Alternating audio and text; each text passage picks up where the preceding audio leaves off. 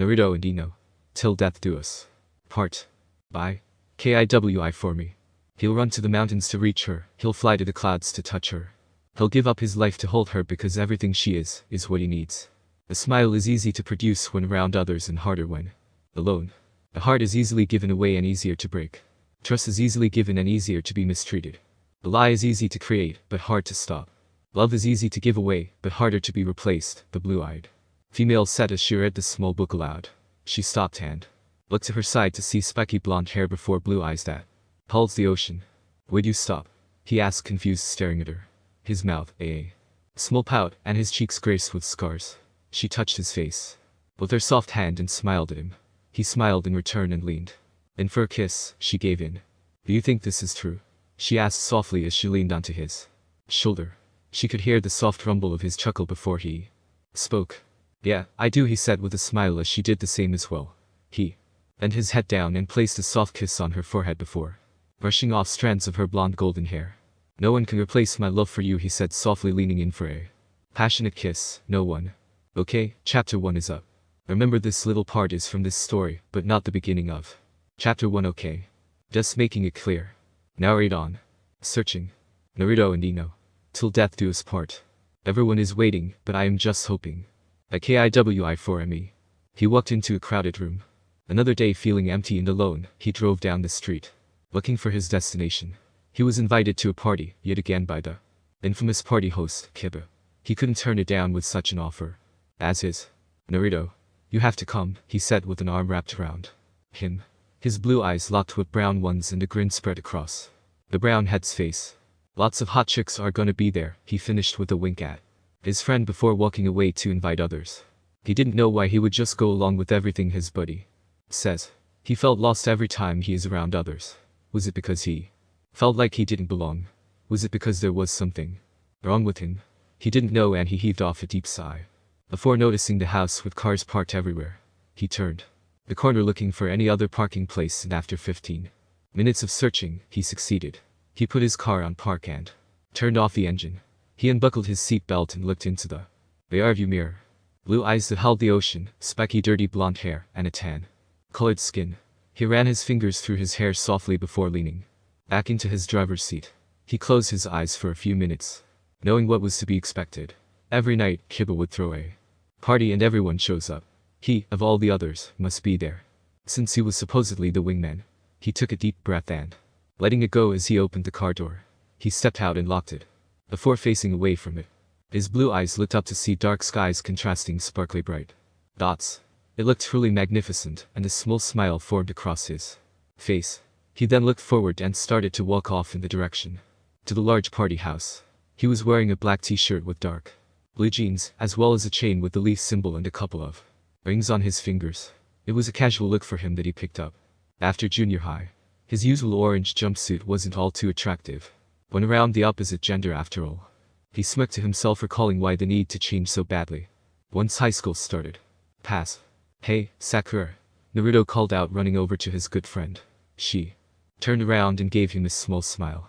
What are you doing? He asked, sitting beside her on a bench. She looked at him as if he was crazy enough to ask. Studying, she stated. About you? Naruto just shrugged as he continued to watch his friend read the large book. He heard laughter off to the side and turned to see who it was. A girl with dark midnight blue hair that was kept long was walking alongside another girl with brown waving hair. Hey Hinata, he called out, waving at the dark-haired girl. The two girls stopped and a faint blush appeared on said girl. Hi Naruto, she managed to say as Sakura faced the two as well. You know him? The brown-haired girl asked, looking at her as if she was crazy. Hi, I've known him since the 4th grade, Hinata confessed, as she looked at her friend who had a weird look on her face. But Hinata, her friend said, pointing at the orange-clad boy, he's not in the same social ladder as us, she pointed out, so you shouldn't talk to him. Hinata looked at Naruto for a few minutes, noticing the confused and angry emotions building up in him.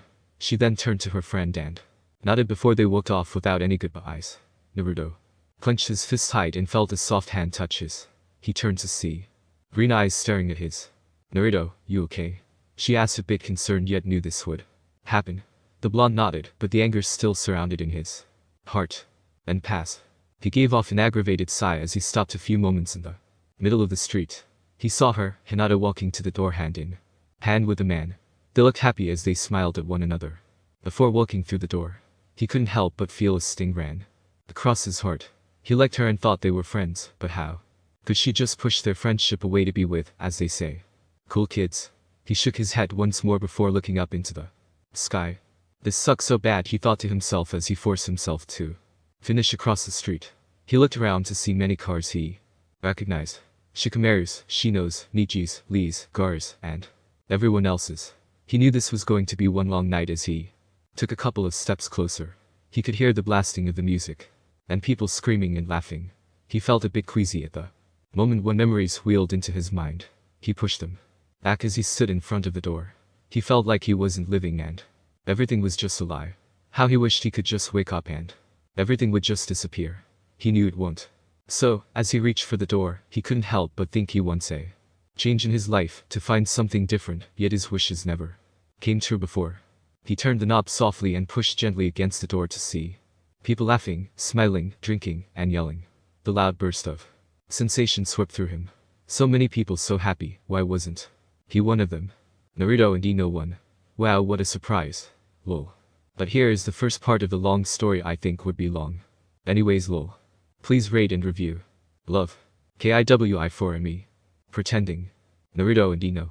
Till death do us part. A smile is only as fake as the tears. By KIWI4ME. Smiles at everyone he sees. So many people so happy, why wasn't he one of them? He looked around to see if he could find his friends. He walked into the crowd, deeper to see people he recognized. Naruto, his pink-haired friend, had called out. Even though she had gone up into the social ladder, she doesn't ignore him like the rest of them. Sakura, he said as they embraced into a hug. They pulled apart as her green eyes looked into his dull blue ones. So how are you doing these couple of days? She asked, interested. They hadn't been hanging out for a while. Good, he lied with a forced smile that was all too easy for him to do. Now, his friend, once so close, is now just another person he'd lied to.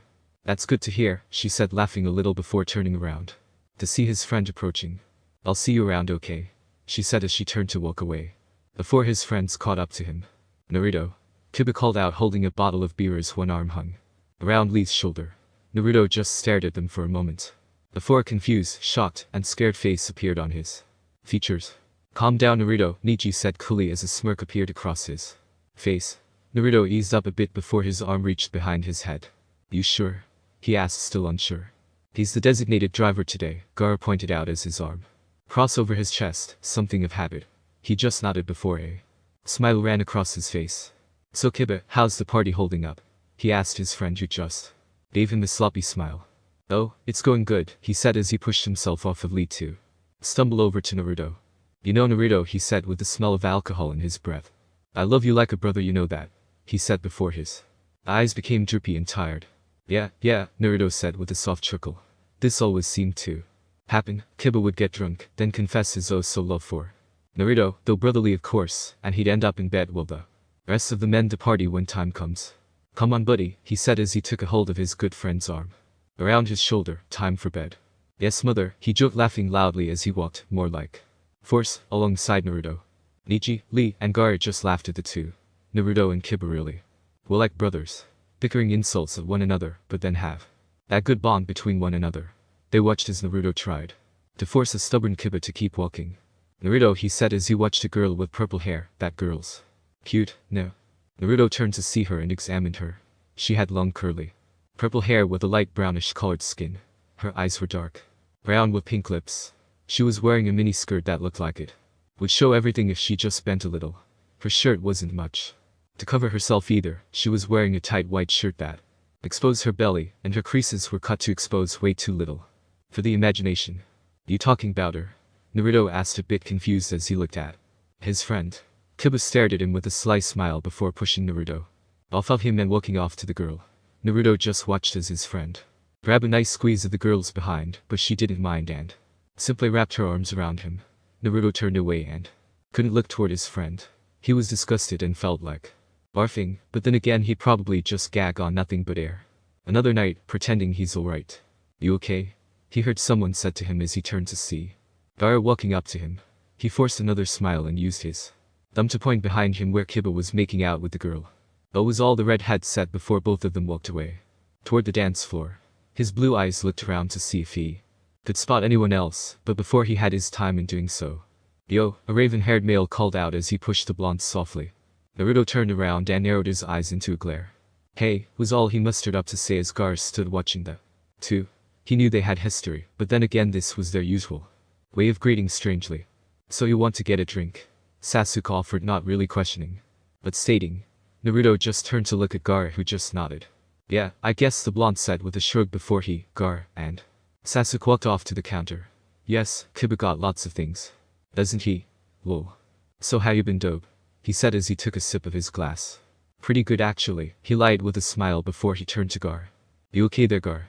His red-hat friend just looked at him and places a small smile on as he took his third cup. Naruto could tell something was wrong and didn't want to push it, but then again this was Naruto. What's wrong?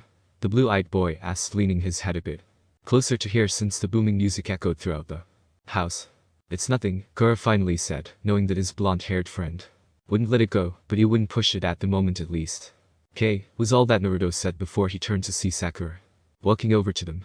A smile ran across his face, but quickly disappeared when he realized that she was walking towards Sasuke. Hi Sasuke, she said with a blush as he smirked at her. He nodded and she looked like she was going to faint. Hey Sakura, where's your friends? Naruto asked as he looked behind her to see no one following. Sakura shook out of her daze and looked at Naruto with what seemed like embarrassment or anger.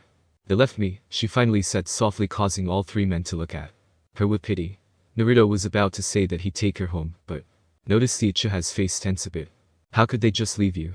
He asked angrily. That made Sakura flinch a little.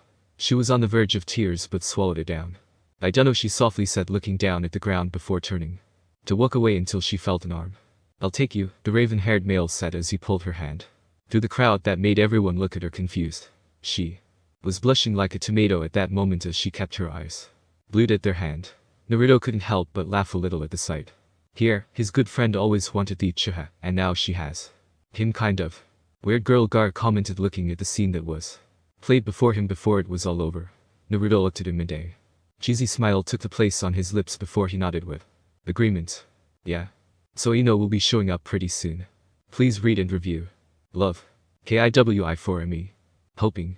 Naruto and Ino. Till death do us part. I want to look through the crowd just to find you. By KIWI4ME. As he sat at the bar looking at his glass, he wondered what exactly does he want in life. He remembered that he wanted to grow up happy, with a happy family that loves him no matter what he is. Old.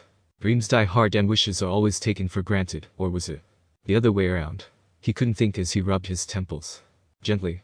Gar left a while ago as a woman with brown hair pulled him to dance with her. Her friend also tried to get him, himself, to dance as well, but he didn't. He wouldn't budge even after she tried to push her with her body. Fine. He recalled hearing her scream in his ears, be that way. I didn't even want to dance with someone like you, she screamed at him with an accusing finger. He heard her clearly, and his heart almost fell deeper into the depths of his soul. Even though Gar didn't notice, nor did anyone else, what she had said, but it upsets him to no ends. It's not like he was hideously ugly, or he was useless, but ever since a couple years ago, he felt like everyone just to test him to know. And first, Hinata threw away their friendship like it was trash and didn't even look at him ever the same. Then, Sakura, his once beloved best friend, left his side and took the side of those who despise him for reasons unknown. Now, here he is hearing everyone laugh and smile when he sulk in his despair. What was it that he is depressed about? He himself doesn't really know either. He wants to belong, possibly.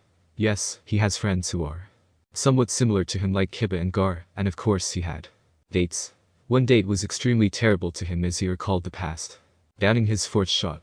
Pass. He was seated across from his date in the newly built restaurant. He looked at her and noticed a tint of pink on her cheeks that she tried to hide by turning to the side. Her blue eyes were sparkling with delight and excitement. Her short black hair was pinned up into a bun with butterfly clips to hold it in place. She finally turned to him, and a smile never left her face as she stared deep into his eyes. The waiter came and took their order before he left. So Kira, Naruto said, a bit nervous under her stare, how are you feeling today? I'm feeling great, Naruto-kun, she added with a brighter blush.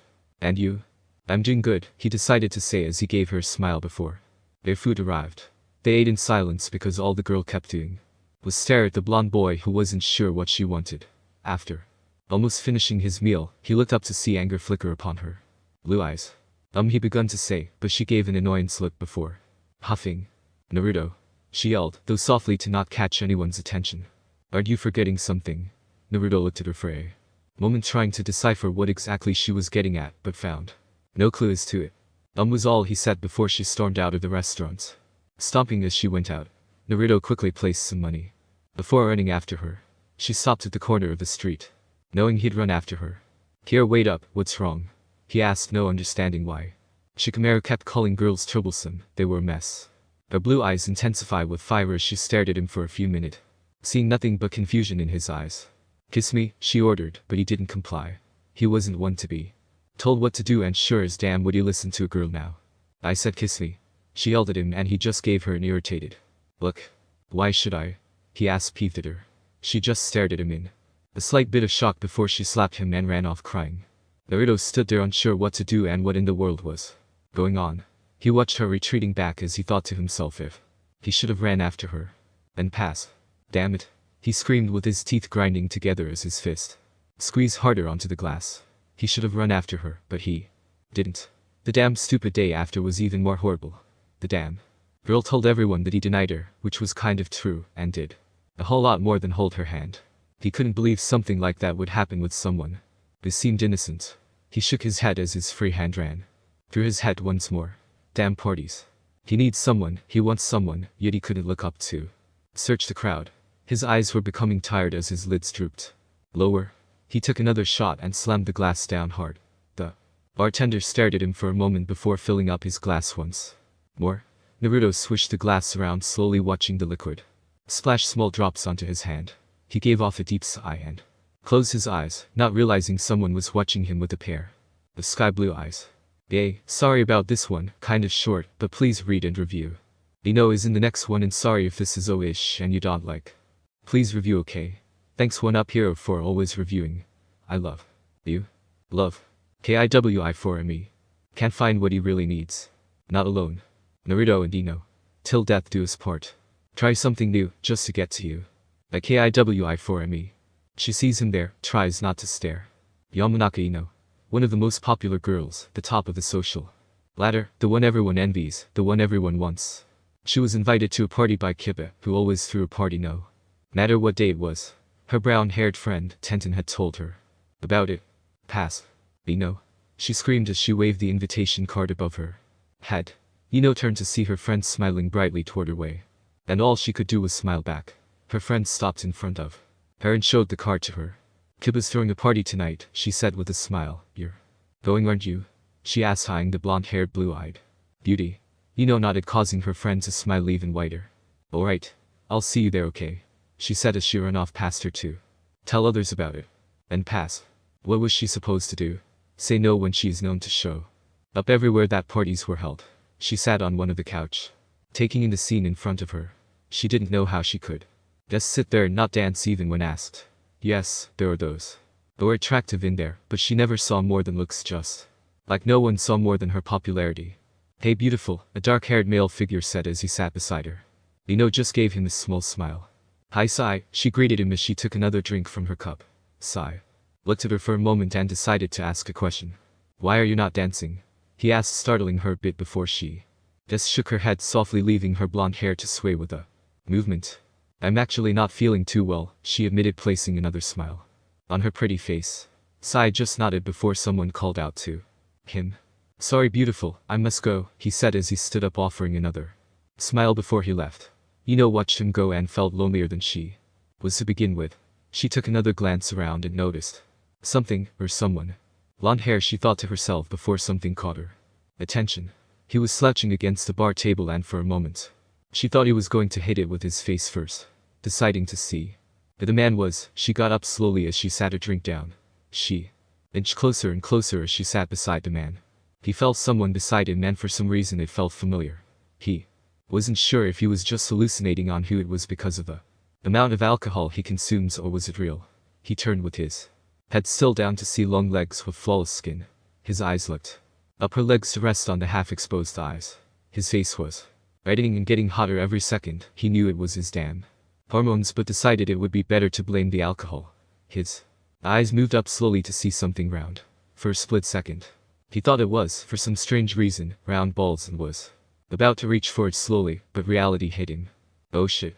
He screamed at himself as he mentally slapped himself, or was it physically?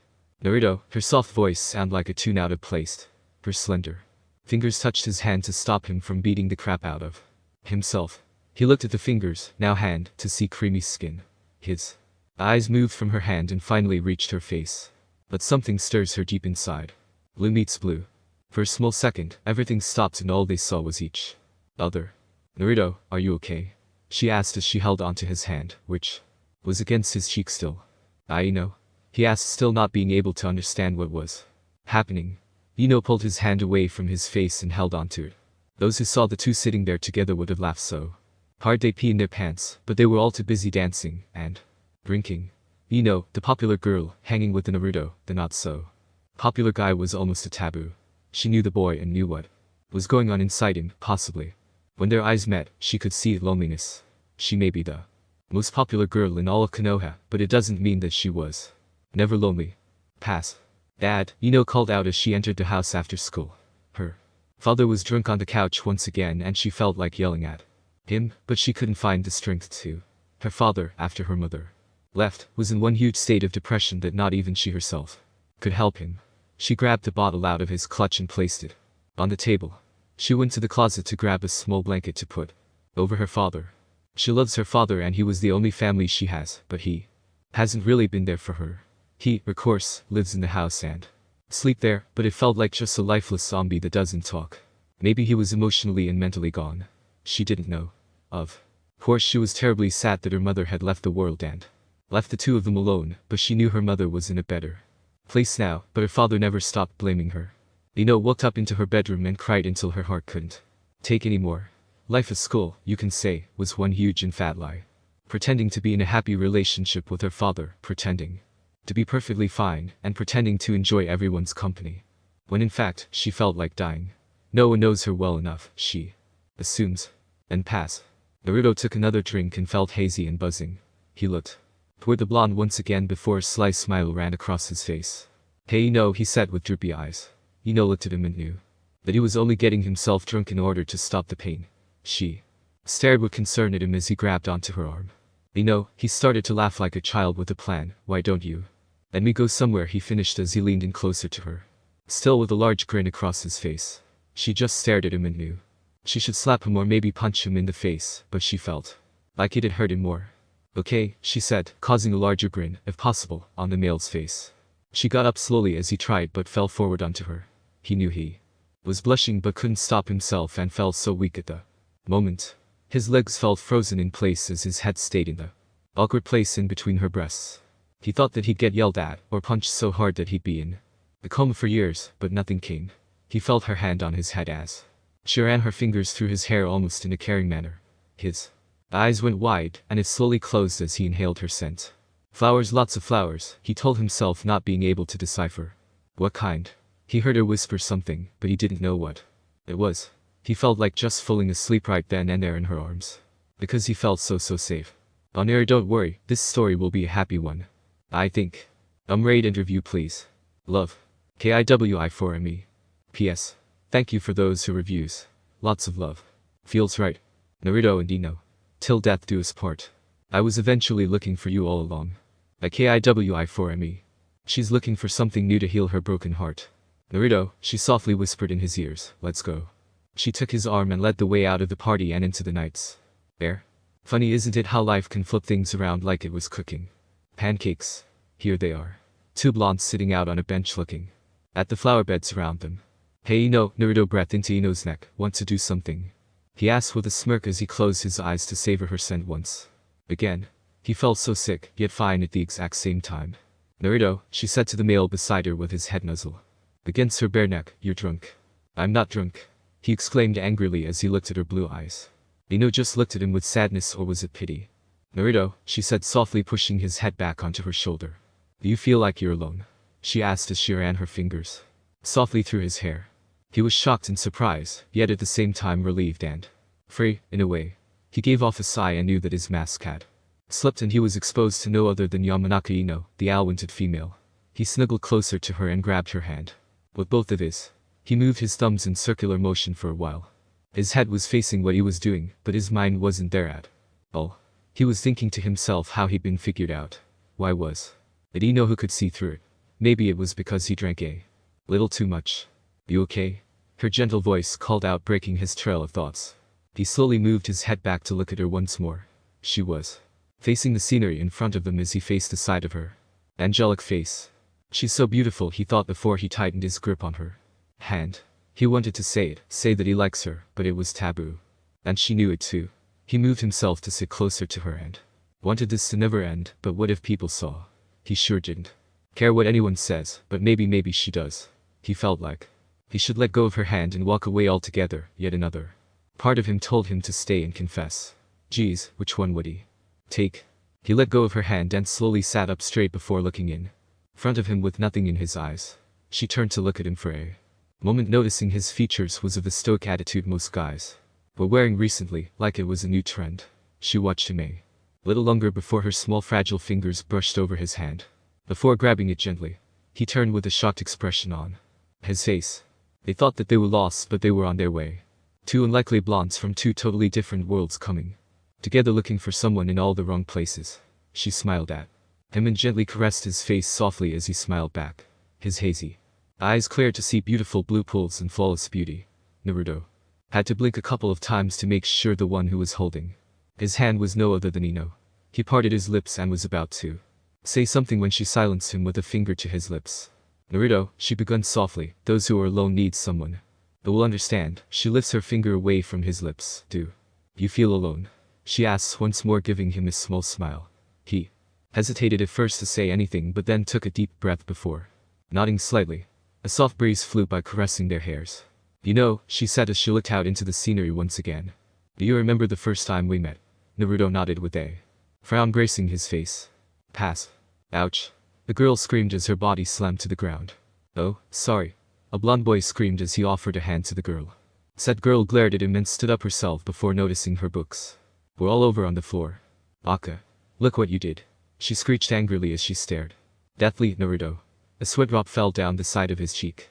Sorry, he softly said as he bent down to pick her books, but was swatted by her dark brown hand. Don't you dare touch my books, she said through clenched teeth. Naruto stared at her and wanted to retort back angrily until someone interrupted them. Hey Winry, you okay? The girl with long blonde hair tied in a ponytail, with bright blue eyes. No? She exclaimed angrily as she pointed at Naruto's still bent. This scum knocked me down. The blonde-haired blue-eyed girl looked at Naruto, then at her friend. Before a slight worried look crossed her features. Winry, the bell will ring soon, she reminded her flustered friend, as she hastily grabbed her books and stood up. Ino, this boy from the lowest of the low dare touch my stuff. She yelled once more, gaining those around them attention. Naruto stood up abruptly, angrily, as he narrowed his eyes at the Winry girl. I didn't mean to bump into you, he retorted back angrily. Winry was about to yell back when Ino touched her shoulder. Kai is at the lockers waiting for you, she softly said, gaining a huge smile from her friend before she ran off with a squeal. Naruto stared at her back with narrowed eyes before Ino bent down, causing his eyes to look down at her. She grabbed her friend's cell phone and stood up to look at the boy. What is your name? She asked, interested in the blonde boy. He looked at her for a moment as if startled at thought that this pretty girl was talking to him. Me? He asked, pointing to himself, confused. Yes, you silly, she said with a smile at someone so funny. He chuckled to himself as he rubbed the back of his neck goofily. Uzumaki Naruto, he said happily and asked hers in return. Yamanaka Ino, she said with a smile, then nodded to say she was leaving. He watched her go and couldn't help but have a smile on his face until realization hit him. Wait, I was talking to Ino. Yamanaka Ino, he screamed in his mind as redness crossed his face with embarrassment. And pass. That was something that was totally embarrassing for him, and she could see the unhidden blush rising to his cheeks. She giggled a little as she watched him look at her, then away with embarrassment. Such a funny person, someone she could get used to. She scooted closer to him and he immediately looked toward her direction as if he was worried. Naruto, she said once again, looking at him straight in the eyes. You're cute when you blush, and with that said a deeper shade of red graced his face as he looked away, stumbling over words to say. Yep, this felt right. The two of them sitting there laughing happily as they joked around in the middle of the night. You're different than I thought you were, she admitted to him as she looked at him, taking in his features. Blonde spiky hair with bright Blue eyes and tan skin, he was really something to look at. Oh yeah. To tell you the truth, I thought you were different too. He confessed, looking at her with a cheeky grin. She smiled and asked why that was. Well, Sakura, he begun but was interrupted by Ino. Sakura, the pink-haired girl? She asked, and he nodded his head. Ah, she said softly and smiled for him to continue. Damn her smile, he thought, because he, himself, couldn't help smiling along with her. So she told me you are the prettiest and most popular girl. He said as he looked at her to see a blank face, but you can't be mean and rude too. She laughed a little, causing him to become surprised. She looked at him and nodded her head with a grin upon her face. Yeah, I can be like that sometimes, she said with a sigh and a small smirk. He just stared at her and squeezed her hand to have her smile genuinely at him. But you though, he said with a smile, and she blushed a slight pink before saying thank you. They sat looking out into the distance with one another at each other's side. She laid her head gently onto his shoulder to feel it tense, but relax within a couple of seconds. This is right, she thought. It feels nice, he thought. Being with you, they both thought as a short breeze flew by, once again playing with their blonde locks which gently grazed their skin. So this was what they were looking for, it seems. They found each other who understood one another's pain of loneliness and found more than understanding, maybe they found love also. They thought as the sun begun to let its rays peek out into the sky and people's voices were heard in the distance. Yeah. Okay, I just wanted to say that chapter 26 was inspired by the song Something New by Fearflight. Songs are so inspirational.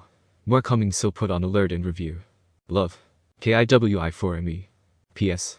It'll take me a little longer than usual to update, sorry. Just I write everything on my laptop and now it's broken, so please be patient. PSS. Thank you for reviewing Tendelover, Kajiro-kun, and One Up Hero. I appreciate the reviews so much. Cute when you blush. Naruto and Ino. Till death do us part. You look cute when you blush. By KIWI4ME. The next couple of days were okay to say the least. It was Monday, 2 days after the event. Ever since the party, they became friends. And that made him warm inside. He couldn't help but let a smile grace his face as he continued his route to school. He didn't know why, but he wants to see those big sky blue eyes, those long golden locks, to touch her soft delicate skin, to wait. He shook his head slightly to clear his mind. He shouldn't be thinking of something like that. They just became friends and here he is, thinking of her in such ways that he felt disgusted with himself. The smile slowly faded away from his lips, cursing himself all the while. Yo Naruto. A voice called out to him. The blonde-haired man turned to see Kiba running toward him with a confused and puzzled look. Yokai, but before Naruto was able to finish his greeting, the brown-haired male interrupted him. Did you forget to tell me something 2 nights ago? Kiba asked, eyeing his friend. What do you mean? Naruto asked, confused himself. You sure you don't know? Kiba asked unbelievingly as his eyes narrowed. Yeah, why? And stop looking at me like that. Naruto pointed at his friend angrily for being accused of something he didn't do. Yamanaka Ino. Or did? Naruto just chuckled nervously while rubbing the side of his head. Kiba stared at him and gave off an aggravated sigh.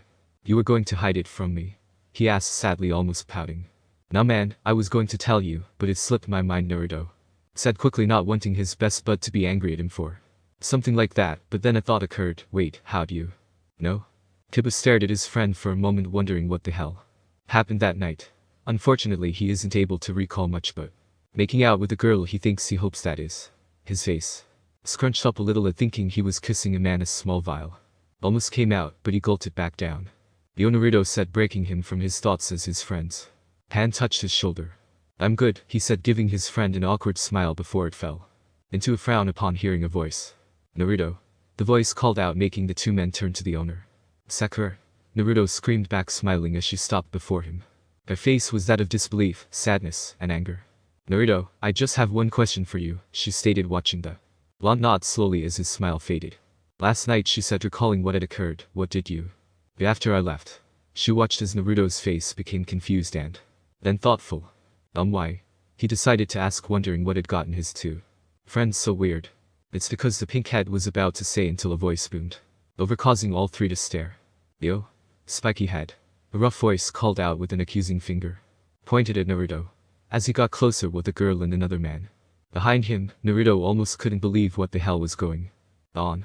Listen, he said lower, but with venom laced into his voice. You are a loser, lowest of the low, so don't you dare go near Ino again, or things won't be pretty for you. He finished with his face mere millimeters away. Naruto just stared at him before anger beckoned out of his mouth. I don't have to do anything you say, Naruto said through clenched teeth with fisted hands. Only she can tell me to stay away from her. You think she wants you to talk to her again? The man backed away, a couple feet, laughing out loud, causing the other two behind him to laugh along. Don't be stupid. She isn't in your league, and why would someone like her would talk to you? The guy smirked, seeing Naruto's baffled expression. Don't talk about my butt like that, Kiba screamed with his fist clenched so tight that it was turning white. And what are you going to do about it? Not invite me to your party? The guy said, laughing as the girl from behind him walked forward. You should keep your hands to yourself, Kiba-kun. Kiba just stared at her, then remembered that this was that girl. Purple hair, dark skin. He was relieved it wasn't a man, but holy crap. Shit. Do you remember me, Kiba-kun? The purple-haired woman asked sweetly, with her lips twisted into a smirk. Kiba growled, wanting to slap himself but curse himself instead. Kai's voice called out as it neared the small crowd, breaking the eerie silence. The man who practically told Naruto off turned around, as the rest of the eyes turned to see who it was. Naruto thought to himself as a small smile was placed on his lips. The man called Kai said with a soft velvety voice that was so different from the rough one. Smiled at him with someone walking beside her. See, Sai, I told you he was probably getting into troubles again, she said with a soft giggle as the raven-haired man smiled back at her pleasantly. Yes, you are correct, he said before they stopped in front of them. Now Kai, I would like the drawing back. Sai extended his hand, waiting for Kai to give him what he wanted. Kai began to say, scratching the side of his cheek before backing away slowly, then heading off into a run before saying, I gotta go do something.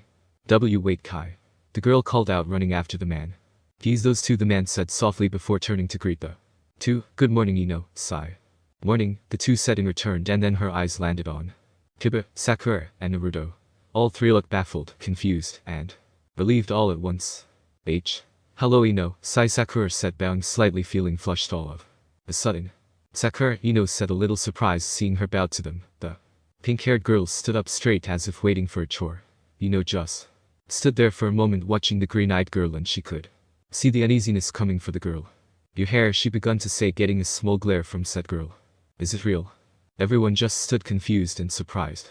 It wasn't because the blonde asked a stupid question, or if it was that she was asking about Sakura's hair, but it was the fact that the higher of high is talking to her. Even though Sakura has been accepted into the clique, she still wasn't the top like the blonde was. With actually talking to her, and let alone knows her name, made Sakura extremely happy. Almost giddy. Why, yes, Sakura managed to say, nodding a little, causing the blonde to giggle and receiving a small smile from Sai. Wow, was all that the blonde said as Sai continued for her. That's pretty neat, Sai decided to say as the other man looked on, with a frown on his face. I'm sorry, but I believe we should head to class, the man stated, looking straight at almost telling her something telepathically. Time already, pouted cutely, receiving a blush from the man, as well as Naruto, who just stared at her the entire time. Okay, sighed defeated as she turned to begin walking away, but stopped shortly. Aren't you three coming? She asked, looking over her shoulder to look at them. They gave each other a look before walking slowly behind the three. Sakura, a voice rang out, and she stopped to head over there, all the while looking back, hoping it wasn't offensive to anyone. Slowed her step to match the two men behind her. Kiba, the party was fun, she said softly, giving him a smile, receiving a large grin and thanks from him. She turned to the other side to meet blue eyes staring at her, and she almost blushed, but was placed with a smile. Naruto, she said, gaining his full attention, not like he wasn't giving it all already. I had fun. She was smiling at him, and he wanted to just grab her and hold on to her, but another part of him scolded him for thinking that way. He smiled back at her, staring into her pale blue eyes. Yeah, me too, he said softly, smiling all the while. He couldn't pull his eyes away from her, from the mesmerizing skies in her eyes, from his reflection within those pools, but before he was able to further his thinking, he bumped into the man in front of him hard. What the hell? He screamed as he turned around, anger within his voice. Naruto stared at him, then back at him to receive a scowl. Sorry man, Naruto said a bit nervously and embarrassed for doing something so stupid in front of the girl he has feelings for. Sorry. The man screamed once again, causing Naruto to look more lost and confused. Was watching how his face became pink from embarrassment, and now a beat red as he felt eyes staring at him from the commotion. She couldn't suppress the laughter any longer, but suppressed it enough to giggle. Unfortunately, it caused Naruto to look down, more embarrassed than before. Whatever. The guy screamed out, walking toward his classroom. Sai, on the other hand, stared confused as to why Ino laughed but decided not to push it. Someone called out his name and he bid farewell, but not before looking back at Ino once more, noticing something different. What could it be? He asked himself as he walked to the person who called out his name. Yo, you okay, Naruto? Kiba asked, a little worried as to how red his friend's face was becoming. You sick or something? The flu? He asked, trying to figure something out, staring at his friend. Naruto, Ino whispered as she bent close to his ears. You're cute when you blush. And with that said, she giggled once more before saying goodbye to Kiba and walked away. The brown-haired male stared after the blonde beauty before he looked at his friend to see him staring at the girl as well with wide eyes. Kiba stole another glance at the blonde female before a sly smile appeared on his face. You like her? He said as he turned to see a much redder face on the blonde than before. If it was possible, he couldn't help chuckling. But a sting from the corner of his mind made him pause shortly. His smile became a frown and everything just turned upside down. This is bad, he told himself, to see Naruto's red face gone a day. Smile on his lips with dreamy eyes. Oh god, was this bad? Kiba slapped his forehead, realizing that this was going to be one heck of a year if they got through it, that is. Everything is going to change, he only hoped it was for the better. Okay. Thank yous for reviewing, and wow, I think this was pretty long. Geez, this is hard trying to update when I can't really write on the desktop too well. Geez, weird. I know lol. But please read and review. Do you think Ino is a little OCC? I dunno, but lem know. Thank yous. Love. KIWI for me. PS. Thank you reviewers. Tendelover, Kajiro-kun, Sukagana. And Civics. Stop and stare. Naruto and Ino. Till death do us part. It's like I can sense whenever you are near. By KIWI for ME. Thank you Kajiro-kun, Civics, SHYGUY 1818 and Sukagana. For reviewing. Now on to the story. Kiba sat in his desk, not quite paying attention to the teacher at all. His mind was occupied with important things such as his best friend's problem. If Naruto really has fallen for Ino, then things are just going to end up in a heap of mess. I gotta help Naruto, he told himself, trying to psych himself as his head rests against his palm. This is so, but before he finished his sentence the word came from another source. Troublesome, the dark-haired man said as he gave off a sigh. Kiba turned to the side to see Nara Shikamaru, who's one of the top of the ladder. Oh god, he thought to himself as he remembered that this guy and Ino were close friends. Hey Nizuka, the ponytail man said lazily as his eyes landed on Kiba. The party wasn't bad. The way he said it seemed like it was the dullest party, but his words were different. Kiba stared at him for another second before a smirk appeared on his face. More to come, Kiba said as his smirk became a grin. Shikamaru just nodded before he placed his head onto the desk and fell asleep. Kiba looked up at the clock to see that there were still 20 minutes left. He slumped into his chair and wondered how he will be helping out Naruto. It was finally lunchtime and Naruto couldn't wait. This was probably the only time, besides morning and after school, that he'd be able to see Ino. He was the last to get out of class, and as he headed to his locker, he noticed there was a piece of paper taped to it. He walked in front of his locker so he could read the paper better. Hey loser, stay on your side or there will be consequences. Naruto turned around to see everyone staring at him with disdain. And he couldn't help but felt a cold shiver run up his spine. You okay? Niji asked as he noticed Naruto looking as if he was frozen in place. The blonde just laughed nervously as he opened his locker. Who wrote that paper? The Hyuga asked, reading it with clear anger in his eyes. Naruto shrugged and closed his locker, walking out of the crowd of stares with Niji. So I heard you like Yamanaka, Niji said as he looked at his blonde friend who blushed a pink rosy color. You know this isn't good, right? He also added, causing Naruto to look at him. You liking her, trouble will start. I don't care, Naruto said childishly as he crossed his arms. Niji looked at him for a small moment, wondering how this year was going to be.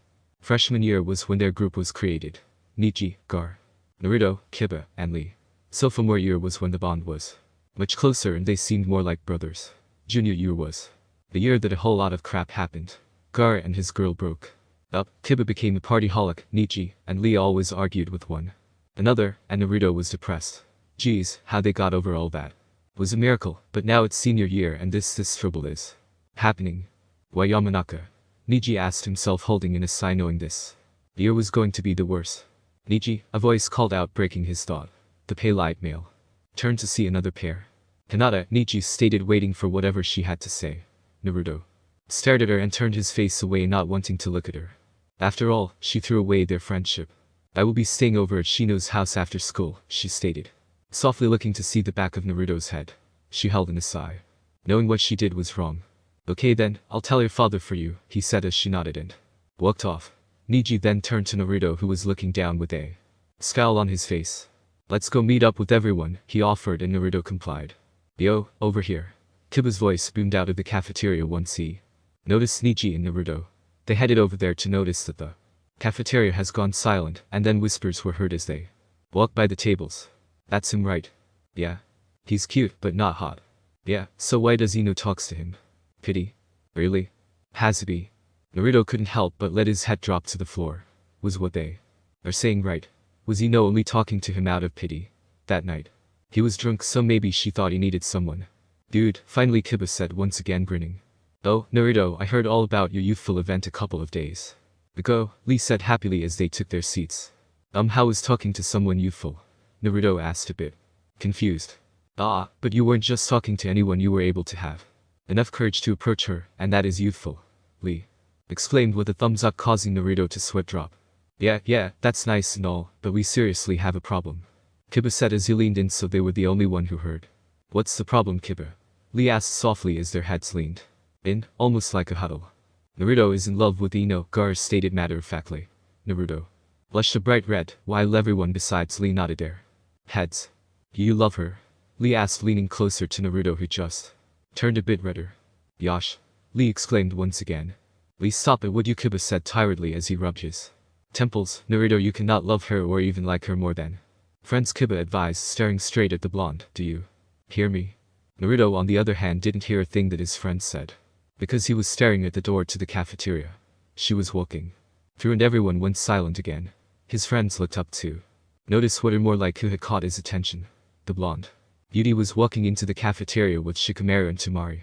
Where do you want to sit? Tamari asked as her fingers tangled with Shikamaru's. Ino looked around trying to find where Sai was, since he always saved them a spot. Let's go there, Shikamaru pointed lazily as he tilted his head toward Ino. She saw him pointing to an empty table, and she grinned at him with a nod. All three headed to the table and sat beside one another. Hey Shikamaru, Tamari began, are you going straight to college? Shikamaru shrugged and ate a piece of sandwich Ino brought for him. Ino began eating her sandwich as well, but soon stopped, noticing Tamari storming out of the place. What happened? She asked, wide-eyed, staring at her figure. The nose troublesome girl, Shikamaru said as he gave off a sigh. Ino turned to him and stared at him. He took another bite, trying to ignore her, but couldn't. What? He asked, confused. You know, Shika, you are troublesome, Ino said, shaking her head before taking another bite. Whatever, Shikamaru said before taking another bite as well as Ino. They ate in silence until they heard a voice. Dude, stop staring. The voice yelled, causing everyone to look at the owner of the voice. Ino and Shikamaru turned around to see blue eyes watching them. They caught me, Naruto told himself as he cursed his loud friend. He tore his gaze away from them with a deep crimson shade upon his face. He berated himself over and over as he ate his apple, trying to clear his thoughts. Well, sorry if there was any confusion on the new characters that I just so happened to add in here. To be totally honest, I haven't watched Naruto series or read the manga in quite some time, and so I just added character from other series. I hope that it doesn't bother you, and thank you a whole bunch to my faithful reviewers. I love you all. And I know I made Naruto a little too in love with Ino Kinta, but that's okay, right? Well, please review and let me know. Love. KIWI4ME. PS. I got my laptop working again, but I must say that an update. But probably for a while, since this week is crazy for me, but happy Valentine's Day. Hope you all have love in your lives. Bye. The picture says a million things. Naruto and Ino. Till death do us part. Past mistakes leads to regrets. By KIWI4ME. Hi yo. Been a long time. Sorry for not updating earlier. Thanks to my lovely reviewers. Kudloko, 1UP Hero, and SHYGUY1818. Now read on. Previously. They caught me, Naruto told himself as he cursed his loud friend. He tore his gaze away from them with a deep crimson shade upon his face. He berated himself over and over as he ate his apple, trying to clear his thoughts. Hey guys, her voice greeted them, and Naruto wondered how come. The voice was so close when they were 2 tables away. He looked up to see Ino standing right behind him with a smile on his face. Flushed beet red. She's so close, he thought, not able to look away. Ino? Another voice called out happily to see a girl with 2 buns. Ino waved at her and she stopped momentarily to see her friend at a table she shouldn't be at. "Oh Tenten," Ino said, waving her hand softly as she walked toward her, noticing she wasn't going to continue her steps. Shikamaru followed behind and waited for the girl to continue. Oh, Tenten begun to say but decided to ask the obvious. "What were you doing there?" She finished pointing at the guy's table. "Just saying hi, why?" Ino said obliviously with a smile as she turned to glance at the table before turning back. But Ino Tenten sat a bit worried as her hand reached up to touch her lips softly. "Boy, so what did you want, Tenten?" the pineapple had asked, bored. Tenten snapped her eyes toward him and nodded her head. "Oh yes, Ino, look at this," she said, lifting up her hand to reveal a picture. "A picture?" Ino and Shikamaru asked, confused. Tenten nodded and was about to say something else when she noticed everyone silent. "Let's talk about this outside," Tenten offered, walking toward the door as Shikamaru nodded while Ino stared at the picture more. "They're leaving," Naruto murmured to himself, sadly watching Ino walk away, but he understood why. While they were talking, everyone fell silent, even himself, trying to stress their ears to hear anything from those lips. As their retreating figures reached the door, their scream was heard and echoed inside the building. "What?" Ino screamed so loud that Shikamaru hurriedly covered his ears along with Tenten, who was holding the door open. "Geez, woman. What the hell?" Shikamaru was about to say, but Ino stared at him with wide eyes as her face became pink. She held the picture to him and looked away embarrassed as Tenten stared at her. "Ino, it's just a picture." Tenten tried to console her friend when Ino glared at her. "That is not just any picture," she screamed angrily as Tenten flinched a bit. Before Tenten was able to say anything, Shikamaru held up the picture to her and pointed at something that caused her face to flush red. "How the hell did you get that?"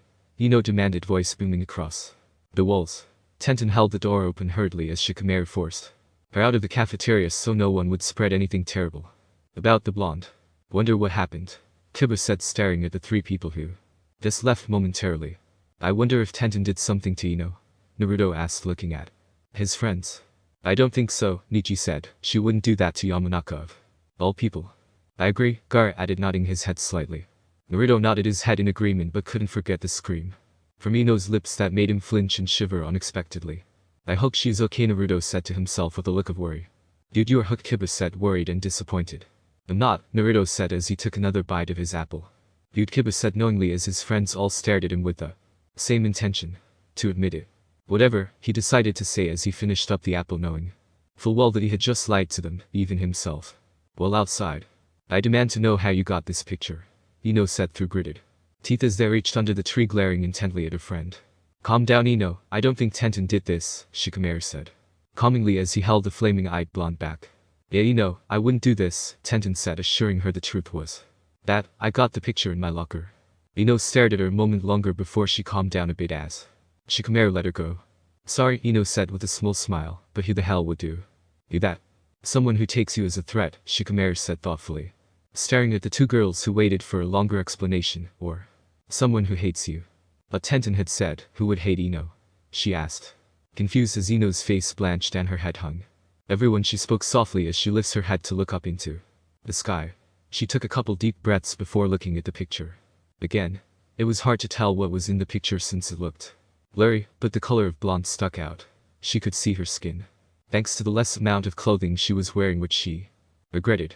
The picture brought back an event that she never wanted to relive. "Pass. You're so beautiful," the man said softly in between kisses. Ino smiled and a small giggle escaped her lips. Her stomach had knots and butterflies swarming all over and she felt like she was overheating from the boil in her blood. "Do you mean it?" she asked softly as he moved his lips to graze and suck her neck. He didn't answer back and continued his rampage on her neck. His hands moved down her shoulders to her hand and rested on her stomach. She was tingling with every kiss, every touch, and she felt like melting into him. She couldn't even keep her eyes open, for the sensational pleasure was overriding her conscious. His hands unbuttoned her blouse and before she knew it her shirt was off. "And Pass, you think it's him?" Shikamaru had asked, breaking her past memory. He had been observing her, seeing that her eyes were glazed with hurt and regret. He knew what had happened that night, and he, as her best friend, wanted to go over to that bastard's house and rip him to shreds so badly, but consoling Ino was more important. Tenten looked at the two and wondered what was going on, but didn't interrupt. Ino shook her head as she looked over at her long-time friend. She walked over to Tenten and embraced her into a hug. Tenten was a bit startled but hugged back comfortingly. Ino knew when she accused her friend that it was stupid and in front of everyone of all times. I'm sorry, she said softly, pulling away from the brunette. Did I embarrass you? Tenten could hear the regret and worry in the blonde's voice, and she couldn't help but gave a soft smile.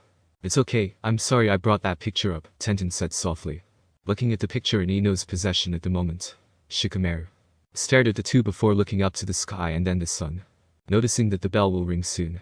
If you don't think it's him, the pineapple had said softly, who do you think it is? Ino looked at him and noticed the worried lines and angry eyes. Though they were well hidden, it wasn't that he was mad at her, it was that he has no idea who it could be. Everyone is a suspect and they can't count anyone out. Ring. Ring. Let's head to class, Shikamaru said as he turned around. We'll talk about this later. The two girls nodded their head in silence while Tenten placed a comforting arm around Ino's shoulders. Everything will be okay, she whispered softly, but in her heart she felt like it was a lie. I just hope whoever did this is only doing this as a joke, Tenten hoped, looking worriedly at the blonde who was lost in her own thoughts. Hey everyone. I am so sorry deeply for not updating in such a long period of time. I really feel bad and have plenty of excuses, but I know it was my fault. Cries. But here is the chapter that you all have been waiting for. I promise that the next one might be better and more on Naruto's side. I really think it'd be good to Dato. Wow. But please review and don't plan any assassination attempts on me. Okay? Ducks and run away. Love. KIWI4ME. So close. Naruto and Ino. Till death do us part. You show up again, and the memory's real inside. Like KIWI4ME. Okay everyone. I am so sorry, but I didn't realize that I had skipped this chapter. How come no one told me that it didn't? Makes sense, lol. But sorry. Now the chapter numbers will move up, okay? Sorry again. I just hope whoever did this is only doing this as a joke, Tenten hoped, looking worriedly at the blonde who was lost in her own thoughts. Finally, Kiba exclaimed exhaustedly as he walked out of the school building with Naruto in tow. The whole day had started weird and ended even weirder. He looked toward his friend who had been quiet for the rest of the day since the commotion during lunch. He is so in love, Kiba thought sadly as he gave off a huge sigh that startled a couple of students who were passing by. Kiba, his voice was low, causing the brunette to turn sharply to face him. They stopped and he waited for the blonde to continue, wondering what is going on inside that head of his. Do you think? Naruto started off, but then stopped as he tried to put his thoughts into words. No, Kiba had said quickly, causing Naruto to look at him in disbelief. I didn't even finish, he murmured angrily while Kiba just continued walking. It's obvious what you were going to say, Kiba said, annoyed while Naruto stared. You wanted to know about Ino, right? Naruto just looked away, hiding the blush that was starting to form. The blonde cursed himself for getting like that all the time, when he's around her, sees her, and even hears her name. But then again he couldn't help himself. She's like an angel with those beautiful blue eyes that can see through his soul and that long blonde hair that looks silky to the touch. Then again she was also human with emotions of loneliness and anger. She is so beautiful in every way to him that he wonders if his friends could see what he sees. Perfection. So you're coming? What? Naruto stumbled, wondering what his friend just said. Kiba stared at him in disbelief. Had he been zoning out again? He could feel his anger revealing itself as he felt the steam from his ears. He couldn't believe he was zoned out. Naruto, Kiba seethed out angrily as he glared at the blonde. You had no idea what I said, did you? Naruto backed up slowly away from the fierce Kiba with fangs. His hands were in front of him to defend himself, and as he kept backing up, he fell, tripping over a book on the floor. Ah! He screamed before his butt hit the floor and his back. Afterwards, along with the back of his head. Naruto automatically reached his hand to feel the back of his head. Ow, he said softly, wincing as his fingers traced the bump forming. Hey, you okay? The girl said from behind, running over to him. When Naruto turned around to see who it was, she automatically froze. Yeah, I think so, Naruto said softly, staring at the white eyes girl. Why is she just staring at me? Naruto asked himself, confused as his hand fell back onto his knee. The two stared at one another for a long time, both with different reasons. One with recognition and the other with confusion. But before the girl could finish, Kiba interrupted her. Hey, he said a bit rash, are you just gonna keep staring at him? The girl cut her eyes off of the blonde to stare at the brunette. Not him too, the girl said to herself before turning back around and walking away. Don't you think? Kiba asked sarcastically with a hint of resentment. He looked down at Naruto, who kept staring at the figure. Hey, you like her now or what? Kiba asked, interested as Naruto still sat on the floor. Nah, it's just Naruto didn't know, but the girl looked oddly familiar to him. Just looks familiar, that's all, he finished, grinning at his long time bud.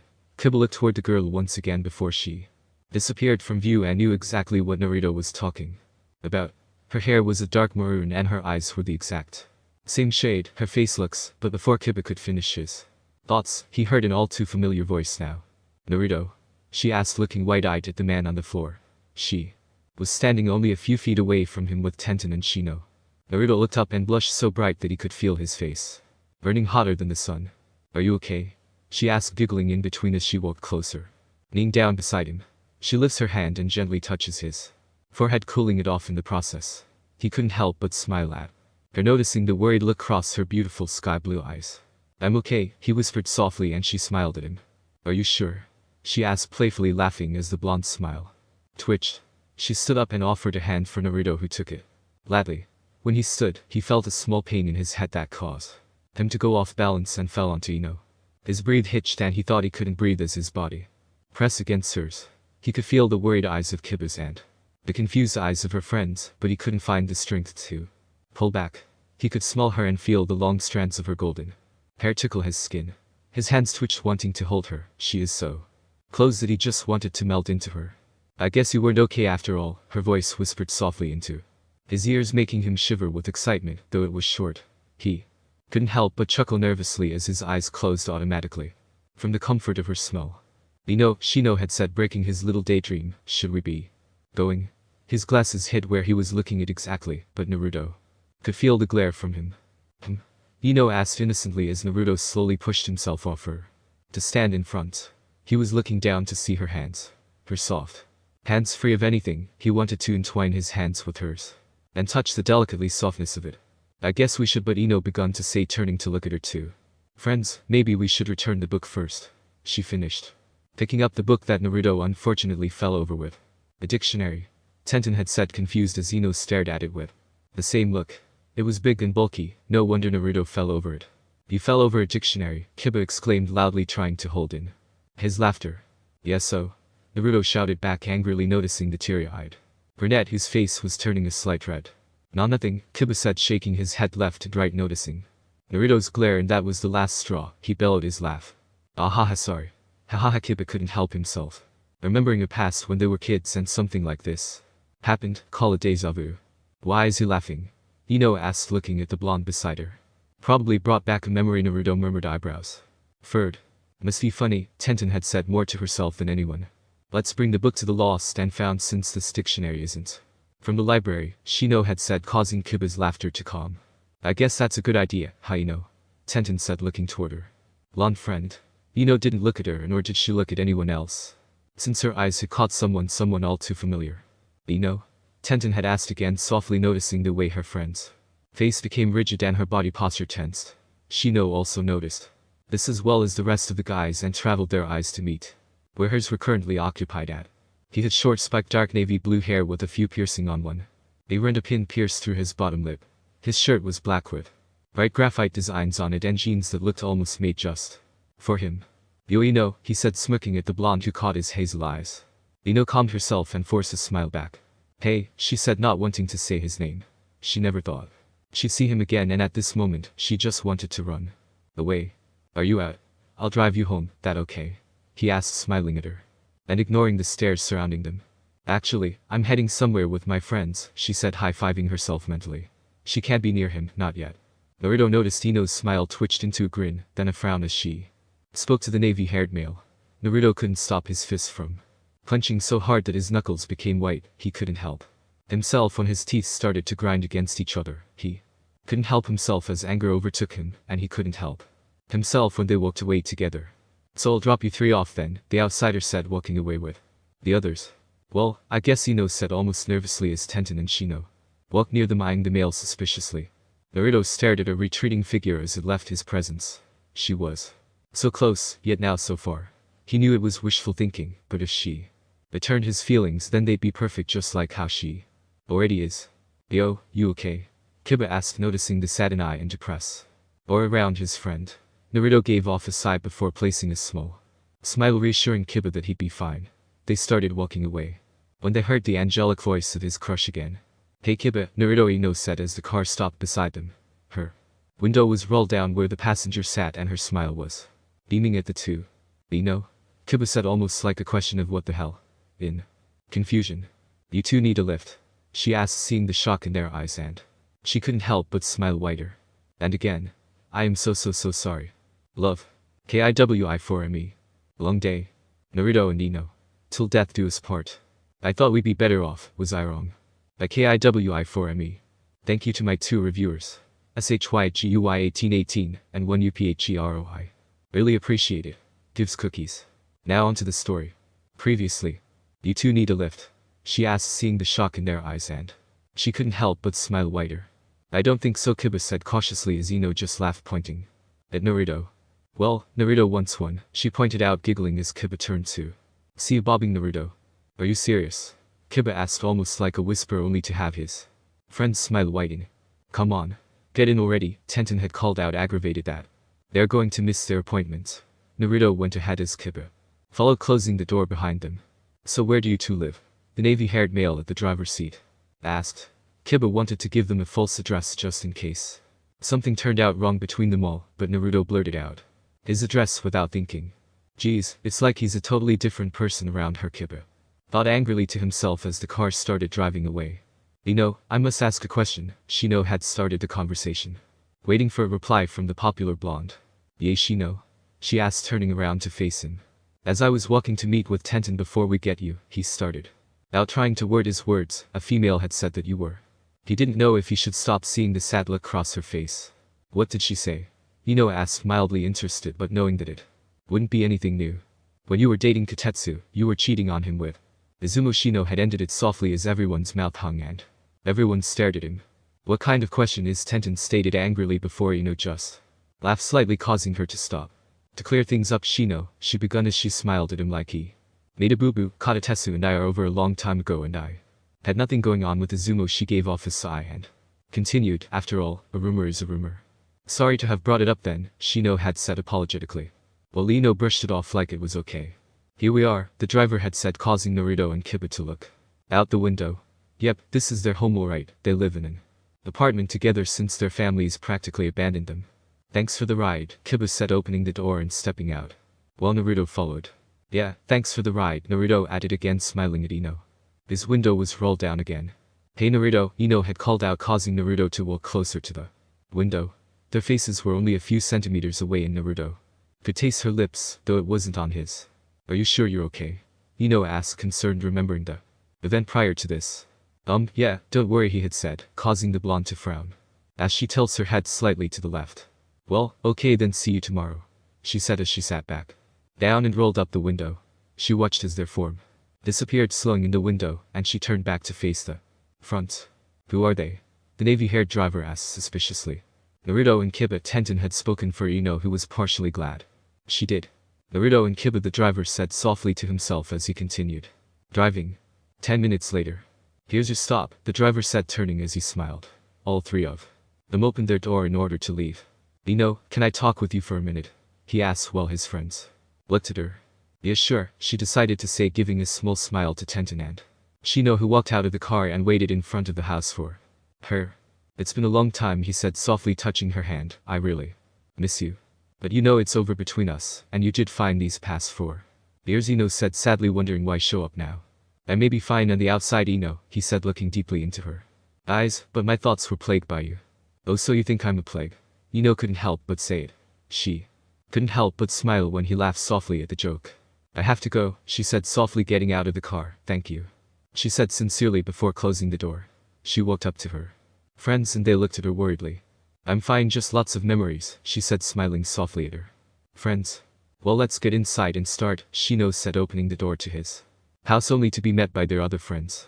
It's about time, Shikamaru said, sitting up on the couch with Hinata beside him and Kin beside her and Kabuto beside her with sigh. Oh crap, this is going to be a long day, Ino thought to herself as she gave off a sigh and dragged herself to sit on one of the available chairs.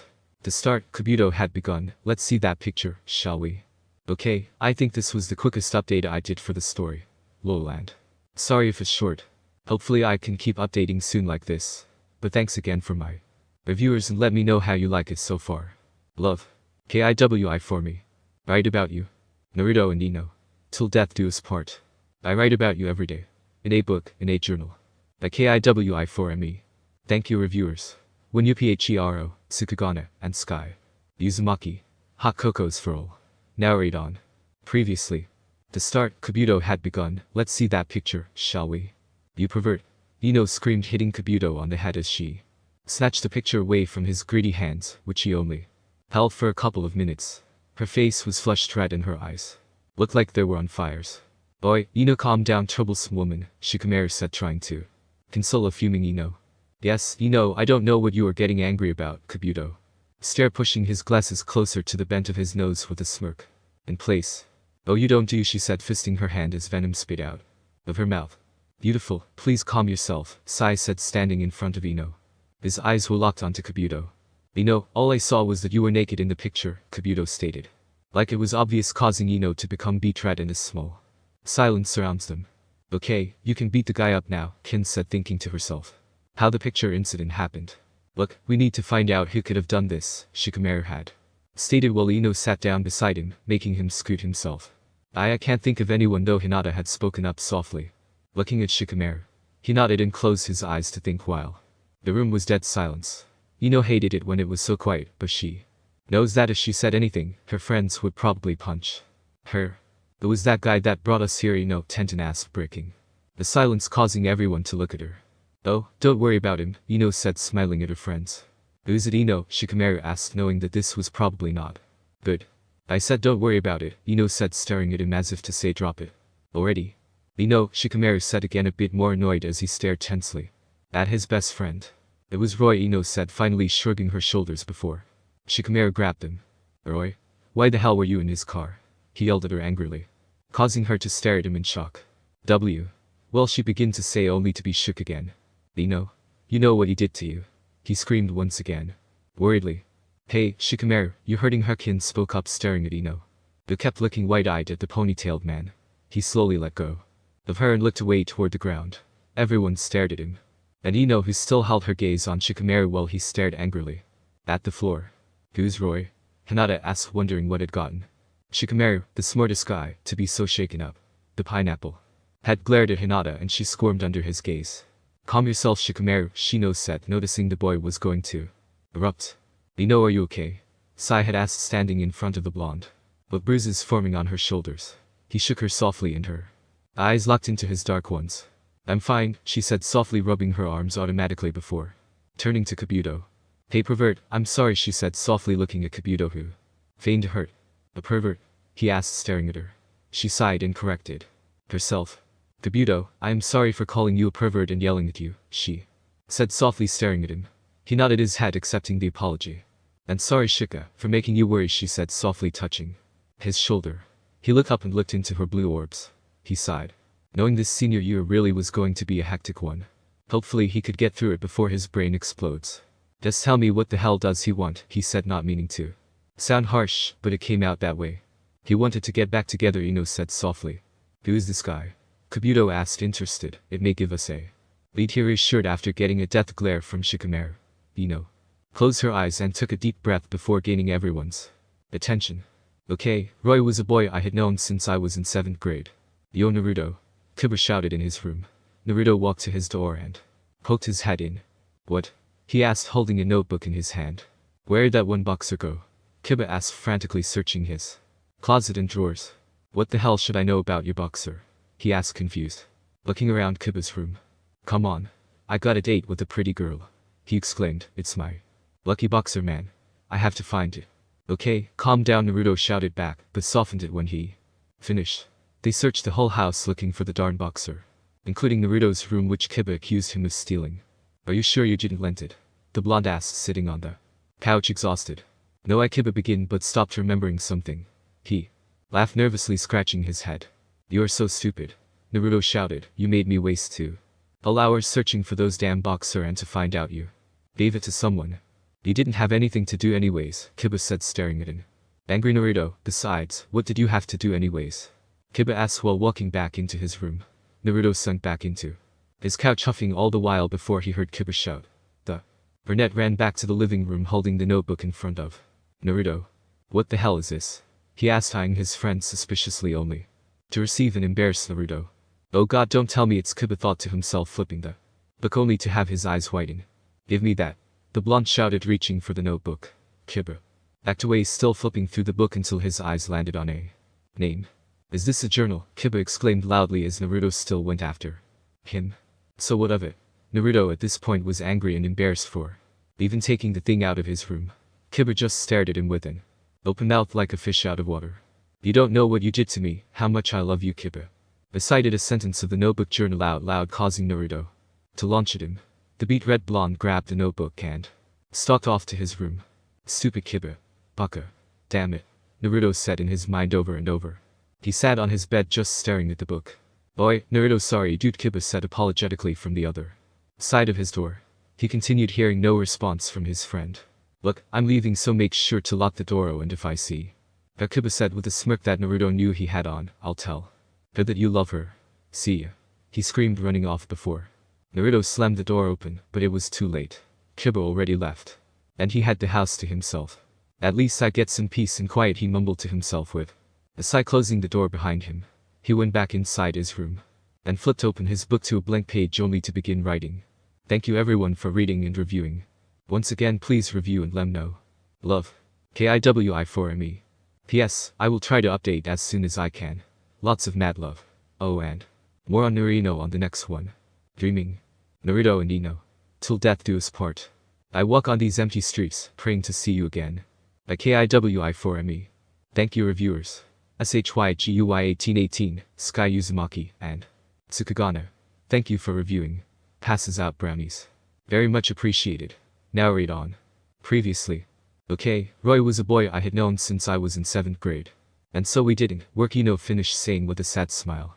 Well, everyone leaned back. Wowkin said, staring at the blonde. That isn't all of it, Shikamaru mumbled, staring at Ino, who just looked back with innocence. What do you mean? Kabuto asked. Shikamaru looked at the silver-haired man before looking back into pale blue eyes. Ino Hinata spoke softly, staring at her friend. It's exactly what I said, Ino said defensively. Are you sure? Tenten asked curiously, but worriedly as well. He used you, Ino, Shikamaru blurted, but felt like he shouldn't after seeing the embarrassed look on his friend's face. Hinata stuttered out in shock while her hands brushed her lips. Well, it wasn't really using, Ino said, glaring at Shikamaru. Then why would Shikamaru say that? Shino asked, confused. Well, it was more like an abusive relationship, Ino said, facing down. Abusive relationship, Sai called out, staring at Ino, wondering how she could have gone through with it. But it's over, so now we're just acquaintances, Ino said, assuring everyone, who wasn't convinced but gave in. He seems like a logical suspect, would you all agree? Kabuto said. After a brief silence, gaining nods from everyone. Should I go stalk him to see what he's up to? Kin asked. Shikamaru nodded and looked at everyone's eyes. We should be careful, and whatever news we find, we must make a meeting timed, agree? Everyone nodded, but Ino, who was just confused inside. She still likes Roy, but she was sure that he wouldn't do anything like that. Besides, why were they so worked up over her little problem? You okay? Tenten asked, breaking Ino out of her thoughts. She nodded and excused herself, gaining skeptical looks from her friends. Where you going? Sai asked, feeling protective all of a sudden. That's supposed to be my line, Shikamaru thought, looking at Sai. I'm just going for a walk, she said, shrugging her shoulders as she headed for the door. I'll come with you, Hinata and Tenten spoke up as they stood. But Ino just shook her head. Hinata, Tenten, I'll be fine, don't worry guys, she said, staring at her friends. What? You want me to call you when I'm finished walking or something? Just be careful, Shino said, and Ino gave him a smile before heading out of the door. Weird, guess I'm not the only protective friend she has, Shikamaru thought as he leaned against the couch. Finished?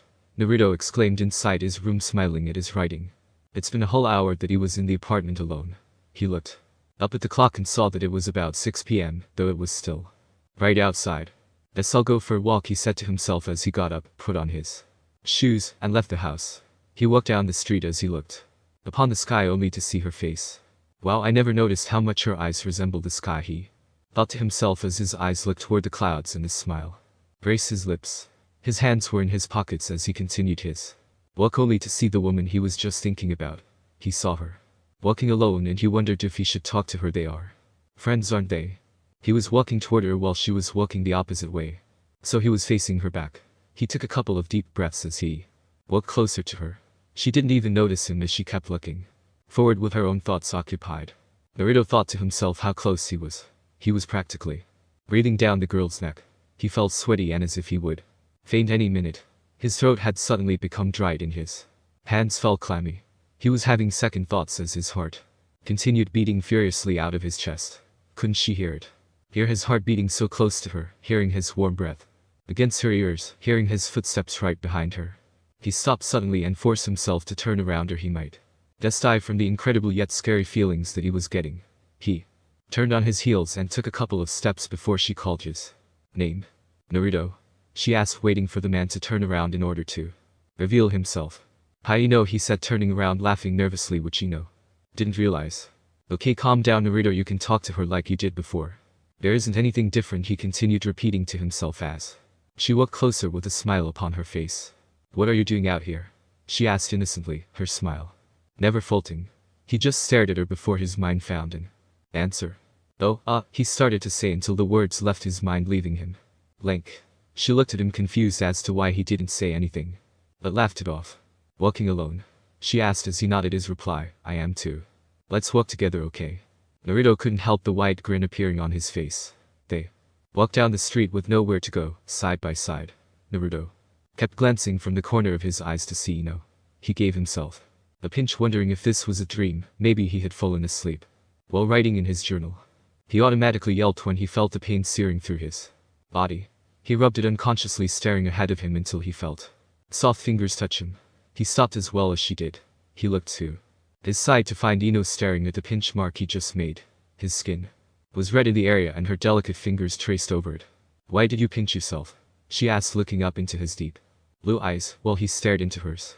He was at a loss for words as he stared into her eyes to see his reflection. He never saw himself in anyone's eyes before, and once again he felt like a dream. Am I dreaming? He asked softly, still staring into her eyes. She looked at him confused before asking, why would you be dreaming? She waited for his answer as the two kept staring at the other. Because you're here, he said softly as his breath grazed her face. It took Ino a couple more seconds before the words sank, causing a blush to reach her cheeks. Her eyes never left Naruto's deep blue eyes. What the heck did he just say? Ino thought to herself, wondering why she can't look away. Naruto started to say as his cheeks began burning bright red from embarrassment. He cursed himself for saying that. She must think he's stupid, dumb, a mess. He turned his head away, breaking the eye contact, but he didn't move anything else.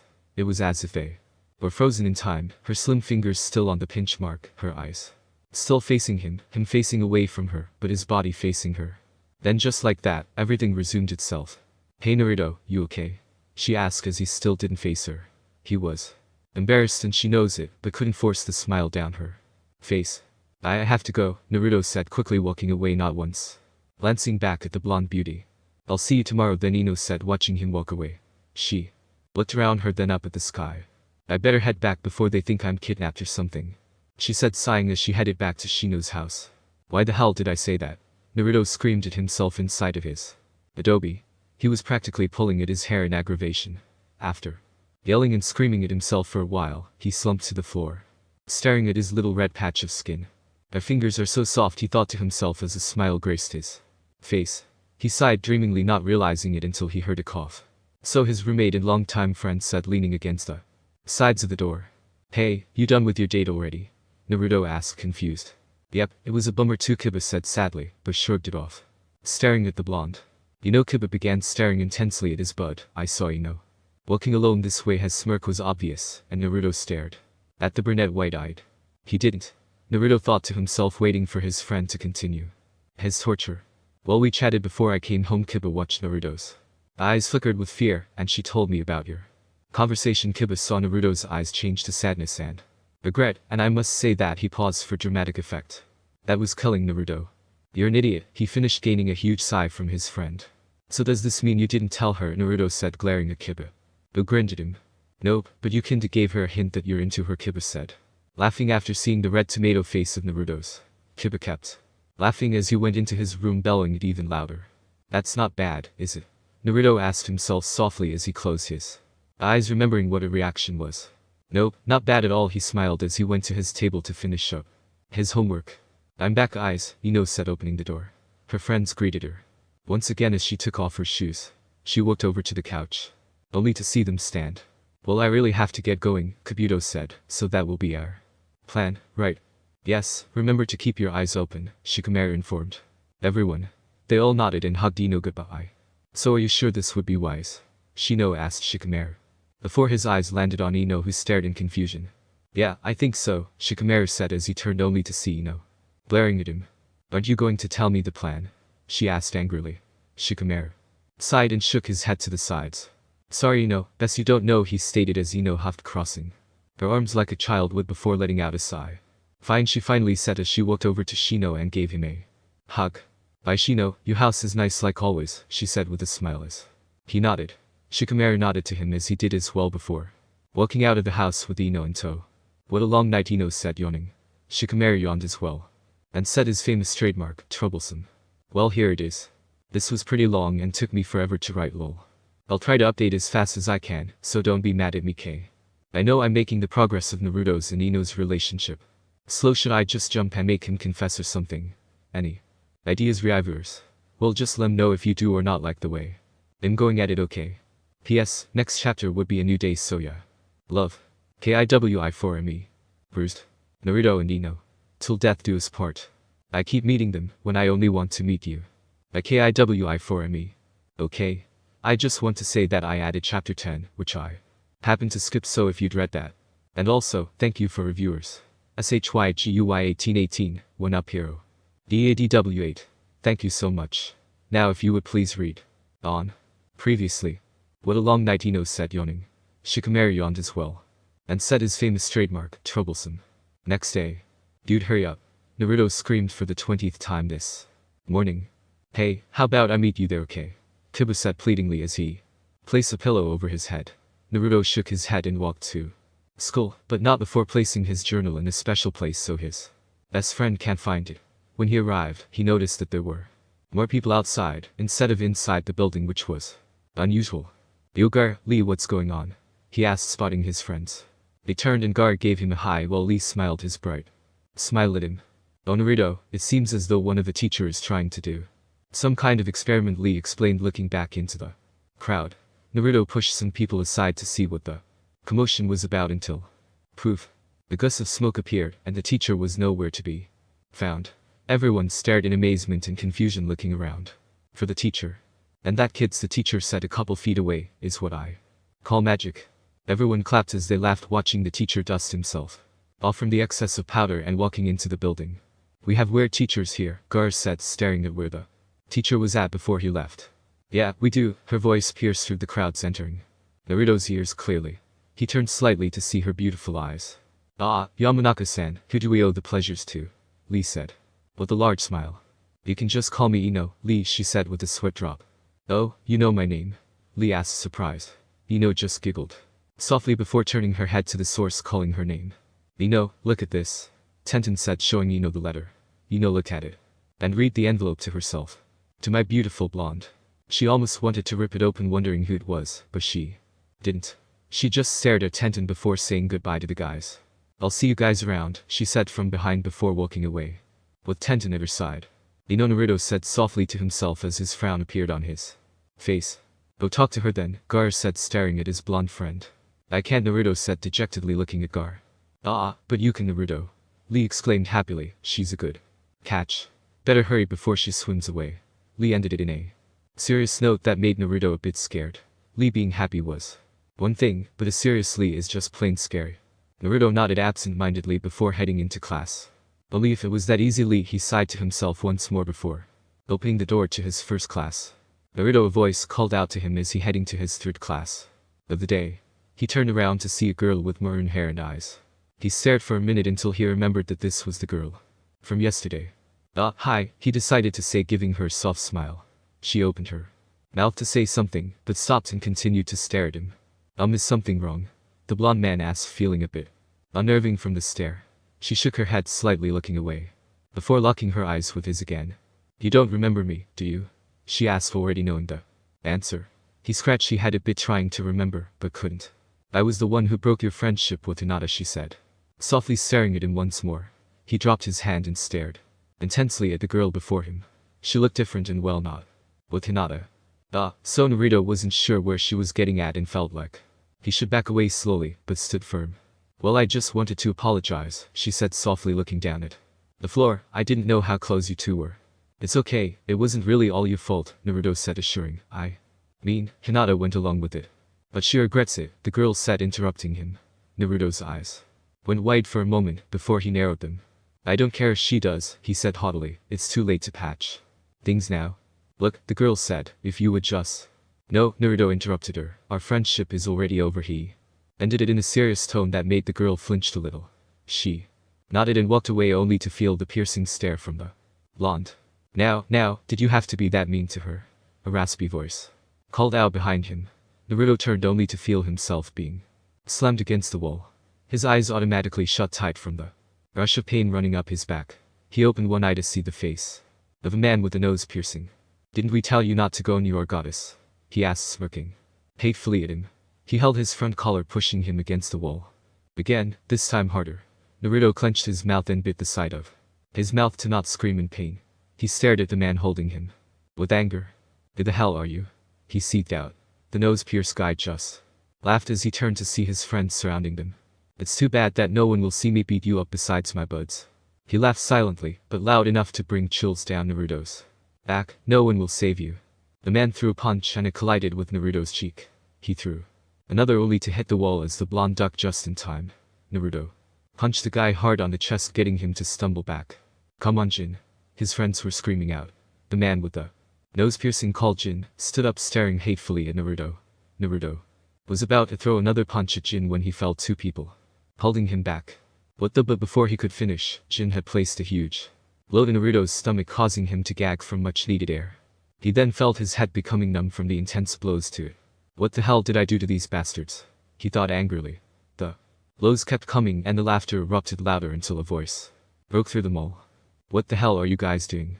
The scream echoed through, causing everyone to run besides Naruto, who plopped to the floor. The lady ran up to Naruto, shaking him slightly. Hey, you okay? The woman asked with crimson eyes. Naruto couldn't see anything anymore as the only thing that took over was darkness. Naruto woke up at the nurse's office. He looked around for a minute before his head started to pound and his body burn. He could feel a wet towel placed on his head and bandages wrapped around his arms and stomach. Naruto, Sakura said, looking at her friend. What the hell happened to you? Naruto stared at her for a moment, not quite registering what was happening, until it all flooded in. Fight was all, he said, staring blankly at the ceiling above him. The pink-haired girl stared at her friend sympathetically before announcing her leave. Well, you get better, Naruto. I have to leave since my time is up, she said, removing her nurse's hat and coat.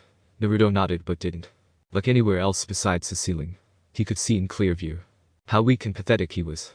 He scowled to himself as his fist clenched tightly to the sheet over him. The door creaked open softly, and Sakura stood nervously waiting for the girl to walk in. Hello, Ino, Sakura stumbled quietly. Here is the hat and coat.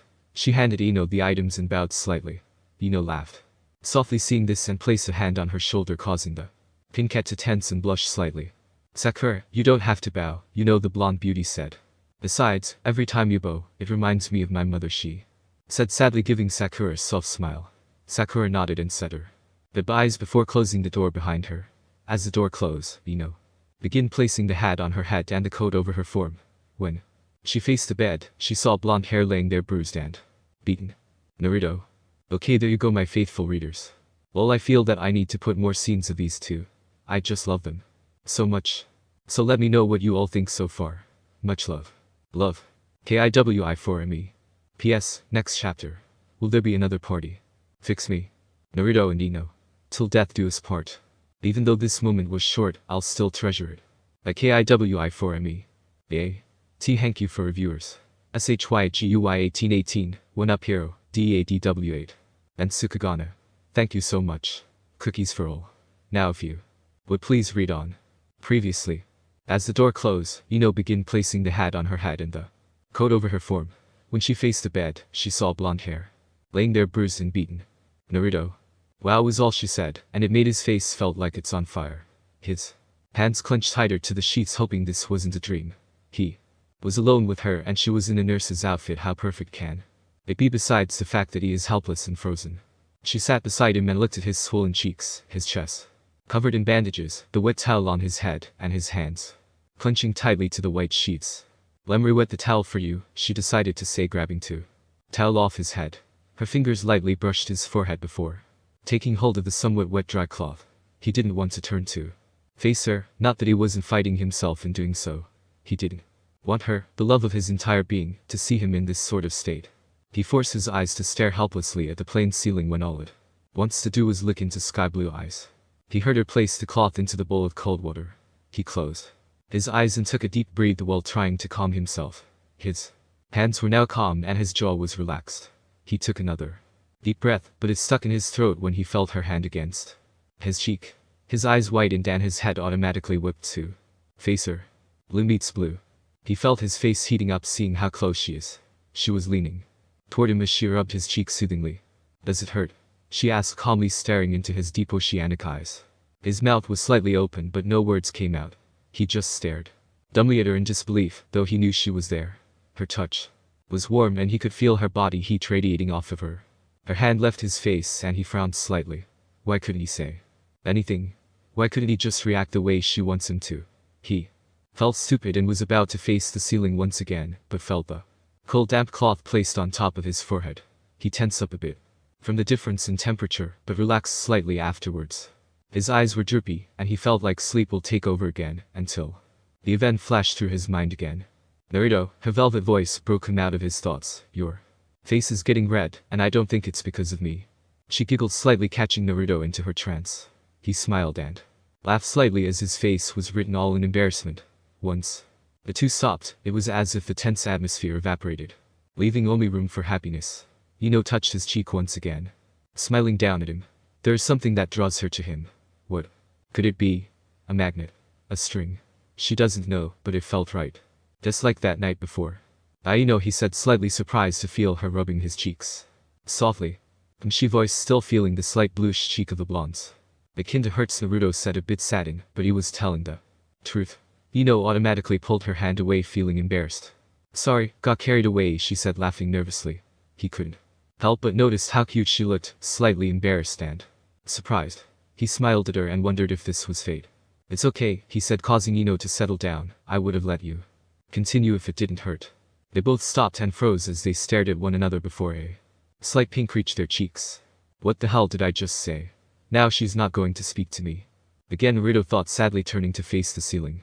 He clenched his eyes shut, hoping it was a dream and that he'd wake up any minute, but it didn't happen. Promise? She asked to see a shocked Naruto. She smiled at him. And he slowly returned it. I wanted to ask you, Ino began to say, but Naruto interrupted her. I'm sorry that I said I thought you were a dream, Naruto rambled on. It was just that you being there with me walking together was almost like an impossible thing to occur. I mean, it's you and it's me. We are two different people and… Naruto, Ino said, laughing softly as she broke his rant. Are you saying that I'm not your dream girl? Of course you are, Naruto blurted out as he sprung into his sitting position, before softly laying back down with his face flushed in embarrassment. You're so honest, Naruto, she said after a brief silence. I like that about you. She smiled at him once more, only to find the embarrassed face change to a blushing one. She couldn't help but giggle, remembering what she said to him the other day. He blushed further, knowing why she was giggly. But that wasn't what I was going to ask, Naruto, she said with her hand on his arm. How did you ended up here all like this? She finished saying. I got in a fight, he said, not wanting to look into her eyes. Sitting up slowly, some guys just attacked me. He couldn't believe he told her what happened. He just showed her how weak he was and how stupid he could be. He felt her fingers brush under his chin and her palm taking hold of it. His face turned to face hers, only to see a soft smile on her beautiful face. Well, I'm glad you're okay, Naruto, she said softly, and her lips were so close that he could almost taste them. His cheeks were graced with pink hues, and he saw her smile widen. I told you, Naruto, she said once again with a grin on her face. You look cute when you blush. You look cute all the time, he blurted out and pulled himself away, realizing what he just said. What the hell? Did I eat some kind of say anything on your mind? Food or something? I have to keep my mouth shut or Reno wouldn't look my way, he thought sadly, staring at the floor. Do you think so? He heard her voice so close to his ears and noticed she had leaned in so close that her body seemed to mold into his. His fingers inched to wrap his arm possessively around her. He fought his mind to control his body and took a couple of breaths before he remembered something he wanted to ask. I know? He asked softly as she leaned back onto the chair she was occupying. She smiled at him, waiting for his continual. You know a guy named Jin? He asked, hoping that the name was what he remembered. Yeah, unfortunately I do. Why? She asked, curious. Well, that's the guy, Naruto said, only to see the angry face of his beloved. That bastard. Why did he hurt you? Has he been stalking around again? She screamed angrily. Calm down, okay? He tried to console her only to see the anger in her eyes. He flinched a little, but grabbed her hand. She stared at him and he blushed furiously, knowing what he had just done. Sorry, Naruto, she said, sighing heavily. He's not even supposed to be here. What do you mean? Naruto asked, still hold her hand. I have a restraining order against that bastard, she said, not looking at him. You do? Why? He couldn't help but asked. Yeah, long story. She smiled a sad smile and looked at him, then at their hands. She smiled and tightened her hand on his, causing him to blush brighter. He couldn't help blushing, couldn't help the butterflies, couldn't help his thought process running miles after miles, and he couldn't help staring. This may be the only chance I'll get. Ask her out, Naruto. You can do it. He screamed at himself as he took a large gulp. He started as she watched him.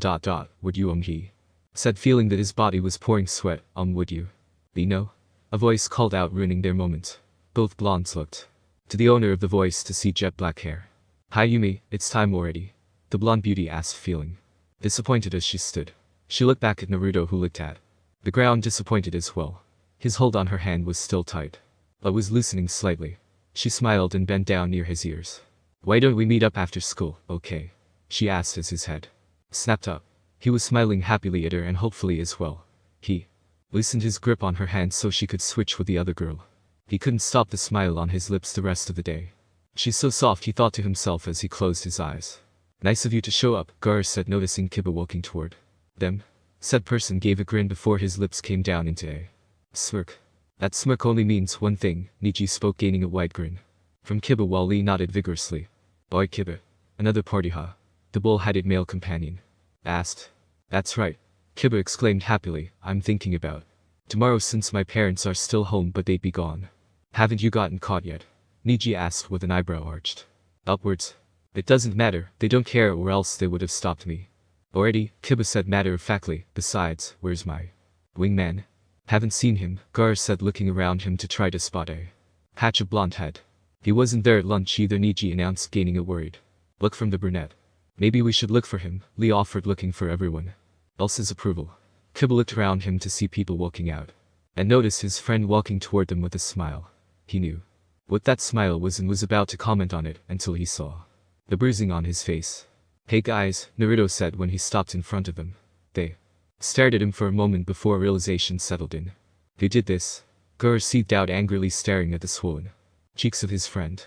It's nothing, just got into a, Naruto tried to say until his friends interrupted him again.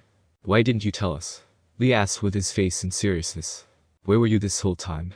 Kiba asked in a calm tone, but his eyes showed none. Dude's just a fight, I'm okay geez, he said, waving his hand in front of his face to get his friends to back off a bit. They sighed, shaking their head from left to right. I knew this would occur, Niji said while Gar nodded in agreement. Kiba and Lee stared at Naruto, who seemed distracted as he looked around the area. Where is she? He asked himself anxiously and nervously. Who you looking for? Kiba asked sourly. Naruto noticed this and glared at him for acting so cold. Is it Ino? Lee asked, watching Naruto's face snap to his as his face reddens up a little. You need to stay away from her, Gar stated sternly. I'm not going to, I really like her, and Naruto said. But look what liking her has gotten you into. You look like a tapler banana. Kiba exclaimed angrily. I don't care how I look, because she doesn't care either. I really like her. Can't you be a good friend for once and let me be happy? He screamed back at his friends and they looked at him shocked. What makes you think we don't care about your happiness? Lee asked, a little dejected by his blonde companion. A silence came across the floor while everything else continued to move.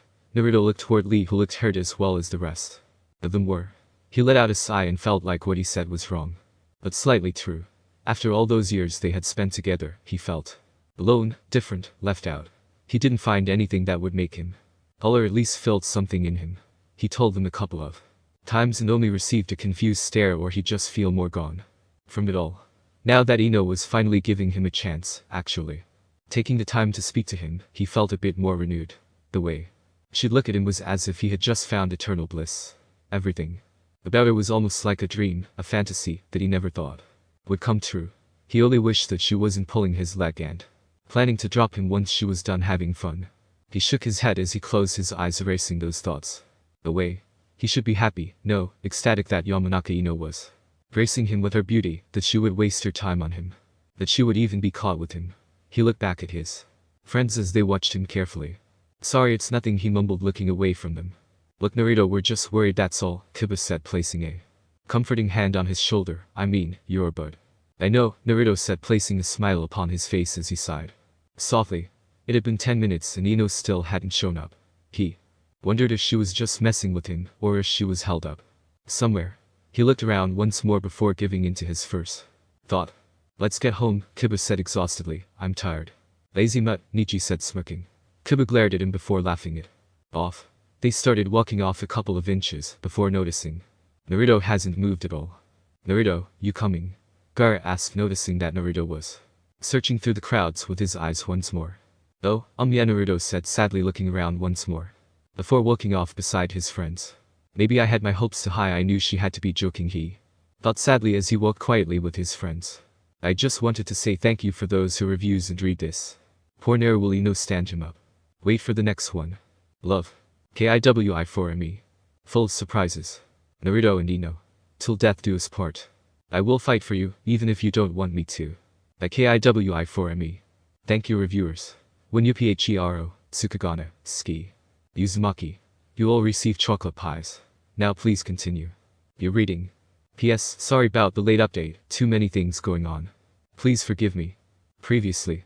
Maybe I had my hopes too high, I knew she had to be joking, he thought sadly as he walked quietly with his friends. Naruto. Her voice screamed from across the other side of the building. She was running up to him with her hair flowing beautifully in a ponytail behind her. Her long bangs flew off to the side, exposing her full face that glowed under the sunlight. You weren't going to leave me alone waiting for you, were you? She asked sadly once she reached him. Naruto stared wide-eyed at the girl he had given his heart to and couldn't find any words to say, as his mouth fell open slightly. Hello, Ino, Nietzsche greeted Ino with a bow while Gaara did it as well. Ino? What a lovely surprise to see you here with us, Lee said, smiling happily at her. A lovely surprise, Kiba murmured with his arms crossed over his chest. It's nice to see you guys too, Ino said happily before turning to look at Naruto, who kept staring at her. She smiled at him before she grabbed his hand, which caused him to blush. I'm sorry, Naruto, that this happened to you, she said apologetically. I was thinking that maybe it's best if she paused, looking at the floor slightly before facing him once again. We should avoid one another. That was when he felt his heart break. Couldn't she hear it cracking and falling down toward the ground? Couldn't she hear the millions and billions of pieces as it shattered onto the floor? He was looking at her, but couldn't see her. But he started as his hand tightened his grip around her hand. I don't want to avoid you. This time he didn't degrade himself or screamed at himself, because this was his last and only chance. If he was going to lose her, then he'd risk everything. His pride, his feelings, himself, his friends stared at him in shock, but composed themselves. Ino stared at Naruto and she was truly happy in the inside. She didn't want to show it, at least not yet. She wanted to test the poor guy first. It's just like what you said, Ino reminded him, you and I are two different people. She paused to see the hurt in his eyes, and when people see us, they don't like it. I admit that I like you, Naruto. But she couldn't help but feel as if she was breaking up with him. And it made her giggle inside. We shouldn't talk to each other again, okay? No, Naruto said with no hesitation as he grabbed both her hands and held them tightly inside his own. He could hear the seriousness in her tone, but her eyes were deceiving her. He could see the light dancing across her eyes and hoped that this was just a trick. I don't care what happens to me, Ino, but I will not avoid you, nor will I stop talking to you. I love you, he admitted out in the open, and his face didn't even blush red. Ino was surprised, as well as his friends, from the openness, the confession from Naruto. He actually admitted that he had feeling for her, not just liking, but more than that. Ino's face suddenly rushed with heat as she tried to suppress it down. But Ino finally said, gaining a confused look from Naruto. She smiled at him, before looking toward the person calling out her name. Ino, come on, troublesome woman, the ponytailed male said. We need to head home. Coming, Ino said, nodding toward him before turning back to see Naruto staring at their hands. So, Naruto said sheepishly as his feet shuffled together. Naruto, she said softly, leaning toward him. He looked up to see her face mere inches from his, and he almost leaned in, until she moved her head. She kissed him on the cheeks and ran off toward Shikamaru. So you two together, what?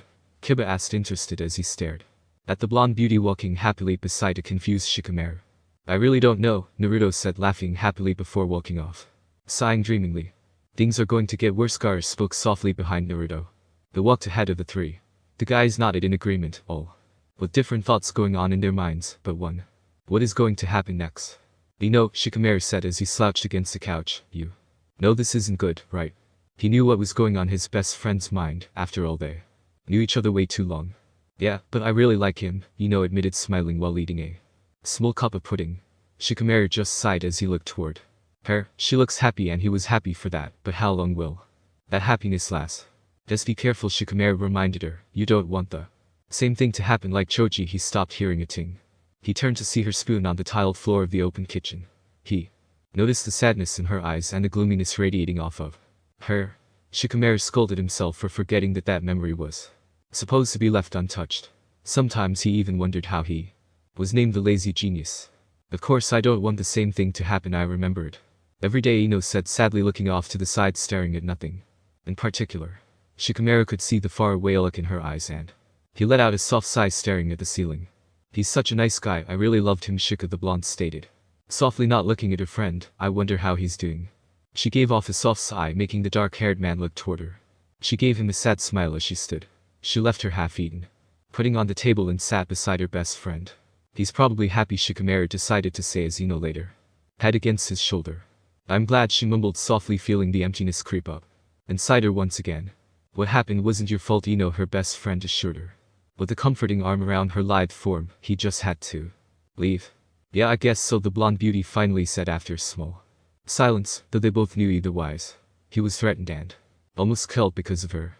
She didn't want that to happen to anyone else, but Naruto, he said he'd fight through thick and thin just to be with her.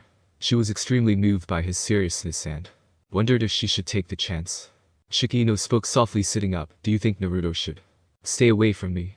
Shikamaru said as if she was crazy for asking that question. Come on, Shika. Said, punching him on the arm. She was serious and really wanted to know what her genius friend thought about the situation. Well, he began as he sat up as well. If you wanted to, he won't be able to avoid you, he smirked, seeing his friend's smile. Because you're a pest. I'm a wet. Smile became an angry frown as she smacked her longtime friend on the back of the head. Al, the dear lover, said, I was only joking, geez. What are you doing here, Nar?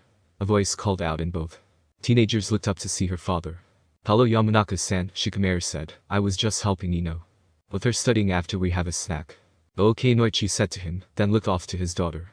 Princess, I have a surprise for you. Really, said, shocked and confused. She doesn't really like surprises, but if her dad got her something it should be good, right? Here it is, he exclaimed, holding out a wrapped box. The box was wrapped in the color of glittery blue and the ribbon was a hot pink color. She took it hesitantly and opened it slowly. Wow, she stated as she took out the beautiful dress inside.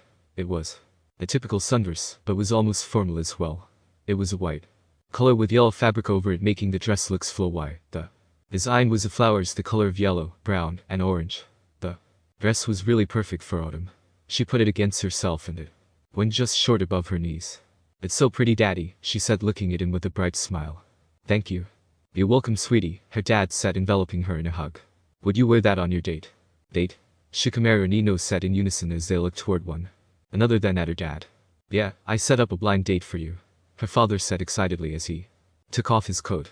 With who? Ino decided to say, not really liking the dress now. Hun, it's a blind date so you won't know until then, Inoichi said, walking into the kitchen and grabbing an apple. But why, Daddy, why did you set me up on a date? She asked, confused. Her father wasn't the type to set up dates, or even let her date, to be honest, so this was a bit confusing. Oh, just go along with it, okay, dear?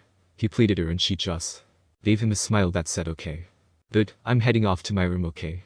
He said, walking toward his bedroom and closing the door behind him. This is weird, Shikamaru stated before the phone rang. Hello? Ino asked, only to hear a familiar voice. Ino? Is Shikamaru there? We have to meet now. I got bad news.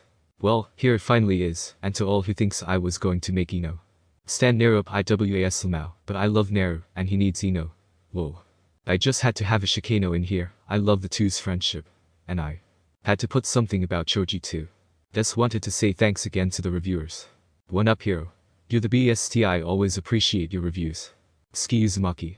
Thank you for reviewing. I'm glad you like the story. Tsukagane. Your review always make me smile. And I love cookies. 2. Lol. So some questions. 1. What was up with the phone call? 2. Who is it and what was so important? And finally, were Ino and Naruto dating? Wait until the next one. Love. KIWI4ME. Confrontation. Naruto and Ino. Till death do us part. I would give up everything for you, would you do the same? By KIWI4ME. Special thanks for reviewers. The Dream Maker. Tsukagane, Ski Uzumaki, SHYGUY 1818, DARKWOLF 1990, One Up Hero. I give each of you yellow rose as a sign of friendship. Now let's the reading begin. Previously. Hello. Ino asked only to hear a familiar voice. Ino? Is Shikamaru there? We have to meet now. I got bad news. She kissed me, he thought happily as he lay on his bed. He couldn't help smiling, though it was only a kiss on the cheek, which was close enough. He lifts his hand to touch the cheek that occupied the kiss and smiled wider. He confessed to her, actually put his heart on the line, and she accepted him, actually accepted him. He sighed again happily and closed his eyes to replay the day's event. Once again. Though he got into a fight, he didn't care because it all led to her being there with him holding hands and her kissing his cheek. His face heated up as he let out a slight chuckle. Maybe I am hooked, he said softly as he stared up at his ceiling. Your buddy, Kiba said, leaning against the doorframe with a worried look. Are you sure you'd go through hell and back just to see her? Yeah, I would, the blonde said as he stared directly at his friend. He wasn't lying and needed to tell his friend that no matter what happens, he'd do anything for her. You'd even put her above your friends? Kiba asked angrily. This girl was just one girl and she already has him wrapped around her tiny pinky. No, he hesitated a bit, but froze his stare at Kiba, who just glared at him. Liar, he stated angrily. Why are you calling me a liar? What the hell with all the damn questions? Naruto exclaimed defensively. This wasn't like Kiba at all. He should be comforting and pushing him to do this, but he isn't. Because you'd do anything to be with her, and if that means to leave us behind, then you would, wouldn't you? He screamed at the blonde, who looked at him in shock, then at the floor. He has a point, Naruto thought to himself sadly. That's what I thought, Kiba murmured out, looking away from his blonde friend. He knows he should be more approving, but this was Yamanaka Ino and she brings trouble. Sorry, Kiba finally said, ending the silence. Nah, hey Kiba, Naruto said, looking up at his friend's chocolate eyes. You think I should stay away from her, right? He asked. Kiba could see the sad look in his eyes and the hope flickering. Shortly, he could see the sad small Naruto from back when they were kids. This was probably the second time he saw his friend like this. The first time was when he lost his parents, and now this. He knew what Naruto wanted to hear, and he knew Naruto knows what he really was going to say. Kiba rubbed his head before turning away from Naruto. I can't really tell you what to do, you know that, Kiba started as he took a couple of steps out the door, but you really love her, so don't let anyone get in your way, even me. Wow, coming from Inizuka, Kiba, Naruto said before laughing shortly. Thanks. Yeah, Kiba said as he turned back around to face his blonde friend. Now, let's talk about the party tomorrow. Wait, party? Naruto asked, almost angry and almost laughable. Kiba stared at him as if what he said was all too new or something. Naruto looked like he was torn between something, and Kiba wondered what it could be. Yo, you okay? He asked. It's just that I was gonna ask Ino out, Naruto murmured lowly. But Kiba heard. Why are you asking her out during the week? Wade asked her to the party then. Kiba said, grinning at Naruto, who grinned right back. I will, he exclaimed happily as they plopped themselves down on the couch and began planning. Shikamaru and Ino knocked on the door of Shino's, wondering what the emergency was. Shino opened the door and nodded at the two. As they walked in, he closed the door softly and locked it before sitting down. So what's up? Ino asked curiously as she eyed everyone. Ino Tenten begun. The letter, did you bring it? She asked cautiously. But Ino hesitated as she thought about it. I actually didn't bring it. Why? That letter is important, Ino, Kabuto spoke up. It may link us to. They took that picture. But we rushed over here after the call, so Ino left the rest of the sentence hang in the air. Everyone seemed so tense and it felt weird to Ino to have her friends in this state. Where's Hinata? The blonde asked, noticing her friend was missing. She wasn't able to leave, Sai said before continuing. Do you remember what the letter says? Beautiful. Ino tried to remember as her eyes drifted to the ceiling, the walls, their faces. Why were they all staring at her? It uneased her and she couldn't concentrate. I can't remember, she finally said as she scratched her head. Tenten, do you remember? Shino asked as all eyes fell on her. Yes, she nodded, since I was there with Ino when she read it. She took a deep breath before she continued, informing everyone. About what was written inside the letter. My dearest and my beautiful blonde. I have always loved you, but you never seem to notice me. What do I have to do for you to notice me? I know it may be my fault that I never make myself known, but not this year. I will be noticed by you. Since you're reading this letter, I am noticed here. I promise you I will do something extravagant that you won't be able to tear your eyes away from me. I will keep you with me forever, dead or alive. I love you. And that's all that was written. Tenten finished and Ino looked at her in shock. Will you remember it word for word? She asked impressed. Tenten just grinned at her, while Shikamaru spoke up. He didn't put his name on it. He asked and Tenten shook her head. Suspicious. Why would this person, I'm assuming is a male, want to be noticed without writing his name on it? Wouldn't that be the easiest way to be known? Sai asked confused. I agree, Kabuto said while everyone else nodded as well. I wonder if he's in one of my class, and I just never saw him, Ino said out loud as she pondered. Maybe, but there is something else, Shino said as he looked over to Kin. I was watching Roy, so I can get some dirt on him, she said as the air got tenser. He asked me on a date. What? Everyone screamed confused, angry, and downright in shock. Kin continued, he said that since I was stalking him, it must mean that I like him, so I just took the bait, she said, only to assure that in order to find out what really is going on. But why do you have to go out with him? Tenten asked after recovering from the shock. Haven't you heard? She asked with a smirk, keep your friends close, and keep your enemies closer. So you and Roy are dating now, Ino said softly, and she sounded sad, though she didn't want to. No more like using him, as revenge for what he did to you, she said winking at Ino, who returned it with a small smile. Or are you going to make her fall for you, aren't you? She said to herself as she continued to listen to what was happening. Ino, I heard from someone that you kissed Naruto, Kabuto had said. Watching her reaction, she smiled at him with a small blush over her cheeks. Well, only on the cheek, Ino informed them, but it seems to make everything worse. You shouldn't play with him, Ino, Shino said as Ino stared at him, confused. What makes you think I'm playing with him? She asked a tad bit angrily. It'll only bring more trouble for you and mostly him, Kabuto stated. Ino just stared at them and knew what they said was true, but she tried to finish, but her mind wouldn't stop moving. Just because she doesn't feel that way about you guys, Kin had said, gaining glares at her. She smirked right back and noticed Ino looking even more confused than before. Are you sure you still want to be friends with Naruto when it may cause him to leave? Like Shino continued, but ended it knowing the result if he continued. Ino sat silent, but then smiled a sad smile at him. As she nodded her head softly, they gave off a sigh knowing this. Year may be the death of the men dying so young too. Before we end this meeting, Shikamaru continued, Ino is having a blind date that her father set her up with. He finished to see inevitable shock in everyone's eyes, but Ino's your father actually. Kabuto left his sentence hangs as Ino nodded, giving him a smile. Wait, Kin interrupted, when is your date? She asked as if she is plotting something good. I'm not sure, but I'm thinking it'll be during the weekend. Why? Ino asked, noticing the sparkle in Kin's eyes. Because my dear Ino, she said with a smirk, let's double date. Wow, I finally updated. Took me long enough, huh? Lol. I know I can to make the guys kin to wear doors adjust me. Questions. 1. What is the plan for the double date? 2. Is Naruto going to have the guts to ask Ino to the party with him? Now, expanding on my gratitude to my fellow reviewers. The Dream Maker. I am glad that you are enjoying my story. That always make me smile. Just keep reading and you will find out the answer to your question in due time. Smile. Tsukagana. Yes, I must repeat that I always enjoy your reviews. It makes me smile. And I also love your reactions. I can picture it. Ski Uzumaki. OMG. Ski, you have really good S's. You are correct in the first two. The third one may be correct. Snicker. SHYGUY 1818. Lol, short and sweet. Thank you. BARKWOLF 1990. You are always so sweet. Thank you for reviewing.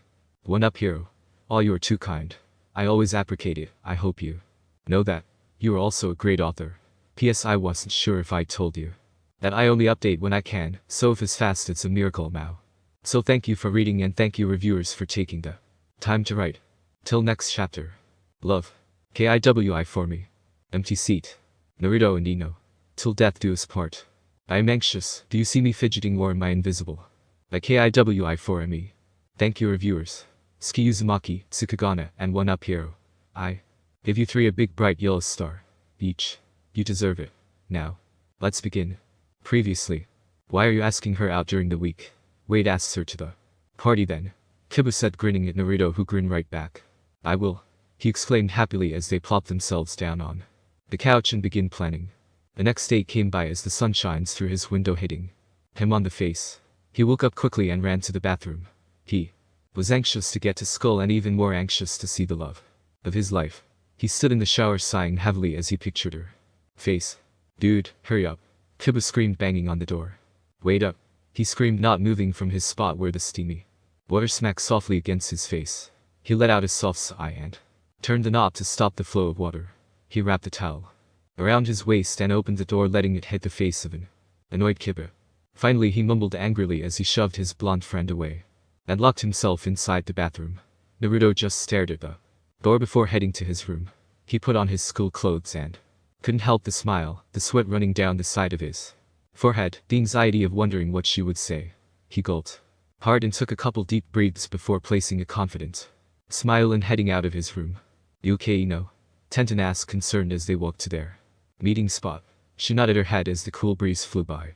The sun was up high and the clouds were rolling in. "It is morning."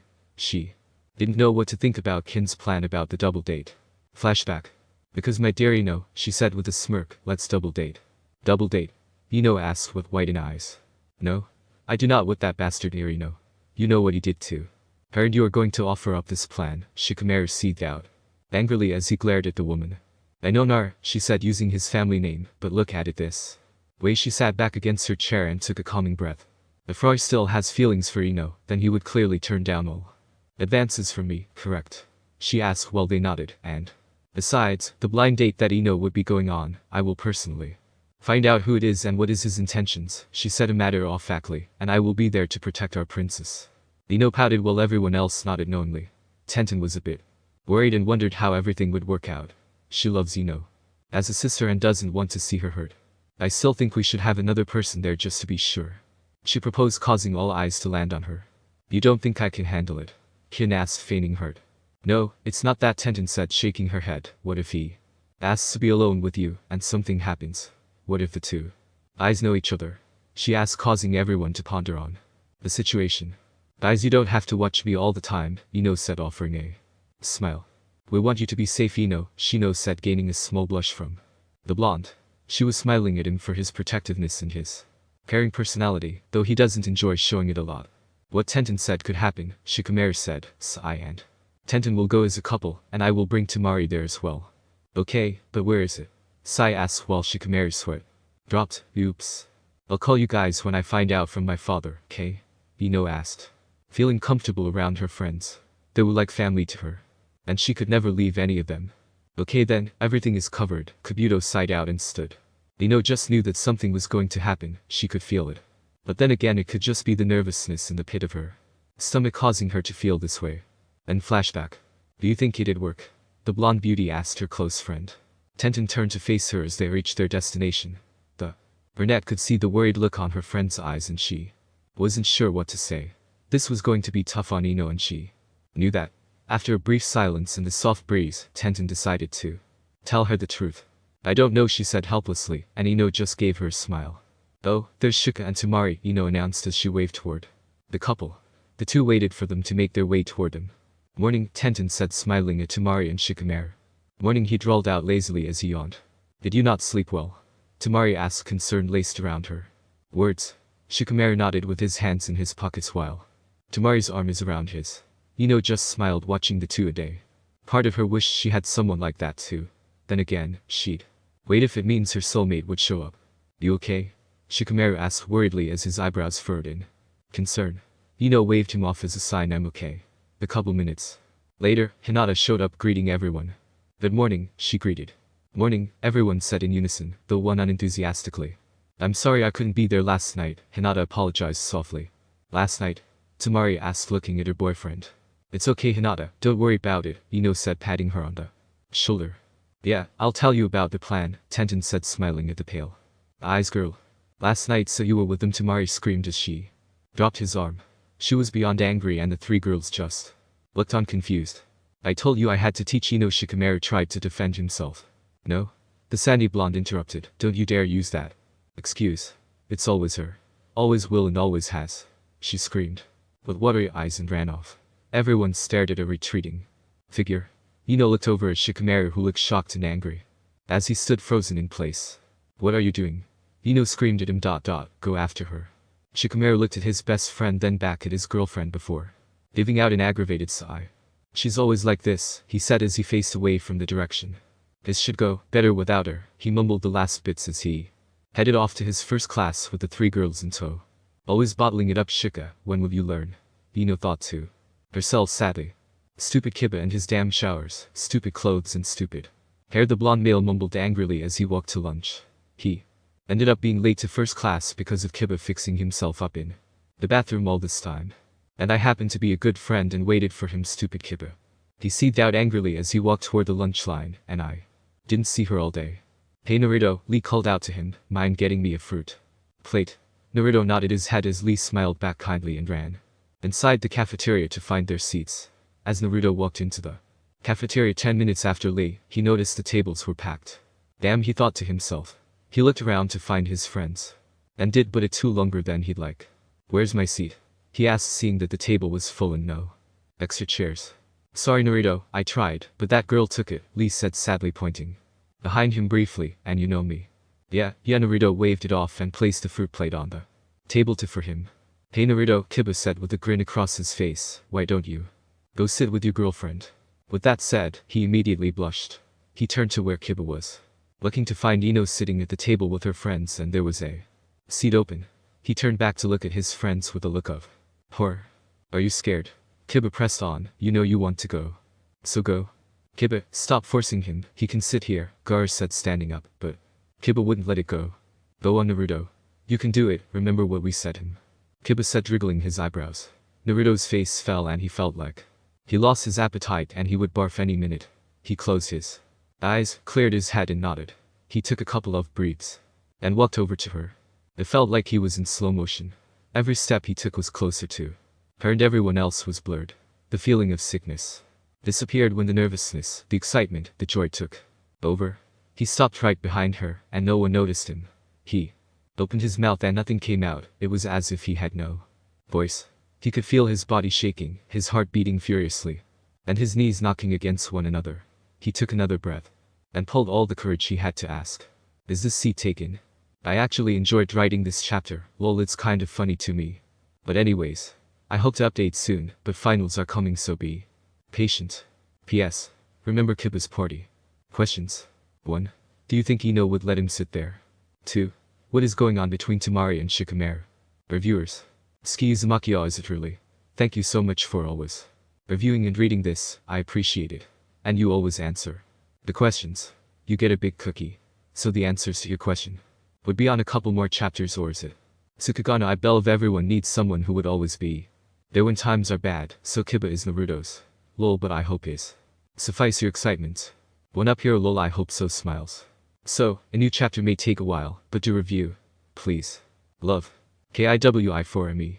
Not afraid anymore. Naruto and Ino. Till death do us part. You care so much as to love me. By KIWI4ME. Thank you reviewers. SHYGUY1818, Ski Uzumaki. Paul Uzumaki. Cookies for ALL. Now read on. Previously. He took another breath and pulled all the courage he had to ask. Is this seat taken? It was almost as if the world froze as he stood there so close behind the beautiful blonde. Time then slowly began as she turned her head toward him. His heart beat erratically, and his hand shook slightly as he clenched his hands into a fist, only to remind him of reality. He saw her face, and it was as beautiful as the moon glowing its beauty. He saw her move her lips, but wasn't registering what she was saying. All he saw was those luscious lips that he dreams of kissing. The lips that he could catch her with just a few steps forward, the lips that he would intentionally get trapped in. Don't think like that, idiot. He scolded himself as he shook his head. Invisibly. Did you hear me, Naruto? Her voice finally came through his mind. As clear as the skies. Naruto managed to say before shaking his head to the sides. Embarrassed.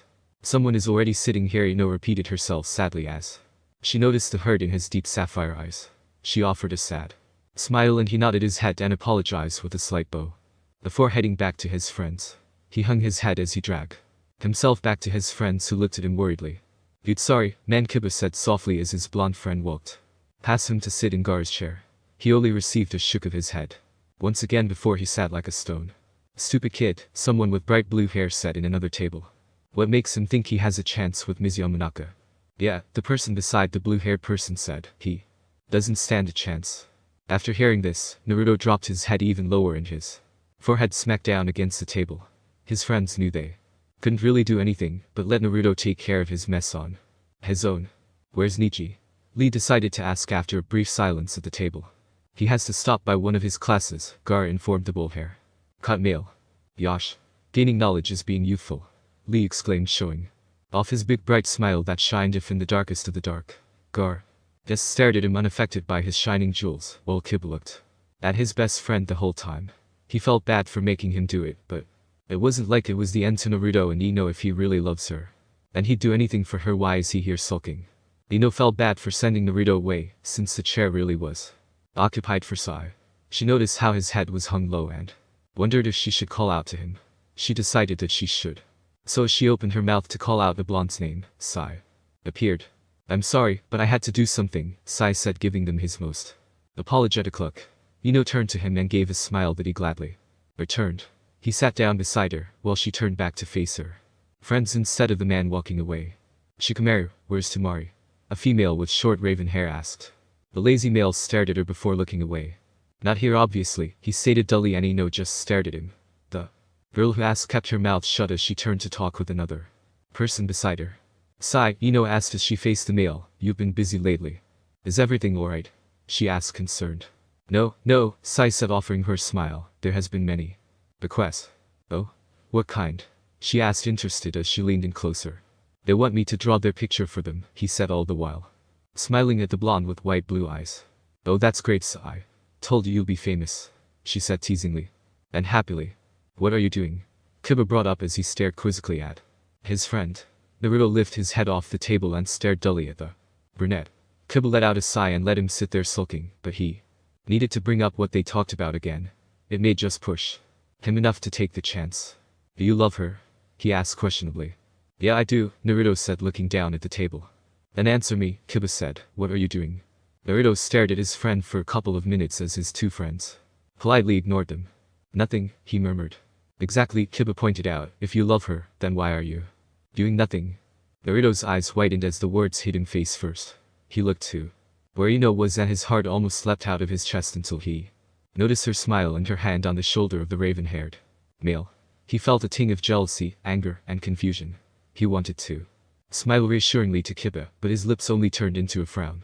Why, Naruto asked himself sadly as he just watched the blonde he loves from afar before someone screamed. What the hell is wrong with you? A voice from a violet-haired woman screamed out, causing everyone to face the scene. In walked through a dirty blonde female that looked extremely angry and pissed. Ino stared innocently at her, but felt the large color intent toward her. Anyways, did I do something? Ino asked herself, confused. Temari, Shikamaru murmured as she stood in front of them with both hands on her hips. Her eyes locked onto his before it landed onto Ino's. She walked up to her and stood looking down at Ino while the lovable blonde stayed seated. Hey Temari, Ino said, smiling slightly before it turned into a straight line when said person held up her hand. Ino, she said icily, I know you and Shikamaru have known each other for a long time, she started, voice cracking slightly, and I also know that I can never get between the bond that you two held for one another. Tears were forming at the corner of her eyes. Take care of him for me, and with that she walked off without a second look behind her. Ino sat there confused, puzzled, and perplexed at what had just happened. Temari looked angry. Temari said that she and Shikamaru has been friends for a long time, strong bond, take care of him. Ino looked over at Shikamaru, who seemed confused as well since his bottom lips was pushed forward and his eyebrows furrowed together. Ino then looked back at the place her friend was currently at before she walked off. What just happened? Tenten asked, startled and confused. Temari, Shikamaru stated, finally looking away only to be caught by Blue. He blinked a couple of times before whose eyes it was registered. Shit, she's mad, he told himself, seeing the flames in her eyes. Ino stared into her best friend's eyes to see worries, but he wasn't acting on it. Why isn't he going after her? Yeah, he's lazy, but come on. Ino screamed at herself. She wished Shikamaru could read minds, because if he did, then he would have run off after Temari by now. She wasn't going to be like her friend. She wasn't going to sit around doing nothing when obviously he loves Temari just as much as she does. She isn't going to pretend that everything was going to be Okay, and everything would fall back into place, because reality isn't that easy. She isn't going to think that if the person she loves doesn't come back, then it is okay, because it isn't. Shikamaru is her best friend, the man she trusts with everything, the person she relies on, the person she would never give up in a heartbeat, because he wouldn't either. They grew up together, faced difficulties with one another, went through life together. Sometimes they would joke that they'll grow up all together living next door and never getting rid of one another.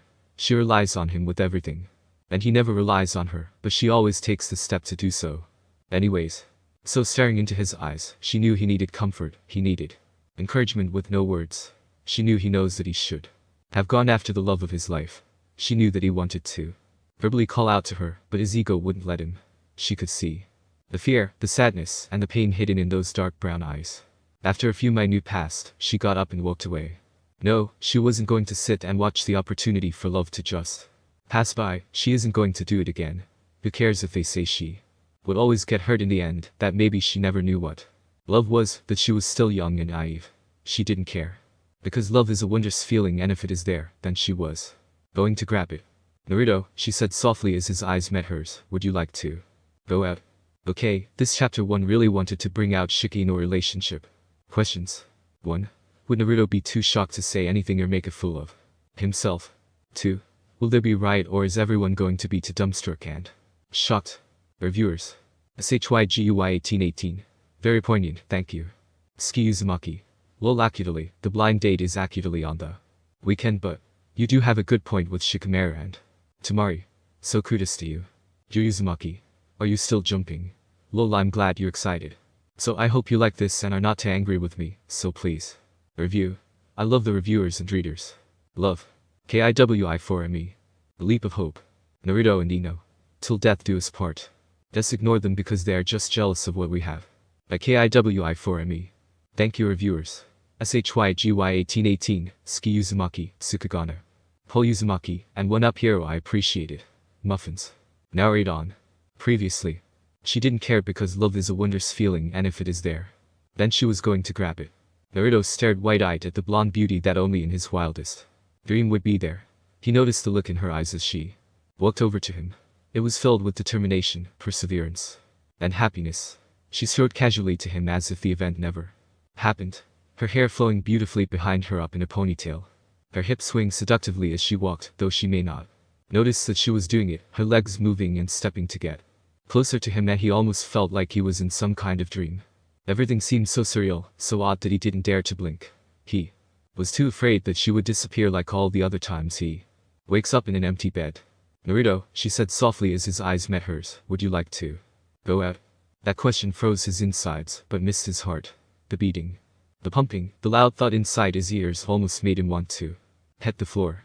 He knew he must look absolutely horrendous in front of her, with his eyes bulging out of his socket, his mouth hung low, and his inaudible voice. He noticed her face showing disappointment, and that was when he snapped out of it. He moved his mouth so it would close as his eyes fell back into place, his lips curved upward into a smile that broke into a grin, making his eyes smaller. He didn't know why, but it felt weird that she was asking him, shouldn't it be the other way around? It doesn't matter, she asked, and now he was being an idiot for not saying yes. What? Someone shouted as it echoed through the silent cafeteria. Then that was when it happened. The screams, the objection, the hysteric of cries and confusion, mixed with anger. So many words were thrown as everyone stood with eyes locked onto the two blondes, who neither took notice of the reaction. Both blue eyes locked against one another, and nothing else seemed to matter but the answer that would be given. I know. Naruto started with a shaky voice before he took a large gulp to clear it. I would love to go out with you. He felt relieved as he saw her smile turn into a cute grin. The whole place was quiet, and it was as if they could hear one another's heart beat. But that was speaking too soon. As a few seconds passed, the noise erupted once again. What? Everyone was talking and screaming, yelling and frantically gossiping to one another like they had done something terrible. Ino ignored them as she walked up to Naruto and offered her hand to him. His deep blue eyes stared into her sky blue ones as he placed his hand onto hers. He smiled at her lovingly as she wrapped her fingers with his and walked out of the mess. Shikamaru watched as Ino glanced at him for a split second, but those short seconds meant everything that needed to be said. Go find her. He knew that was what she was getting across. He knew that what she had done broke the whole code and the stupid social ladder. He couldn't help but smile at how far she had come. He knew what he must do, but he wasn't sure if now was the right time, so he decided to wait in order to speak to his good friend first. Finally, Kiba said in a soft voice as he wore a huge smile as he watched the two walk out hand in hand. Gaara also watched with somewhat a worried and happy look. Lee on the other hand had on an obvious look of excitement, but everyone else looked on confused, disgusted, and angry. Naruto, Ino said as she sat onto the grass under the tree of her groups. What's wrong? She asked, looking at him as he stood nervously. No, it's nothing, he said nervously as he sat down close to her. She looked at how close they were and smiled at him, while he blushed and looked down, only to notice the close proximity. Sorry. He apologized as he jumped a few inches away. He scolded himself mentally. He was finally alone with her again and he is acting like a total fool. He needed to loosen up and not be so stupid. He looked over at Ino to see her unwrapping her sandwich. She looked over at him to see him further apart and couldn't help but let out a light giggle. Is there something wrong with me, Naruto? She asked playfully too. See his cheeks reddened slightly. He shook his head side to side quickly as he held up his hand almost as a defense. And no, Naruto said, stuttering as her smile faded into a small frown. Do I smell? Ino questioned again. No, you smell good. Am I ugly? No, you're beautiful. Maybe it's my breath. No, your breath smells fresh. Ino couldn't help but laugh at the two of them. With every assumption she made, he got closer and he was practically in the same place he was before. She broke her sandwich in half and offered it to him. Would you like some? She asked to see his eyes whiten slightly before he took the offering. Thank you, he said in a low voice before he started munching on the food. They ate together quietly as the sun beat down on the tree, shading them. She smiled at everything today. This morning too now. With Tamari acting this way, Shikamaru has to do something soon, or else Tamari would fall further away from him. She sighed unconsciously before turning to face Naruto once again, who was calling her. You did it on purpose, Naruto said accusingly, right? What do you mean? She asked innocently, though her bright smile tells another story. Getting me closer to you, he said, blushing with a pink hue around his cheeks. She laughed softly and nodded her head. Are you mad? She asked quietly, taking a small bite off of her sandwich. No, Naruto said honestly, giving her a smile before finishing off his piece of the sandwich. He wanted this to last forever, it was quite. And he felt comfortable around her. He knew it in his heart that this girl was the one for him, that whatever happened she would obtain his heart no matter what. He developed the courage to grab her hand into his and rubbed it soothingly. She was startled but relaxed into his touch with a smile. She was indeed happy, just like before. Flashback. He said softly against her ears as she lay against his chest. How are you feeling? Better now, she said softly as she closed her eyes only to open them shortly. He is always so warm, so gentle, so easy to love. She wanted this feeling to stay, to always be with this man only. I'm glad, he said softly as he dropped his head to kiss her forehead. And she smiled lovingly. Joji, she said softly, can we stay like this a little longer? Of course, he replied with no hesitation as he ran his fingers through her golden tresses. Let this last longer, she told herself as she closed her eyes once more to allow the feeling of his touch to be remembered. And flashback. Though she didn't want to feel it again, the way love feels, but the man beside her now proved that she could just do it again. She'd let him in slowly, but eventually, because she knows that it's love. The feeling of a large attachment, the growing connection, the undeniable chemistry, and the comfortable yet uneasy feelings. She knows. She will give Naruto a chance, she only wishes he doesn't break her like all the others. The bell rang, signaling the return to classes, and everyone got up still, not comprehending the event that just unfolded in front of them. The place finally clears, but left the aura of anger and resentment. This wasn't supposed to happen, this never happens. Why would the most beautiful girl in the school go out with an average Joe?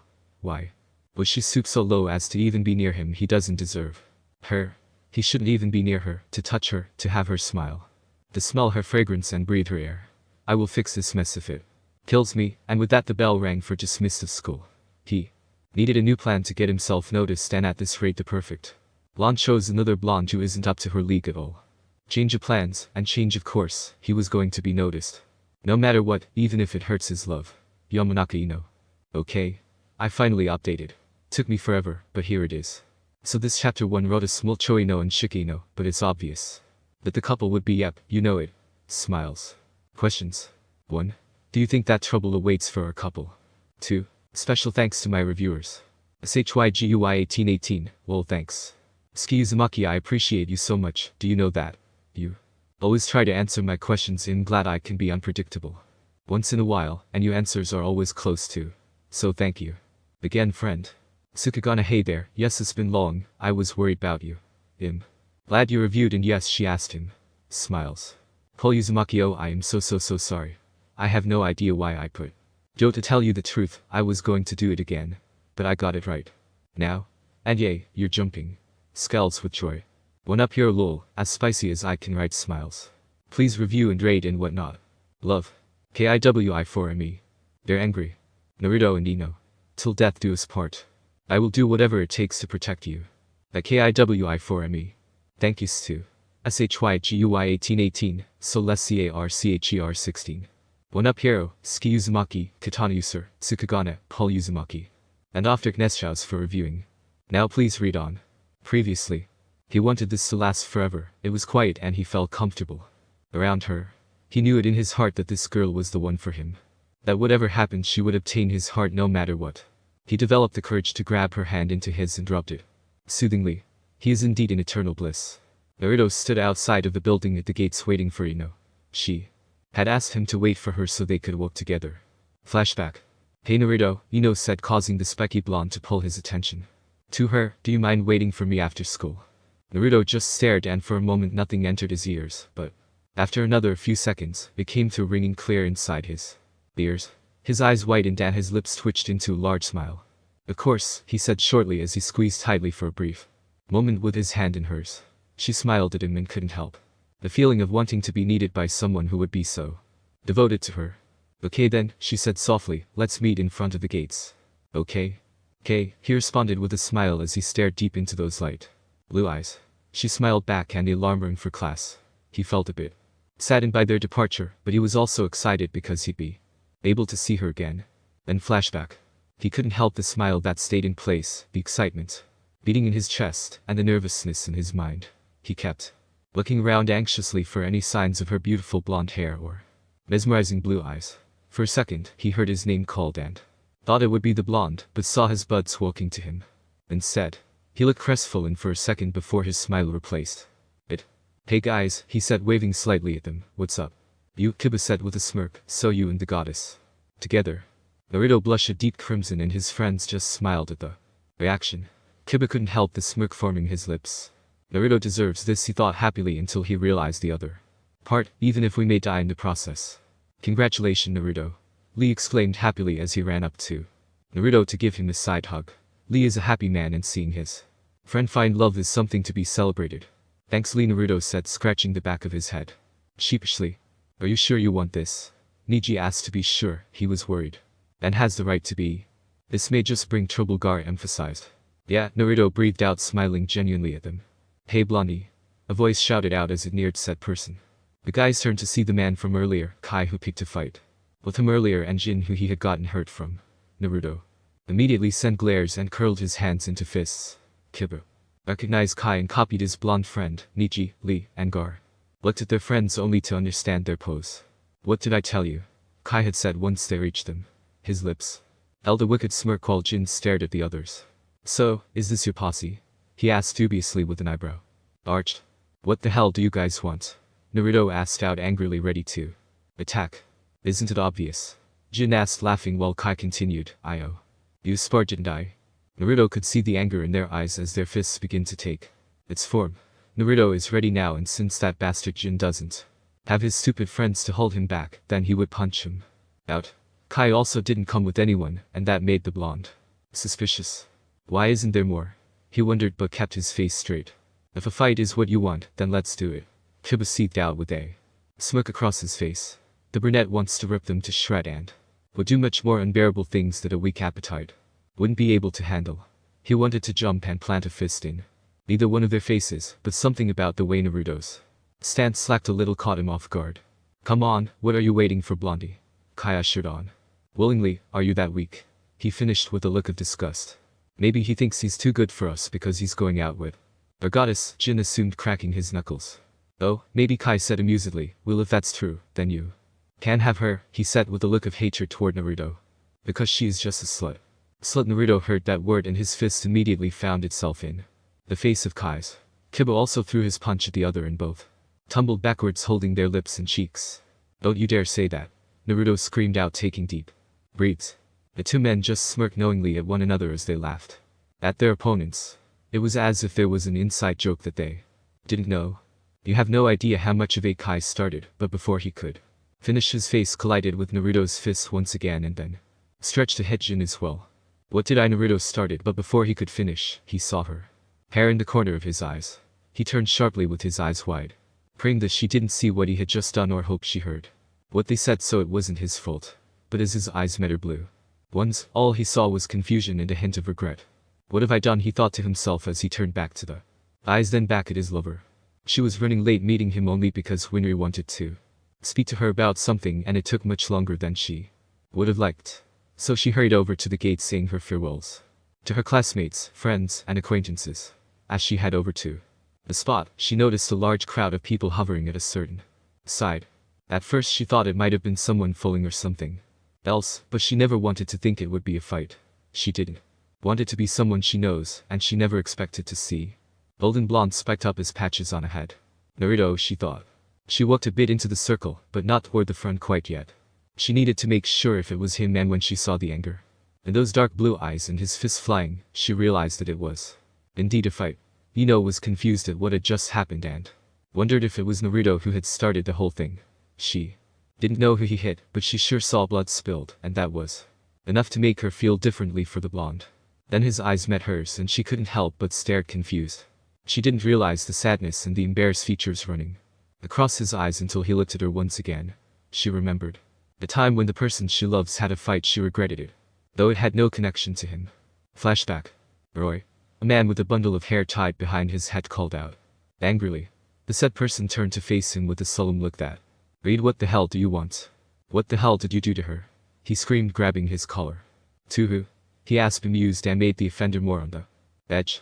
"You bastard, you freaking used her, you dumb," he seethed out, until Roy interrupted.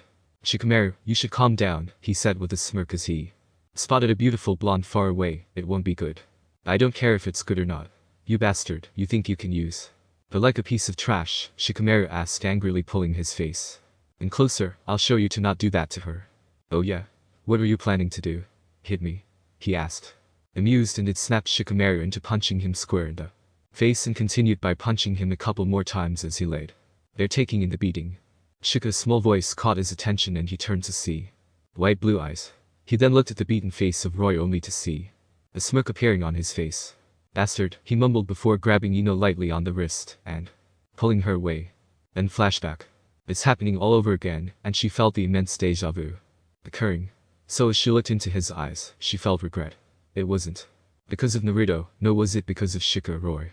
She just hates fight, and she just hates blood in general. Her eyes focus began to see Naruto's head drop, so she walked closer, curious of who he fought with. The crowd backed away slowly as they noticed the popular blonde walking through. Some stared at her with surprise, and others stared in annoyance. She ignored them all as she continued through the crowd, only to see two men she fairly knows. "What is going on?" she asked, a bit more confused than she hoped to. Inokai said as he rubbed his swollen cheek. "I don't know what is going on," he said innocently. "My beautiful goddess," Jin said, bowing honorably to her. "What are you doing here?" Ino said, causing him to stand back up. He just stared at her sadly with an obvious frown upon his lips. What?" he started. "You still haven't forgiven me," he said sadly, and Naruto wondered what he did. "What you did," she begins, "is something I can't forget," she said lowly as her memories rushed back. Flashback. "You're so beautiful," the pierced man said. Ino just looked at him with a soft smile upon her lips. "Thank you," she returned. "You don't look too bad yourself," she finished with a wink and a playful smile. His hands touched hers and she could feel the electric shock running through her veins. She couldn't help looking into his eyes that shines in his rugged edginess that draws her to him. "I love you," the words came out softly from his lips. Ino blinked a couple of times before the words actually hit her. The heat ran up to her cheeks and her lips quirked upwards. "Really?" she asked questioningly. "Of course," Jin said as he leaned in to kiss her. She accepted it and kissed back. She wonders if maybe she could fall for this man, like he had done with her already. She smiled into the kiss and hoped that it'll last. Then flashback. Ino couldn't help the frown appearing upon her face as she looked away. She thought that maybe Jin could be the man she would spend her lifetime with, but was she wrong? She never knew how. Obsessive, how threatening, how crazy the guy was. He was forcing her to let all her friends go, for just him. She would never leave her friends, never. Ino's voice called through her thoughts, and she turned to look at. It was. Wow. This was a long one, huh? Lol, will I guess to make up for the long wait. I do feel sad for Jin because hey, he's so in love with her that he wants her all to himself, kinda crazy, but hey. Questions. 1. Did Naruto misinterpret Ino? 2. Who called out her name? Hint. It isn't Naruto, sadly. 3. Now, why would Kai call Ino a slut? Is it to anger Naruto or is there something else? 4. Is there a happy ending to this story? LOL, and I'm the author. PSSH. Gratitude for my reviewers. SHYGUY1818 lol, you are correct. There will definitely be trouble, but how much is the real question lol, thanks for reviewing. CelestiaRCHER16, oh yay. A new reviewer. Thank you for reading. And yeah, I gotta put Ino in the asking, because knowing Naruto, he might get all choked up lol. One Up Hero owes so much faith in me, I will try my best in getting spicy. I believe this chapter is similar to your answers, so congrats. 2. Thumbs up. Ski Uzumaki OMG. How many times must I say that you are way too good at answering my questions? Maybe I should write it more complex lol. And yes, I can't blame Naruto either, I blame the nerves. Katani Suryash, what can we say, Naruto and trouble goes together lol. Thank you for reviewing, and your answers to the question is very good, very plausible. Tsukagano will, I'm glad that you weren't kidnapped. Relieved lol, I'm also worried, and I'm the authoress. Whole Uzumaki, oh, you have good points. Kudos to you. I will take a mental note to it. After Kneshas lol, thanks for reviewing, and I hope I didn't make you wait too long. Well, please read and review, fave, rate and whatnot. Love. KIWI4ME. Regret. Naruto and Ino. Till death do us part. I'm lost and wouldn't be found because of you. By KIWI4ME. Thank yous for reviewing. Ski Uzumaki, SHYGUY1818, One Up Hero. Soul Searcher, 16, and Pull Uzumaki. Now let's read on. Previously. Ino's voice called through her thoughts, and she turned to look at. It was. You okay? Kiba asked, a bit concerned by the faraway look she had on. She nodded her head and offered a weak smile before turning to face the two offenders again. Kiba, on the other hand, looked toward his blonde friend to see his head hung low and it looked like he would fall face forward into the cemented ground. Ino? Another voice screamed through the crowd to reveal the owner. Shikamaru. Shiki, whispered out as she saw him. He walked up to her and grabbed her wrist slightly. He turned to glare at the two offenders before walking away with Ino behind him, still dazed. Damn, Kai said as he crossed his arms, watching Ino's departing figure. Jin whispered a bit softly as he could feel the immense regret and twitching fingers that wished to tangle in her hair. Naruto, Gaara called out as he stepped closer to his blonde friend. You okay? Naruto made no movements but kept his face down. It's your entire fault. Someone called out into the crowd. Naruto's head snapped out and turned sharply toward the voice. Yeah? It's your fault. Another called, and the crowd begins screaming and yelling as it surrounded the small group of friends. What the hell is wrong with you guys? Kiba screamed out, confused and angry. Stupid blonde. You should have left everything the same. Someone screamed over the other noises. You ruined everything. Another voiced out. Go back to the streets, you bastard. Someone screeched. Yeah. The others agreed, and the crowd grew closer as they pushed an unsuspecting Kiba, Lee, Niji, and Gaara away from the safety net. Near Naruto. What the Kiba called out as he stumbled backwards from the crowd. Damn, alright. Niji yelled out as the crowd pushed them farther away. Shit. Kiba called out as he tried to push back into it, but that felt like fighting against a raging current. Naruto. He screamed out worriedly and aggravatingly. He felt useless because he wasn't able to help his friend anymore since he is so far away. Naruto, on the other hand, wasn't able to focus, so many faces were up in his face and pushing him back and forth. He would hit them, or maybe even push them back, but he couldn't. He felt numbed, like his body was just some sort of doll being thrown around. Their face is forever intact into his mind. He felt a deep pain in his abdomen, and his mind became foggy and lost. Naruto stumbled to the floor with his arms across his stomach, as if to suppress the undying force of numbness. His legs gave out as his knees hit the floor hard. Kiba, Lee, Gaara, and Niji couldn't see the blonde locks anymore and was frantic. What the hell happened? Is Naruto okay? What the hell is going on? Get out of my way. Kiba screamed as he pushed those in front of him forcefully. He was making a path to get to his best friend who he can't seem to find. I'm coming, buddy. Hang in there. Kiba screamed inside, running as fast as he could through the crowd of mobs.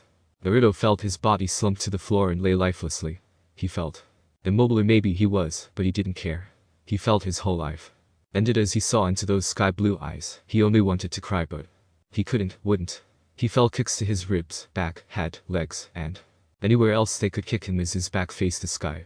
The darkness was creeping closer to him and he openly accepts it. So he closed his dull blue eyes as he heard someone calling out his name. But he couldn't fight the darkness any longer, so it swallowed him whole. Okay, I know this one is short, but forgive me. I have been busy lately and it seems to be taking me longer to write a chapter than usual. I hope it is okay still. P.S. Are you all surprised at who called out her name? No one guessed it was Kiba. Questions. 1. Poor Naru, do you think he'd recover from the pain? 2. Why did Shika pull Ino away? Thank you, reviewers. Ski Uzumaki alright. I agree with the misinterpreting this or assuming this are not what it is. I do that a lot. But you answers are good. Number 3 was really good. SHYGUY 1818, thank you. 1 up here, you are very close once again. Wow, you're getting good at this. Choji. He's in another place at the moment about the Hinata and Naruto thing. I will be getting more involved into it, but not at the moment. But I must tell you that it is getting close and things may turn for the worse or good, dunno. Soul Searcher 16 lol, the past will come, but at the moment I am just trying to put things together first. Thanks for the review. Paul Uzumaki haha, we'll just see if it is a happy ending. And thanks for answering the questions. Wow. I am glad that you guys are answering the questions. It makes me happy. Review and all that. Love. KIWI for ME. Tears and sadness. Naruto and Ino. Till death do us part. I thought of what we could be, should be, but isn't. By KIWI for ME. Thank you, reviewers. Ski Uzumaki, SHYGUY 1818, Soul Searcher 16, Paul Uzumaki. 1 Up Hero, and Ursler. Thank you all so much. Finally, the next chapter. Previously, the darkness was creeping closer to him, and he openly accepts it. So he closed his dull blue eyes as he heard someone calling out his name, but he couldn't fight the darkness any longer, so it swallowed him whole. Shikamaru was still holding onto Ino's small wrist firmly, yet not to the point that it hurts. He was walking, or dragging, her home after what he saw and knew that they need to talk. Ino, on the other hand, was still thinking about Naruto and the fight. What was Jin doing there? Why was Naruto so ashamed? What really is going on? She blinked a couple of times, feeling a small squeeze on her wrist too. Noticed Shikamaru glancing at her with a worried look. She smiled reassuringly and decided that her blonde friend would be fine. Tamari was walking out a store that she had gone to for an item she ordered, only to see something from the corner of her eyes. She almost screamed, but the sound of her heart breaking took her voice away. She saw the pineapple hat holding hands with the platinum blonde. She notices him looking at her and her smiling at him adoringly as they walked on. The sandy blonde dropped her item, and it hit the floor with a small thud. She stared at them a bit longer before they turned the corner. She slowly lifts her item off the ground and held it close to her as she turned to walk away. I knew, as she said softly as her eyes began to water. Shikamaru and Ino reached her house and headed inside, only to see her father on the couch asleep. My father's home, Ino said, a bit more surprised than confused. Shika headed to her room and she followed after locking the front door. She entered her room to see him in his famous thinking pose. She almost huffed at him, but decided otherwise. She sat beside him on her bed and looked out of her small window. She felt the bed shift slightly, so she turned to look at her friend, who was now staring at her. What's wrong, Shika? Ino asked worriedly. The fight, what happened? Shikamaru asked, but commanded. I got there after it was over, Ino explained as he stared intently at her. Why was Jin there? The pineapple hat asked as he sat straight. I dunno, Ino said honestly as she looked back toward the window with a soft sigh. I noticed, Shikamaru began as he looked toward the window, as well, they were hurt while Naruto wasn't. He then looked toward his friend again. I think they want to get him expelled. But why? Ino said, shocked written obviously across her face. Shikamaru looked away from her to the window once again. He closed his eyes and thought about what he would say next. Ino was impatient at the moment since she really needed to know why. She grabbed Shikamaru by his shoulders and shook him softly. Why, Shika? Is it because of me? Ino assumed as her eyes looked hopefully at her good friend. Shikamaru stared at her deep blue eyes for a minute before he gave off a deep sigh. Maybe, he stated, noting that her hands left his shoulders and her head hanging low. What should I do? She asked softly as her hands clasped one another on her lap. Shikamaru honestly had no idea what to say to her. He placed his hand on her shoulder and she fell into his shoulder. He Rubbed her arm soothingly as he fell back with her in tow. She was confused, no, sad. He could tell, and though he was a genius, he isn't a genius in everything. He stared at the ceiling, hoping that the texture of it would spell out the answer they both are looking for. They lay there for a while before Ino sat up slowly. Alaskan, the small determined voice entered his ears, causing him to sit up beside his blonde friend. Asked him what? He asked, interested. She turned to offer him a smile, but said no more. He on the other hand knows her more than he knows himself. The talk that she would have is going to be a break it or make it conversation, and he only hopes it ends well, for her sake. Shikino said again softly, why aren't you going after Tamari? Shikamaru was quiet for a while before he spoke. Because what? Ino shouted angry at her best friend. You have to go after her. You don't have to shout, Shikamaru mumbled angrily as his hands covered his ears. But Shikino began as her voice lowered. I know you love her. I do. Then why? Because you love her. I just don't know, Shikamaru admitted sadly as he placed his head onto his hand and his elbow balanced on his thigh. Shikino said softly as she hugged him comfortingly, go to her and explain everything. She then stopped and looked at him with a gleam in her eyes. Or I will, she ended with a grin which only means trouble. Shikamaru's smirk appeared across his lips, and he pushed her off him gently. No, I'll do it myself, he replied. If you do it, I might end up being a slave or something. He mumbled out the rest. You got it. Ino sat up laughing out loud. Ino? The door opened forcefully only to reveal her just awaking father. Sorry daddy, Ino apologized with Shikamaru bowing apologetically. It's okay, Noichi mumbled as he rubbed his eyes gently before it went wide. Are you excited for the date? Her father asked happily as he went to go hug his loving daughter. Yeah I am, Ino white-lied. Good, it'll be this weekend, okay? Her father asked, pecking her cheek. Ino nodded and he left, saying that he needed to head out. As they heard the front door close, Ino and Shikamaru looked at one another and sighed mutually. Naruto's eyes opened to see darkness before colors entered his vision. Everything was still blurry and he had to blink a few times before things began to come into focus. Naruto, he heard someone say. He turned his head slightly to the left to see a worried look on the person's face. He then turned back to his original position and stared aimlessly at the ceiling. His body hurts. He could feel the muscle tension tightening. He could feel the pain shooting up to his head with just that small movement he just did. And he felt his whole body unmoving like a solid rock. Dude, you look like a mess. The owner of the voice sat beside him. And he figured whose voice it was. Kiba, Naruto managed to say, though his voice came out husky as if it never was used. Do you remember what happened? He asked cautiously. The brunette really has no idea what to do. The bruised up eyes, swollen cheeks, bumps on his head, scratches on his arms and back, the deep scars on his cheek. Kiba felt the blame on himself for not getting to him sooner. I'm okay, the blonde's soft voice floated into the air, breaking Kiba out of his thoughts. But Kiba replied softly as well, the party is off, he decided to add, informing his wingman. How the hell was he going to throw a party without him? And besides, his best friend is wounded and depressed, so there's no way he was going through with it. He gave off a sigh and looked to the side of the walls where Naruto kept a picture of the two of them, arms over one another, grinning at the camera. I'm sorry, Kiba begun to say, not taking off his eyes from the picture. I should have gotten there sooner. Naruto didn't reply because his throat felt like it was closing up and breathing was harder to do. He shut his eyes closed and counted to 5 to open his eyes once more. How'd I end up here? He managed to whisper. After you blacked out, Kiba started. They were still pounding. You, me, Nichi, Gaara, and Lee had to jump on them to stop them. He smirked unknowingly. Then the securities came and busted us up, he finished with a scratch to his head. And Ino, Naruto whispered hoarsely with his eyes filled with tears. Already? Kiba grabbed a cup of water and offered it to Naruto, who shook his head. Kiba placed it back on the table and gave off a soft sigh.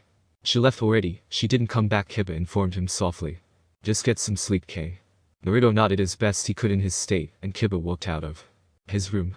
He let his tears fall from his eyes, hitting the pillow behind him. If Ino didn't return, then that means she really did regret meeting, talking, getting involved with him. He felt the pain well up in his heart and his chest heaving breathlessly. He wanted to scream, but his mouth wouldn't open. He wanted to fist his hands, but his muscles were in the way. So the only thing he could do is lay there, almost lifelessly, waiting for the pain to stop hurting. OMG. I'm making this too sad, but it'll be happy, I think. I am truly sorry for not updating soon. Been working and going to school, but I just hope I find time to even write. So I just want to say a big thanks to those who has been reading. I love you guys. Please accept my apologies. I truly am sorry and yes, I know is short. Questions. 1. Do I write too dark? Okay, this has nothing to do with the story. 2. What will happen to Naruto's love for Ino when he knows she never returned to see him? Thank you reviewers. Ski Uzumaki, wow, you did good. Thank you for always answering, I appreciate it. SHYGUY1818, oh. You're answering very good, maybe I should ask a harder question, lol. Thanks for reviewing. Soul Searcher 16, I am really sorry that I didn't update quicker, but Ino would find out sooner or later, I think. Paul Uzumaki, lol, aren't you tired yet? They're starting to piece the person who took the picture and stuff, but who knows. One up here, wow. I might need to make the questions harder because you all are getting them extremely close, even right and no. Prob about the Hinata thing. Ursula, wow, thanks for the compliment, I hope you continue. Rating. So thank again, and I am truly sorry once again. The next one I hope would be quicker. Love. KIWI4ME. Missing you. Naruto and Ino. Till death do us part. I was searching for you, but now I'm running from you. By KIWI4ME. Thank you reviewers. Ski Uzumaki, One Up Hero, Paul Uzumaki, and Tsukagana, I appreciate it. Now read on. Previously. So the only thing he could do is lay there, almost lifelessly waiting for the pain to stop hurting. It's been 3 days since the fight and she hasn't seen him since. She wonders if he was indeed expelled, or if he was avoiding her. She felt saddened by not seeing his cute blush, the genuine smile, the sparkle in his blue eyes. Ino, Tenten called out, your date is tonight, right? Ino nodded with a slight smile as her friend sat across from her at a small cafe. Tenten gave a worried smile as she placed a comforting hand on her arm. It'll be okay, Ino, we'll be there for you, she said with a smile, reminding her that they will always be there when she needs them. Ino smiled warmly at her and gave off a small laugh. Excuse me, miss, the waiter interrupted them. Ino and Tenten looked up to see white hair and piercing purple eyes. Ino noticed that his eyes were focused onto her blue ones, so she spoke. Yes, she said softly, and the waiter smiled at her, a bit relieved. This is for you, he said, handing her a card and a red rose. Ino took it and stared at the card before facing the waiter again. Thank you, she replied and smiled warmly at the waiter, who grinned at her and left. Ino looked at Tenten, who was staring at the item that was just given to her. A rose and a card. What does the card say, Ino? The bun-haired woman asked. The blue-eyed female opened the card hesitantly and read the front. To the one who has my heart, Ino said softly as Tenten brought her chair around to sit closer to her friend. I give you a rose to show you my undying devotion, love, and attention, Ino read as she opened up the card. My love is yours too. Keep, and my heart is yours to have, Ino continued. The rose I gave you is as red as my blood, as red as my fire. I will give up my life and soul just for you, my love. I would do anything just to keep you here with me, though you never seen me. Let me prove to you that I am the best and that my heart beats only for you. But if I can't have you, I can't bear to have anyone else hold you. So when I bleed, so will they. Love. Your faithful love. Ino finished and stared at Tenten, who stared at her as well. They broke eye contact and neither one said anything for a moment. What was the meaning of the letter? Was this person in the premises? Excuse me, miss, the waiter returns. Is there something wrong? Oh no, Ino said, giving off a nervous laugh. He only smiled at her, watching her calmly. If you don't mind, may I ask your name? The white-haired male asked. Ino hesitated for a moment, looking over at Tenten, who was staring suspiciously at the male. Yamanaka Ino, she finally said shortly. I believe it is only fair that I know yours as well, Ino finished with a soft smile. Mizuki Oji, it's a pleasure to meet you, he replied with a light bow, while she nodded as an agreement. I must head back to work, but if you don't mind, I'd like to continue with our conversation. He smiled at her and she felt her stomach flip. Oh no, she thought to herself. The feeling is developing and she shouldn't push forward with this. I'm sorry, but we are leaving, Tenten said as she stood up sharply, pulling Ino along without a fuse. When they were a few blocks away, Tenten finally let Ino's wrist go and looked over at her. You okay? She asked, mildly concerned. Ino nodded and felt bad for just leaving the guy without an answer, but maybe this was best. Oh, shoot. Tenten cried out, stopping in her tracks. What's wrong? Ino asked, concerned. We forgot the letter, Tenten mumbled sadly. Naruto is finally feeling better. The bruise is fading, the cuts and scratches are closing up, and the scars are healing faster. His body looked better, but he felt miserable. He wanted to leave the house, but the fear of running into Ino scares him to death. He doesn't want to see the regret, the hurt, the get away from me look in her eyes of skies. His head snapped up when he heard the door opening. Kiba was walking in with the girl clinging to his back. Kiba glanced to see Naruto sitting on the couch staring at him, amused. I see you're better, Kiba said, a bit annoyed knowing what the blonde wants to say. I'm heading out later with the guys. Come with us, he stated, more of a command. Kiba-kun, what about me?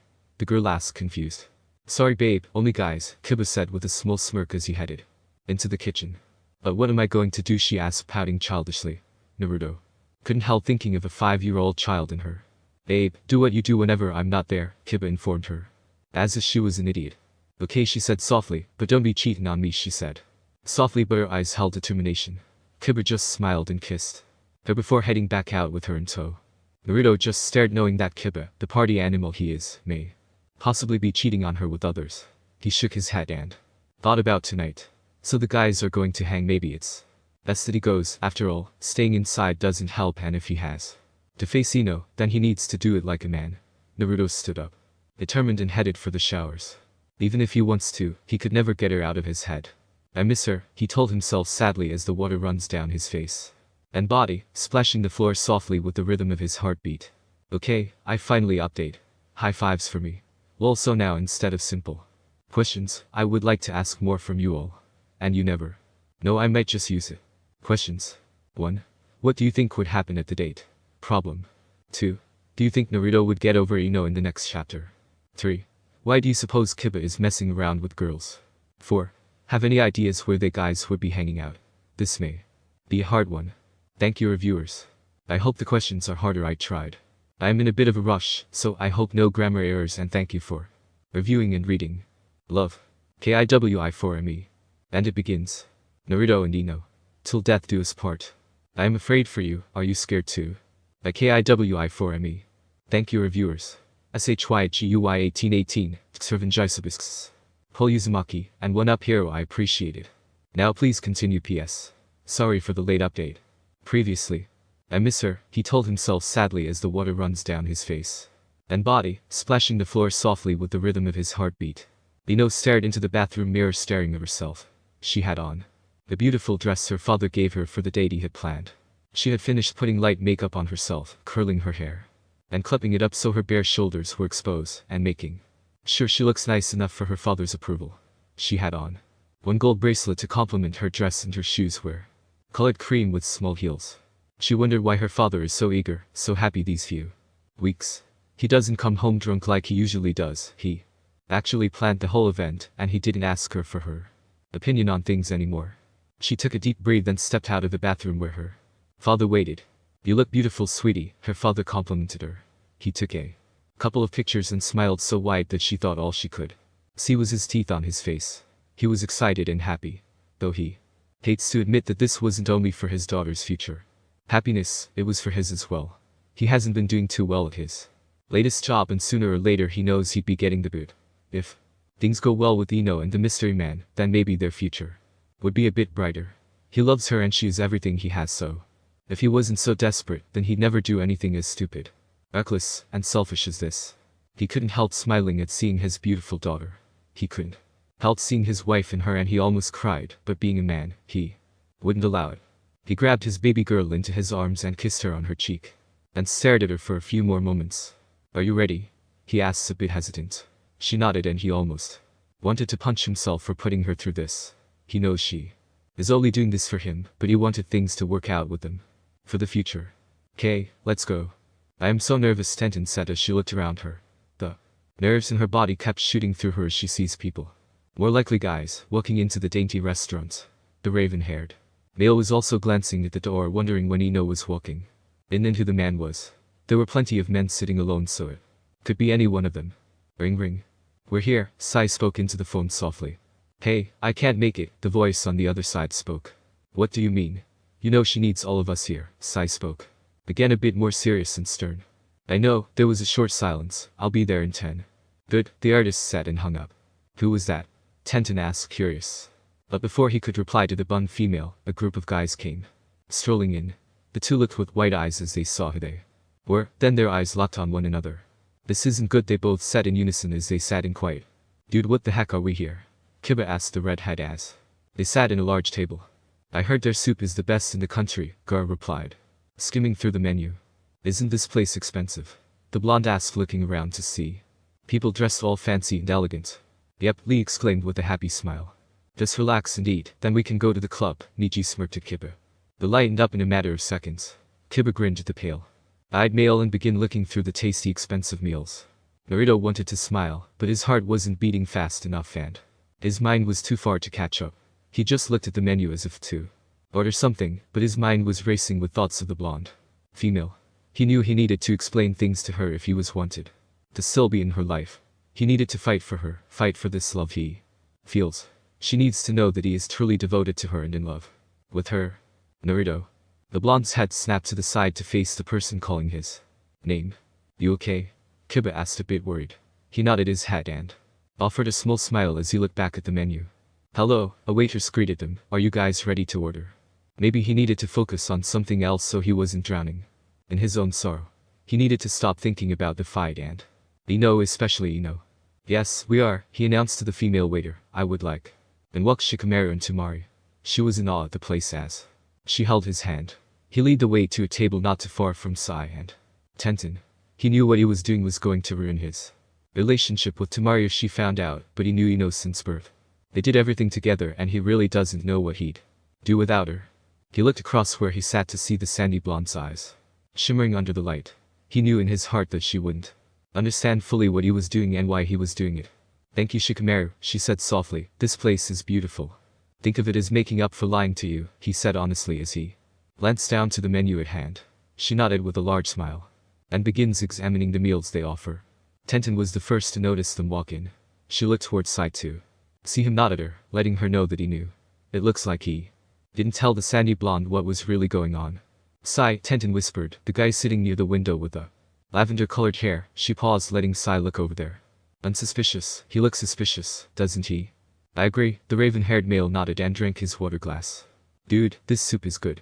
Kiba announced out, grinning madly. I think I want more. Stop, Kiba, get a hold of yourself, Lee said, trying to calm the overexcited Kiba.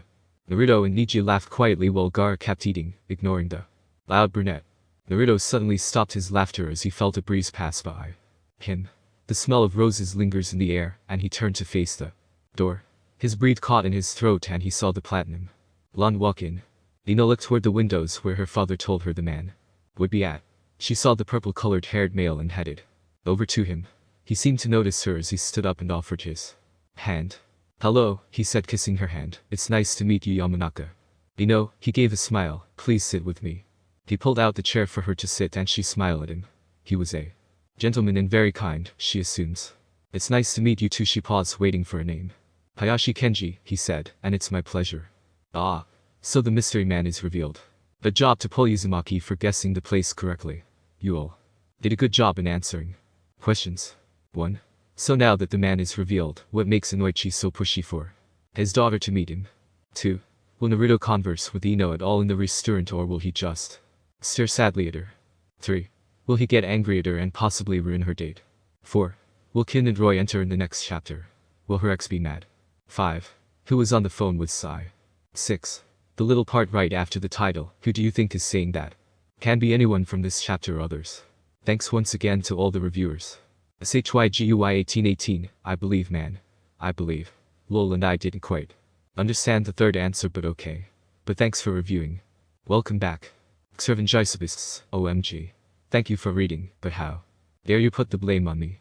Lol, I'm sorry I'm taking your time away, but I'm glad you like it. Paul Uzumaki, you were great in answering. And I enjoyed your answers, especially the one on Kiba. Lol, it could be true, wink. Wink. One up, hero, I loved your answers. They made me laugh in a good way. Of course. Interesting answers. I hope this one gives you a challenge. Love. KIWI4ME. The date. Naruto and Ino. Till death do us part. As I watch you far away, my heart feels like it is dying slowly. By KIWI4ME. Now read on, please. Thank you, reviewers. Xervangisabists, Ski Uzumaki Namikaze, Paul Uzumaki, and One Up Hero, I appreciate it. Much. Love. Previously. It's nice to meet you too. She pauses and waited for a name. Hayashi Kenji, he said, and it's my pleasure. Tenten and Sai watched Ino and the lavender-haired male interact. She seems to be easing into his conversation and it doesn't seem like he'd do anything to hurt her, but they can never be sure. What do you think? Tenten asked after taking a bite of her meal. She seems to be enjoying his character, but we may never know what his intentions are, Sai explained while Tenten nodded her head. An understanding. All they could do now is wait. I know that Shikamaru, the sandy blonde said, but I still can't help but think of it. Tamari, Shikamaru was getting tired of going through this every time. I love her and I care about her, but the two of you are in different sections. I know, but you always put her above me and I just. Once she started to blabber, but it wasn't her intention to, just. Put me first sometimes too. Tamari, he sighed out heavily. He looked away from his meal too. See sadness and hurt cross the seafoam eyes of his girlfriend. This is going to be a long troublesome night, he thought to himself, as he ignored the stare of the female who he's with. Naruto just watched her with the man. She looked so happy and so free. His lips fell into a pout as he felt as if she was his. All those times he put his heart on the line for her, she goes and find another guy. He couldn't help his hands clumping into fists. He is angry for feeling depressed and sad about them when there was never an us to begin with. He was angry with her, angry because it doesn't seem like she even thought more of them. The fact that she never visits him or wonders how he was. He even pictured himself walking up to her and speak his mind to her. He wanted to just go up to her and say exactly what he felt. How she could just string him along and pull the string every time she was near, every time she looks at him, and every time she smiles. That beautiful smile. How could she use him as a comfort, as a pawn for her needs? He wasn't going to be something like a joke to her. Even if she is the most beautiful being on the entire world. But she didn't really do that to me, he thought to himself as he glared at himself invisibly. He then felt miserable all over again. Of course she cares, right? It was his fault for getting into fights and his fault for avoiding her for 3 days. He couldn't help feeling the need to hate himself. If he never avoided her, she probably wouldn't be going on dates. Maybe she would be dating him instead. But now he'd never know because he was being so stupid. Dude, stop watching her, Kiba said as he pointed the spoon at her direction. I can't, he said as he continued observing the platinum blonde. Is she on a date? Lee asks, a bit confused. Maybe, Gar stated, but her friends are here too. What? Naruto and Kiba asked in unison. Noticed them when we walked in, Nichi stated as he grabbed his napkin. Dang, we are losing it here, bud, Kiba stated, pouting slightly. But why are they all here? Naruto asked, not once leaving his gaze on her. No coincidence, Lee said, spooning up his soup. Ino was enjoying herself. He seemed to be very nice and polite. His parents own a high-end company as well as other ones, and he is heir to it all when his father steps down. So Ino knows he has money and fortune. I'm surprised you were the one to ask my father for a date, Ino said, a bit giggly as her eyes sparkled with curiosity. Well, I've seen you around and I knew your father, he said, sheepishly with a grin. Oh, but how did you meet my father? She asks, now curiosity at its peak. He works for one of the small companies my father ran, he stated. I was visiting one of them and I saw you there, he said with a smile, after seeing how beautiful you are and how kind you were to everyone. I had to meet you, he finished, smiling at Ino, who blushed cutely for him. Flashback. Daddy? The blonde-haired female called out with a wave toward the older male version. Sweetie. The man grinned at her. I brought you lunch, she smiled sweetly at him and handed her father a bag. Aw, thanks, sweetheart. He bent down and kissed his daughter on the cheek as he reached for the bag. Aw, dear Ino, what about me? A man with little hair and round built asked, feigning hurt. Oh, I'm sorry, Ino apologized. If you want, I could run to the store for you. No, I was just joking, little one, he said, laughing. You have such a beautiful daughter, Noichi, a sweet one too. I know it. Noichi laughed out with the man in tow as they placed their arms on one another's shoulder. Ino just watched and couldn't help the smile appearing on her face. Her father was happy, and that makes her even happier inside. Then flashback. Looking back to it now, she couldn't help but feel a bit saddened. After that man passed away, her father has been drinking more, just like when her mother left them. She knows he'd get over it just like before, but she doesn't know how long it would take this time. Yet he hasn't been drinking lately. Is it because he was too happy for her to drink? Ino? Kenji called out. Yes? She asked in return. Are you okay? You looked a bit spacey, he remarked. Am I boring you? He asked with a small smirk. No, I was just thinking, she said, laughing genuinely. About what? A voice broke through the platinum blonde's trail of thought. She looked up toward the side to see Roy and Kin. Kin, she announced and stood up excitedly. She embraced her and looked toward Roy and smiled at him. Kenji, Ino said, not seated yet as she looked toward the man. This is my good friend Kin and her date, Roy. Ino was so excited that she didn't notice the hurt and pain in Roy's eyes when she said her date. He expected her to say that he was a friend, not someone's date. It's nice to meet the two of you, Kenji stated and offered his hand for the two to shake. They accepted it. Roy gave a look toward Kenji as he did as well. Why don't you two join us? Ino asked with a smile. It depends on your day, Kin stated as she and Roy looked toward the lavender-haired man. It'll be my pleasure, he said and called on the waiter who pulled another table to make it larger. Kin and Roy took their seats. Roy and Ino on one side, Kin and Kenji on the other. Now the plan begins, but unfortunately not everyone is in on it. Especially a golden blonde male who's secluding himself into a shell. More and more as his eyes bore into her skin unnoticed. Wow. Now I must add that Xervangisibus took that thought of yours and added it here, but not really intentionally making poor Naruto do so. I believe he is too confused. But yes, the plan is starting to begin, lots of characters scrunched up. And here is a confusing. Okay, to answer the last chapter's questions number 5, Kin and 6. Tenten. I was thinking of her when I wrote it, no one guessed her. But that's okay. Because all the guesses are good too. To tell you all the truth, everyone did a pretty good job, so be happy. Questions. 1. Will Tamari find out what is going on? Why Shikamaru brought her there? 2. Will it be awkward with KNJI Mystery Man and Ino? Or will it be a breeze? 3. Do you think there will be any interruptions? Just for myself. 4. Is my chapters really that short?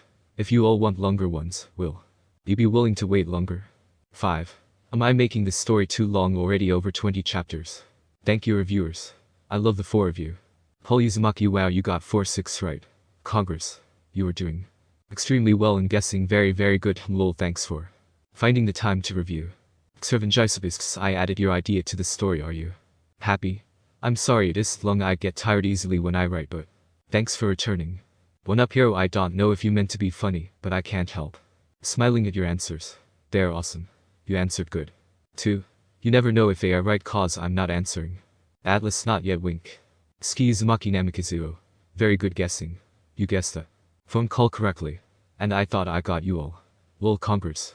Thanks for reviewing. P.S. Why the name change? The next chapter would be a continuation of the date. Let's just hope it goes smoothly. Love. KIWI for me. Tension. Naruto and Ino. Till death do us part. You are my one and only if you can see. A KIWI for me. Thanks to Ski Uzumaki Namikaze, Dithravener Sengen. 1 up hero, Tsukugane, and SHYGUY 1818. Now finally, an update. Previously. It'll be my pleasure, he said and called on the waiter who pulled another table to make it larger. Kin and Roy took their seats. Roy and Ino on one side, Kin and Kenji on the other. Shikamaru glanced to the side, noting that Kin had arrived with Roy. He felt the pit of his stomach turn and twist as he saw the navy-haired male sitting beside his best friend. He forced himself to turn back and eat his meal, otherwise his date would have figured it out. So he just ate in silence and glanced around him quickly to make sure the others were aware. Tamari couldn't help glancing up to watch the male in front of her. He was something different, young but mature, not perfect, but all the more handsome. It was strange, especially for her to have such strong feelings for him. Though they've dated for a long time, she still can't seem to be able to surpass the other. The girl he holds so high on a pedestal while she sits on a chair, the other blonde who captured his heart from the day he was born while she holds it in a net, the female with the looks and smile while she has her doubts and despair. She just can't let him go, just let this thing between them go. She loves him and only wished that he would hold his gaze on her longer than a few minutes. Hope that he stops looking at the other and for once, care enough to smile for her. Tenten watched carefully as she sipped her coffee. She could feel the tense atmosphere around her and sigh, not due to either one of them, but more of not knowing what is to come. The feeling that something bad would happen to her sister didn't sit well with her. She loves the petite blonde. She just can't imagine anything bad happening to her. Finding out that Roy guy used her innocent sister makes her want to rip him apart, though it isn't her style. She took another sip of her coffee, just praying for safety for Ino. Sai sneaked quick glances at Ino. She looked even more comfortable now that Kin had arrived. It's a good thing, but was she still aware that someone was after her? Maybe wanting to hurt her? The raven-haired male glanced at the woman in front of him. He could tell she was scared for the blonde's sake. Though she was trying to hide her fear, it was too obvious coming from where he was in front of her. He then tilted his head a little to see Shikamaru, avoiding glares at the male sitting beside Ino. Sai then glanced once more at his blonde friend to see his smile.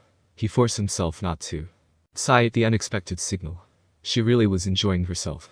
Maybe a little too much. Naruto saw the man with navy hair and recognized him as the driver. They dropped him in Kibarov. He noticed how he sat close to the platinum blonde without her hesitating a move from him. the blonde male forced himself to turn away and face his friends who'd been calling him. Isn't that the guy who dropped us off? Kiba asked him. Yeah it is, he answered taking a bite of his meal. I think we should head out, Niji said, noticing the hurt in the blonde's voice. Yeah, I need a drink, Gar announced, causing a snicker from Kiba. Remember that day? Kin asked, leaning diagonally toward Ino. Since Roy was sitting across from her. Though this wasn't exactly how she wanted the seating to take place, it was still fine. She could mess with the man beside her, and she'd be able to see the signs. With Roy's feelings, she knew when she arrived, it was the perfect timing, but she still should have gotten there earlier. The fact that Roy said he needed to get something before they headed to where she wanted to go really made her suspicious. Could he be speaking to this man and plant something without her knowledge? She knows something about tonight didn't sit right with her, but maybe she was just too confused about the whole situation. She knew Sai, Tenten, Shikamaru, and Tamari was here, but she didn't expect a blonde hair blue-eye male there as well, especially with his party posse. But she wasn't able to think further with Ino answering her question. Yay, I thought you were trying to beat me up. The platinum blonde laughed good-naturedly. Ino was definitely enjoying herself. Kin was there and she felt more at ease and more comfortable. She could see the smiles on her companies and it made her smile wider. She always enjoys company whether it is 1 or 50 people, she never minded it. She was about to speak once more when a blonde caught her eye. Naruto, she called out as the man stopped and turned. Hi, Naruto said as he saw the porcelain face of his love. I didn't know you were here. Ino exclaimed brightly as she ran up to him. Her smile just melted him and he wasn't angry at her, himself, or anything anymore. He smiled back softly while they gazed at one another. You look better, she said as she reached her hand to cup his cheek, still a small scar. A little go away, Naruto managed to say with a beet-red face. I miss her touch, he told himself as he eased into her hand. I hope so, she said softly with a sad look. Are you guys leaving? She asked, looking ahead of him to see his friends. Naruto was unsure. He wanted to stay with her but they must be busy, don't force them to stay, Kin called out. Calmly, not ready to make a ruckus. I'm not making them, Ino replied, pouting shyly as her hand left his cheek. Oh? Kin mocked as an eyebrow arched upward. Kin. Ino whined cutely as she turned back to Naruto. I hope I see you again. Naruto wasn't able to say anything but that. He felt stupid but all his mind was saying was to leave now, but his heart said stay. Let's go, Naruto, Kiba called from behind. Lots of girls awaits. Naruto's sweat dropped and walked away, head hung low as he dragged his feet. Why did Kiba gotta embarrass him? He gave off a deep sigh and turned to see Ino waving goodbye. Though it was a simple innocent wave and smile, he felt so much better inside. She does care, he told himself with a smile upon his face. That was the boy I dropped off, right? Roy asked as Ino sat back down. She nodded. I haven't seen him in a while. Did you miss him? Roy asked, a bit hesitant for an answer. Ino looked at him and smiled. Of course, I miss everyone I haven't seen, she replied, satisfied as she took a bite of her salad. Roy's lips curved into a smile, knowing the message behind what she said. Then she missed me when I left, he told himself as he turned to give Kin a warm smile. Kenji spoke up. Kin told me that you have a secret admirer. Yay, Ino nodded as she glanced over at Kin, who smiled approvingly. Well, I wouldn't be surprised, Kenji said calmly. A beautiful woman like yourself should have plenty of them. Ino blushed happily as she smiled at him. She could fall in love with him, she could give her heart to him, but he could do many things to her. He could hurt her, he could lie to her, and he could use her. She can't bear to have that feeling again. Many guys she had gone out with, she got attached to one way or another. Her heart falls too easily and breaks just as fast. She took an intake of air softly and looked at the man in front of her. Maybe he could be the one, she thought as he smiled at her, and she returned the gesture. Maybe. Tenten couldn't help but stare at what was going on. Ino looked so happy, so pure, and so innocent that it startled her a little. She looked in front of her to see Sai, not quite comprehending what was happening. She kept the laugh within herself, not ruining the moment. Maybe that man is okay and not the person, because if he was, he is. Now notice, right? Sai, Tenten breathed out softly. I do not think he is the guy. She finished, looking over there once more. And why do you say that? Sai asked as he faced her. Because, if he was the one, he is noticed now, so Tenten tried to explain as she looked at him. I see. He looked over at the blonde to see the happy face as well as everyone who seemed to be enjoying themselves. He looked over at the genius to see his eyes looking at him as if to say something. What it was he couldn't comprehend, but he knew it was to keep quiet about something. Shikamaru felt like what he was doing may just end his life. The way Her eyes shine and the way her smile finished her with a glow made it hard for him to focus. He forced himself not to sigh deeply at this whole event. Why does everything have to happen to the Yamanaka female, his best friend? So hard he tries to help her, to protect her. But it seems life has a way of tearing her apart each time. Now, looking at the sandy blonde before him, he doesn't like changes and hates choosing. Tamari had been with him for a while now and he still couldn't believe that she stayed with him all these times. He wonders if she was too good for him, or if he was good enough for her. He doesn't know what to do, and though he has a genius brain, he just wished time would stay still and never change. Are you okay, Shikamaru? Tamari asked, concern laced within her voice. He caught her eyes and he nodded, forcing a smile. I don't know if I could live without you, he told himself as he continues to finish up his meal. You know, Roy said, catching her attention, you look amazing tonight. Thank you, Roy, she said with a soft blush upon her cheeks. She gave him a smile and he returned it. They looked at one another for a moment before Ino turned to speak once more to Kenji, who had asked her a question within that moment. Roy looked on briefly, before turning to face Kin, who faced him at the same moment. He winked at her and she smirked back. I don't know if I could live without you, he told himself and took a bite of his meal. Kin watched Roy and Ino interacting with one another. She still didn't understand everything. If Roy was actually using Ino, then why does he act so kind and wanting? Could he have changed, or is he faking? She wasn't sure of anything herself, but when she spotted the way the two looked at one another, she couldn't help but sense something important between them. Maybe they never really had a goodbye. Maybe their feelings for one another are still the same. But whatever it was, she knew that it had to be deeper. Wow, you want to pursue in dancing? Kenji had asked for clarity as he sipped his glass of iced tea. Yeah, Ino nodded. I enjoy movements and being on stage. And she really is wonderful at doing it, Roy had added to receive a sheepish smile from Ino. Really? She asked softly as she faced the navy-haired male. Of course, Roy replied, smoother as his smirk turned into a smile. Ino couldn't help herself. Her mind is telling her that it's wrong to take all the compliments from him, but another part wants it badly. Because she missed it. Her mind felt like there were two people or more debating on everything and anyone. Ino, would you accompany me into the restroom? Kin had asked. As she got up with her bag, Ino looked toward her and nodded her head.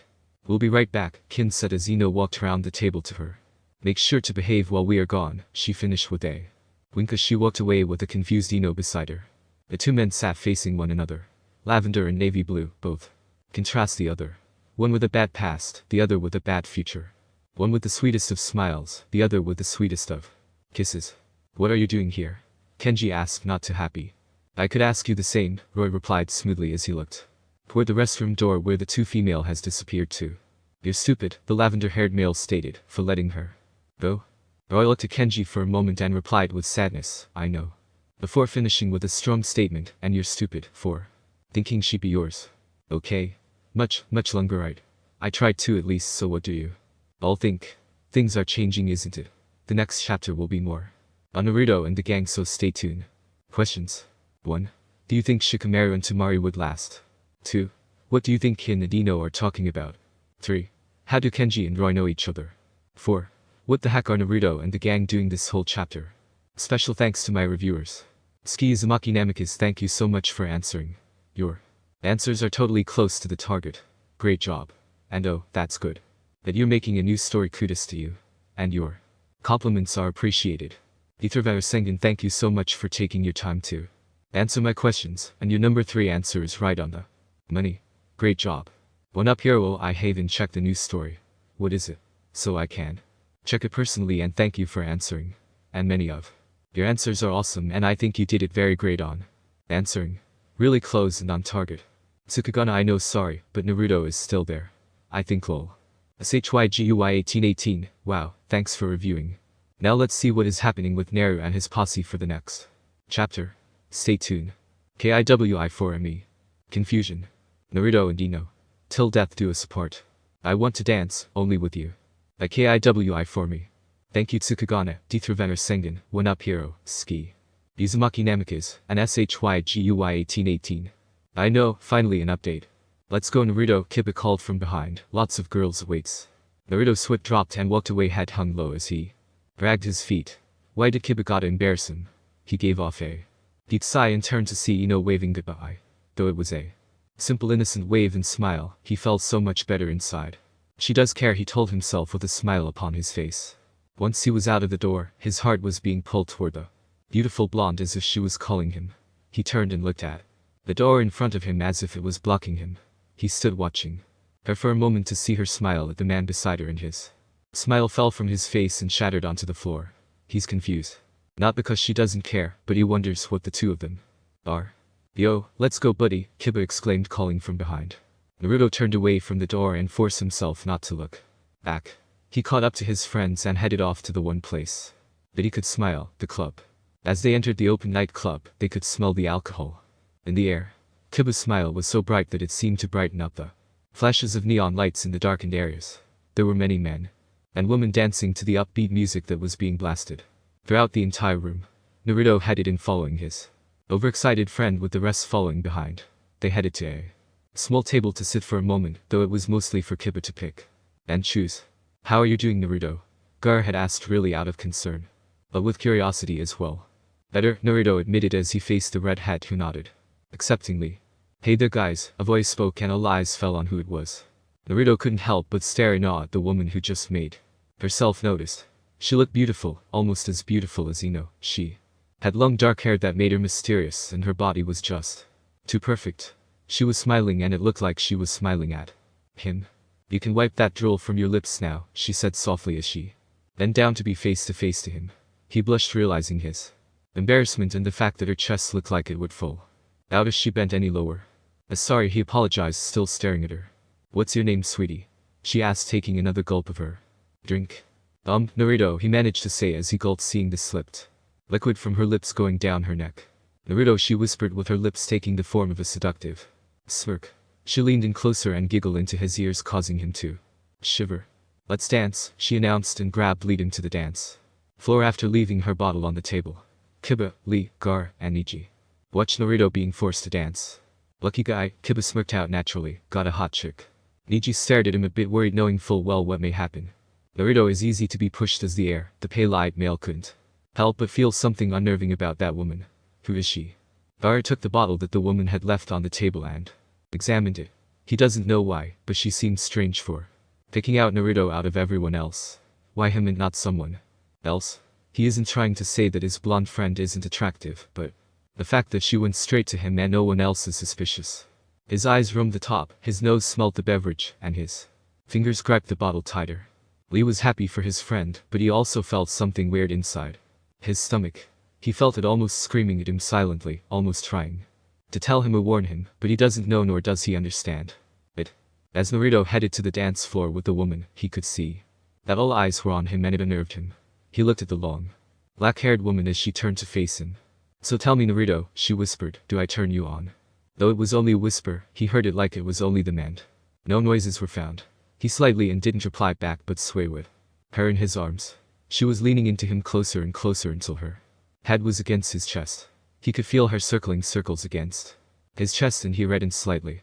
Naruto-kun, why are you so cute? She whispered again as her hand moved to his back and rubbed it soothingly. You think I'm cute?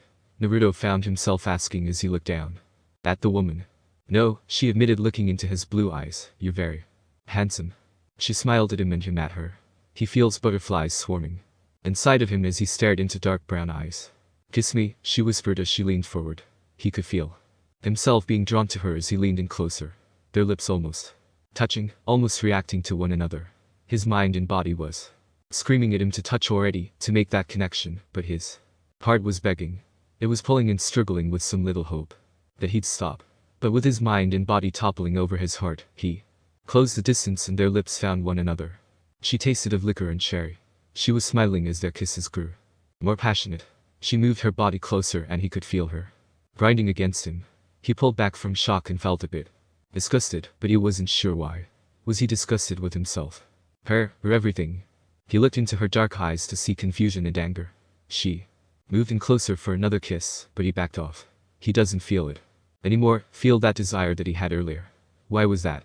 He didn't know, and so he stared back confused. The next thing he knew, or felt, was pain rushing through his cheek and her walking away. She stopped off angrily at the fact that he rejected her advances. Rejected her. Naruto stood shocked for a moment, realizing that he had just been slapped. He could hear the music, hear the people, and hear the laughter. He backed up and headed straight to where he knew his friends were occupying. What happened to the girl? Kiba had asked, looking around behind his blonde friend. Are you okay? Lee had asked as he returned to his seat after dancing with the female. She slapped me, Naruto admitted as he slumped into his chair. He looked around to see Lee and Kiba only there. He faced Kiba and raised an eyebrow. They're at the dance floor, Kiba said, pointing behind himself. Lucky huh? About you? Why are you there too? Naruto had to ask as he held onto his pain cheek. I promise, he sighed out, taking another drink, trying to drink. Us too, he finished as he held up his drink. Naruto and Lee stared at him, then one another, then at him once again. Kiba being sober and keeping a secret is too strange. Stop looking at me, will ya? He screamed through the music, glaring heat toward them. That's weird, Naruto admitted honestly as he leaned back. Yeah, Kiba. I'll back you up. Lee screamed happily with a fist held high in the air. Kiba snickered at this and Naruto just smiled. I'm going to head out, the blonde announced as he stood up. Now? Lee had asked along with Kiba. Yeah, I'll head back first, don't stay out too long, he said, and bid them farewell. He needed to clear his head, to relax his mind, and to sleep. Sleep sounds good, he told himself as he walked out of the building toward his adobe. Kin said once they entered the bathroom and locked it. What is up with you and Roy? Amino begun, not quite sure where to start. Well, he looks the same. Kin stated a little stricter. Are you still in love with him? The blonde beauty hesitated, trying to go through her mind and her heart to find the answer. She was confused and unsure of her feelings with anyone but her friends at the moment. She looked at Kin to see that she wasn't going to go easy on her, so she said the only thing that she felt at that moment, I love him. Kin just nodded as she watched Ino. She could tell that Ino wasn't too sure about what she had just said, but the truth was definitely there. She didn't know if she should be happy for Ino or angry at her. She gave off a sigh and headed to the mirror to look at herself. What about Kenji? She continued as she fixed her hair. You liking him? Yeah, Ino said, a bit relieved. He seems to be a sweet guy, she added. But he's too sweet. Kin made a face that told Ino weird alert as she continues, a bit sickeningly sweet. But that's okay, Ino assured her friend as she gave herself a look in the mirror. Kin said, facing her friend, I think you should take it nice and slow. Besides, she waited for the blonde to look at her. What about that one guy, Naruto? Ino gave Kin a look that said what? Until it fell into a no. What about Naruto? Ino asked, a bit confused on why she would bring the blonde up. You like him, right? Kin asked. Oh yeah, Ino admitted, staring at her friend. So Kin started off with a smirk that told Ino that nothing was good. Ino glared at the older woman. What in the world is going on in that brain of yours? Nothing you'd appreciate, she replied with a larger smirk as she turned back to the mirror. I'm scared, and Ino meant it too. She still remembered when she asked what the woman was thinking, and it gave her nightmares for 3 days straight. Ino fixed her clothes and hair as Kin did the same. Let's head back, shall we? She asked as she headed to the door. Already? Ino nodded and headed out the door, back to their tables. She's too much for you, isn't she? Kenji smirked into his glass as he drank. I can handle her, Roy replied as he watched the man's moves. I'm sure you can, Kenji said mockingly, just like you handled Ino. Shut up, Roy seethed out angrily. Stop bringing the past up. But it's so fun, Kenji smiled as he waited for a reply from the male opposite of him. You're a stupid piece of. Roy stopped himself as he noticed the two ladies heading to the table. He got up and held open the chair for his date as Kenji copied to do the same with Ino. Though Roy would have loved to pull the chair out for the blonde, he felt obligated to pull his dates instead. What were you two talking about while we were out? Kin asked, curiously looking at the males. Nothing too important, just the past, Kenji had replied, giving a smile to Kin. And you too? He asked, facing the blonde. That's stuff, Ino replied, giving a shy smile to him. Oh really? He asked with an eyebrow arched. Kin, may I ask a question from you? Roy asked across the table.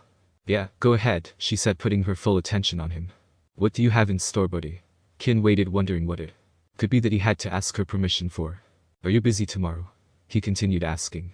I don't think so, she replied with a curious look. Would you mind if I take you to the beach? He had asked with a soft smile that told Kin that nothing perverted was in question. I suppose, she answered with a smile that Ino found very rare. She was really smiling. The blonde couldn't help but feel envious and sad at that moment. Why was this Roy so different from the old one? Why couldn't he treat her nice and special like he is now? Should we get going? She asked, hoping that her feelings weren't showing. Yes, let's go, Kenji said as he got up to pull her chair for her. She thanked him and was about to begin walking along with Kin and Roy when he stopped her. Ino, can I talk to you for a moment? The navy blue-haired male had asked. I'm okay, she decided as she followed him through the backwood. His hand on hers. Naruto continued down the dim streets trying to clear his mind. He felt nauseous and buzzed, but he didn't drink tonight, at least he didn't remember doing anything. He kept walking as he held his head slightly from the pain. His eyes were becoming fuzzy, which confused him. What the hell happened? He asked himself, confused with his body. The next thing he remembered was feeling something hard against his back and then being dragged somewhere. He couldn't see who it was or how many, but he felt like he was drugged. He screamed inside, wondering how it happened, but before he could continue, he felt a sharp pain against his arms. He didn't know if he screamed or not, but damn did it hurt. He could hear voices and screams, but he could place the voice with a face or name. He forced himself to keep his eyes open, though everything he saw was blurred. He felt two hands touching his pants and grabbing his money. He was thankful that he didn't bring his wallet and only cash. And within a few seconds he heard footsteps running off, and then it was quiet. He was helpless, he knew that much. Everything was becoming dark, and as a few raindrops hit his face and slid off his jawlines, he saw her. The beautiful goddess that he wished to have in his life. He smiled at the thought and closed his eyes as he breathed out her name, Ino. Please Ino, the navy-haired male whispered softly against her ear. I can't, she stuttered back, feeling the old emotions riling up against her will. Why, he barely whispered as he traced his fingers down her left arm. Ino hated this. She hated how she couldn't fight her feelings. She hated how her body would go against her judgments and will. She hated how she wished for this moment. She hated how she could never hate this man or any that didn't respect her. She hated how she could fall for these types of men. She hated the fact that he knows what he is doing. She hated how much she wanted to just kiss him on the lips. She hated everything that they became. She hated how much she still cares. Please don't do this to me, she whispers back, holding in the tears. I can't take it, I just can't.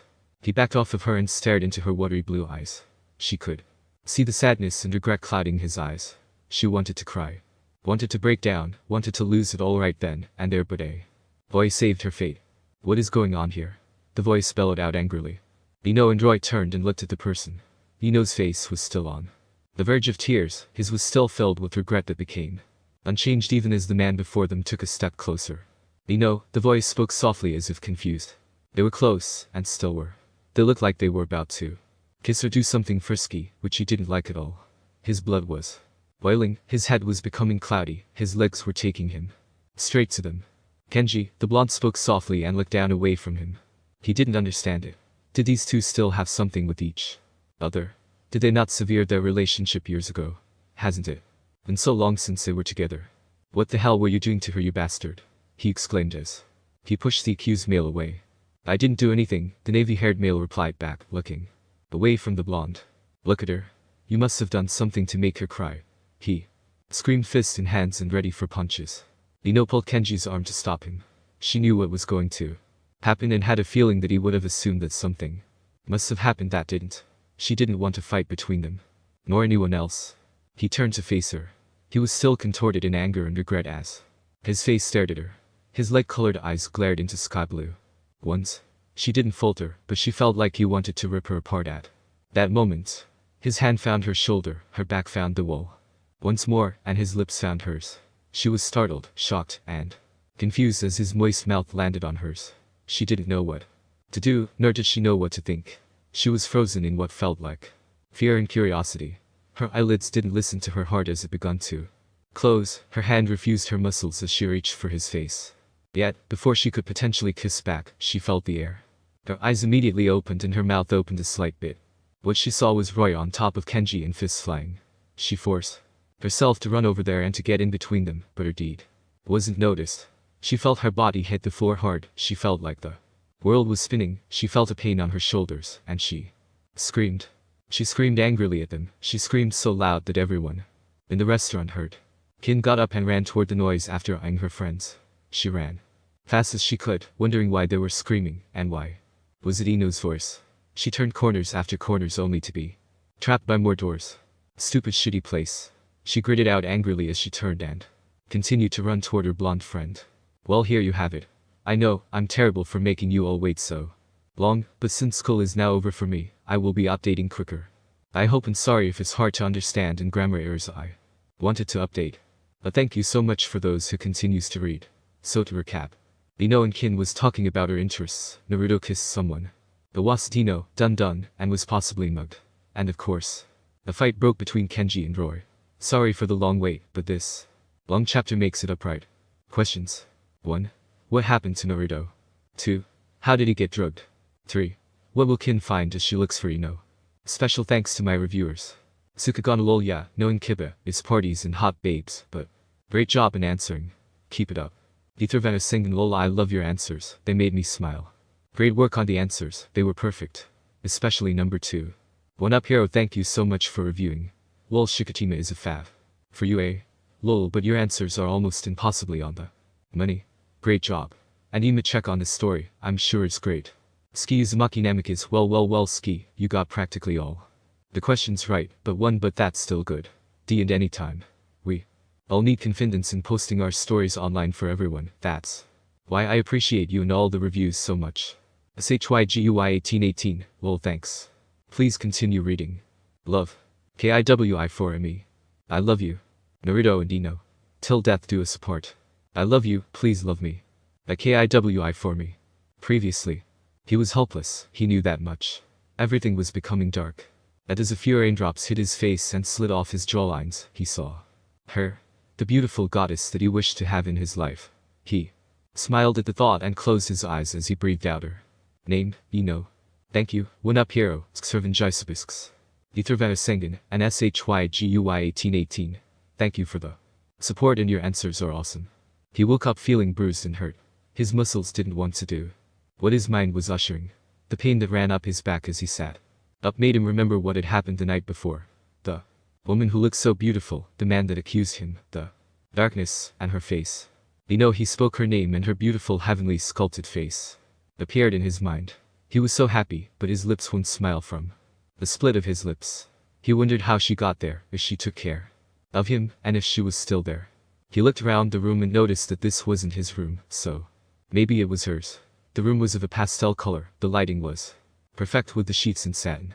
He tried to turn his head to the sides slowly so no pressure was put upon his body. To his left, he saw pictures and paintings that he supposed was hers. There was one in particular, one with bright orange and yellow that reminded him of a painting he had drawn once. His mouth opened slightly at the painting, but he thought of nothing further. He turned his head slightly to the right to see portraits and designs. He smiled a little, though reassuring. He remembered someone who had similar walls and colors. Naruto-kun, the soft voice spoke, and the blonde's eyes grew wide. The day at the restaurant was finally behind her as she walked out of the shower in the morning. Her hair was wrapped in a towel and her clothes were a little bigger than her original size, but she felt comfortable. She went to the living room and gave off a deep sigh as she was heading to the couch. She lay down and thought about what had happened. Flashback. The blonde beauty was screaming and trying to rip the two apart, but she wasn't as strong. It seemed like they both had a rigid grip on one another like snakes would do to their prey. She screamed and yelled, "Stop it," millions of times, but neither realized it. She threw some things she found on the floor at the two, but neither one stopped for even a second. She didn't know what to do. She felt immensely useless as she stood as a bystander watching the fight that she probably caused. She fell down to her knees and sat there covering her eyes. She didn't want to watch, but she couldn't move either. She forced herself not to cry, not to remember her past, not to think at all. She didn't want to remember that she saw her father bruised and beaten. She didn't want to relive the moments that an old friend hurt her. She didn't want to reminisce on her past at all. Roy was so pissed that he couldn't understand a word that she was saying. He was so angry that he couldn't stop his fists from getting into contact with that bastard's face. He hated him so much. Hated what he had done and hated every inch in him. He knew what he did. That could cause for some drastic problems, but at this point, he didn't care. He didn't care if he was kicked out of his new home, if he was forced to live on the streets, if he was made to become a homeless. But there was one thing that he did care about, and as he looked toward Ino did he realize what he had done. Kenji was beyond angry. He remembered kissing Ino, then within a split second a fist was flying at him. He couldn't believe it. He threw his own fists at the navy-haired male. He wasn't going to sit out and let himself get hurt, especially in front of a woman. He needed to show that he is a man, that he is strong enough to take care of her. Roy was going to pay. He will force him into the streets again. His parents were kind enough to give him a home, but this was unnecessary. He knew that Roy had a thing with Ino, but that was so Long ago.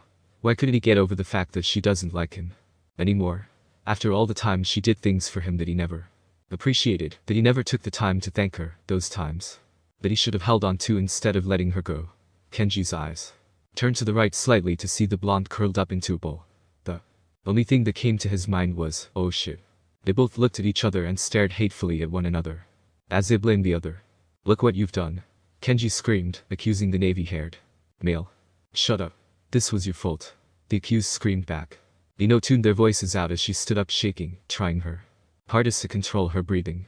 She closed her eyes and tried to calm her mind as much as she could. She needed to thank Hinata later for introducing this technique to her. She slowly opened her eyes to face the two men who continued to argue. She felt a ting of regret to what had occurred. What was her problem? She could handle anything. She could handle a fight between two people. Why did she break down? Why did she let them get the best of her? Why the hell did she let this thing happen? She was starting to get angry at herself and everyone. A voice spoke through her thoughts and she turned her head toward the voice. Kin, Roy had said as Kenji and him stopped arguing. What the hell is going on? She asked, looking at the guys, then at her blonde friend. Nothing happened, Kin, said as she gave a smile. We were just leaving back to find you. Oh really? Kin asked, skeptical as the men watched. Yes, nodded. I'm ready to head home. She gave a yawn. I'm tired. The blonde walked over to her friend and locked arms with her as she smiled. Kin nodded before facing the men once again with an angry glare that spoke loud and clear. Don't you dare come close to her, die. And flashback. Got up and headed toward her bedroom to put on a tank and shorts. Her father seemed to understand what had happened, though she left out lots of details. Kin, who kept an eye on her, was only told that she didn't feel well and wanted to leave. She knew that Kin was suspicious and she knew that she was going to have to tell them sooner or later. She gave off a sigh and headed out the door to the only other place that she knew she could confide in. Naruto-kun, the soft voice spoke, and the blonde's eyes grew wide. Hinata's voice came out of his mouth very raspy as his eyes never left her figure. How are you feeling? She asked as she sat on the chair beside him. Am I in your room? He asked as he looked away from her and to stare into her ceiling. Hinata watched the blonde face away from her, and she wondered if he still hasn't forgiven her, or if she had become ugly to him. She couldn't help the soft sigh that escaped her lips as she thought back on those silly days that they had with one another. Yes you are, she answered after a few moments. I'm sorry. She apologized for everything. Thank you, Naruto decided to say as he tilts his head to face her pale eyes, for saving my life. Naruto couldn't help giving a smile to the female as he felt grateful at that moment in his life. Hinata smiled in return, realizing that it wasn't really her fault for what had happened. That what occurred was almost fate taking its course and that Naruto had already forgiven her. She touched his arm and he stared a bit confused. Thank you, Naruto, she spoke softly. May I ask 2 questions? Sure, he said as he waited. How did this happen to you? She wondered as she moved her hand back to her lap and waited for him to explain.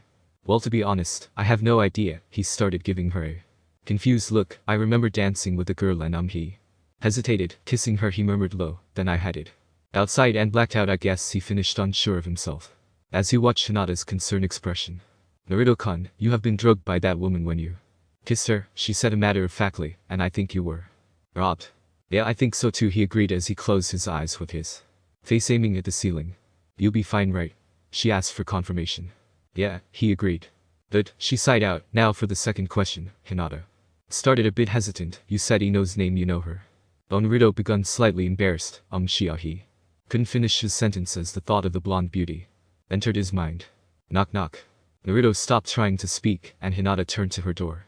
She glanced back at the blonde before heading out of the bedroom door toward the front door of her entire room. Who is it? Hinata's voice floated through the door as her hand held the knob. It's me, the voice behind the door spoke almost giddily. Hinata couldn't help the smile that came to her face, and neither could the blonde on her bed. Shikamaru felt exhausted and nervous for the umpteenth time today. He kept replaying the incident after the restaurant over and over in his head. Flashback. They walked out of the restaurant and were heading toward her house. So many thoughts were in his as to what had happened to Ino. To have them leave on such a sour note. He couldn't help seeing their faces and the way they looked at one another. He knew that Ino screamed, but what exactly happened? Yet he couldn't think anymore as they reached the front door of her house. He turned to face her to see a sad sort of smile upon her face. He stared at her for a moment before walking closer to her. She leaned forward and gave a chase kiss on his cheek. He blinked in surprise. As she moved back. It's okay, she said softly, this was for her. What? He found himself asking as confusion entered his facial. For you know, this was for her, right? She said almost acceptingly. Tamari, Shikamaru tried to grab her hand, but she moved away. You weren't supposed to know. But I did, she interrupted. It's okay, good night, she finished and walked off into her home without glancing back to face a hurt-stricken face of Shikamaru's. Then flashback. He wondered if he should have made her stop, she'd stay. If he said something else, she'd still be with him. He scolded himself for do something that he knew would end in disaster. He truly and sincerely loves the sandy blonde, and he honestly loves the other blonde. Why must he choose who he should love more? Can't he love more than one person? Can't he share his heart? He walked around the streets for a while just thinking to himself on what would be his best situation at the moment. Come in, Hinata greeted her guest with a hug and closed the door once she entered. Thanks Hinata, she said with a smile and took a seat while Hinata brought a cup of water for her. How are you doing? The navy purple-haired female asked. Ino said with a shrug, could be better. Oh? Why do you say that? Did something happen on your date? Hinata asked with real concern laced in her tone. I have to thank you, Ino sipped from her cup with a smile, for teaching me some mediation techniques. It isn't a problem Ino, Hinata giggled, anytime you need help. I'm here for you. Thanks Hina. Ino said as she glommed her with a bear hug. Why weren't you there? Sorry Ino, Hinata replied with a smile, just been busy. Ino pulled away from her friend and smiled at her. She was about to say something when another knock entered the room. Miss Hinata, the voice spoke, your father wished to see you. Yes, right away, Hinata spoke out as she stood heading toward the door. She was about to head out when she remembered another blonde in her room. She was going to finish when the voice called out again. He says it is very urgent. Hinata gave a worried look toward her friend, then the bedroom and headed toward her father's work area. I hope doesn't get scared because a man is in my bed.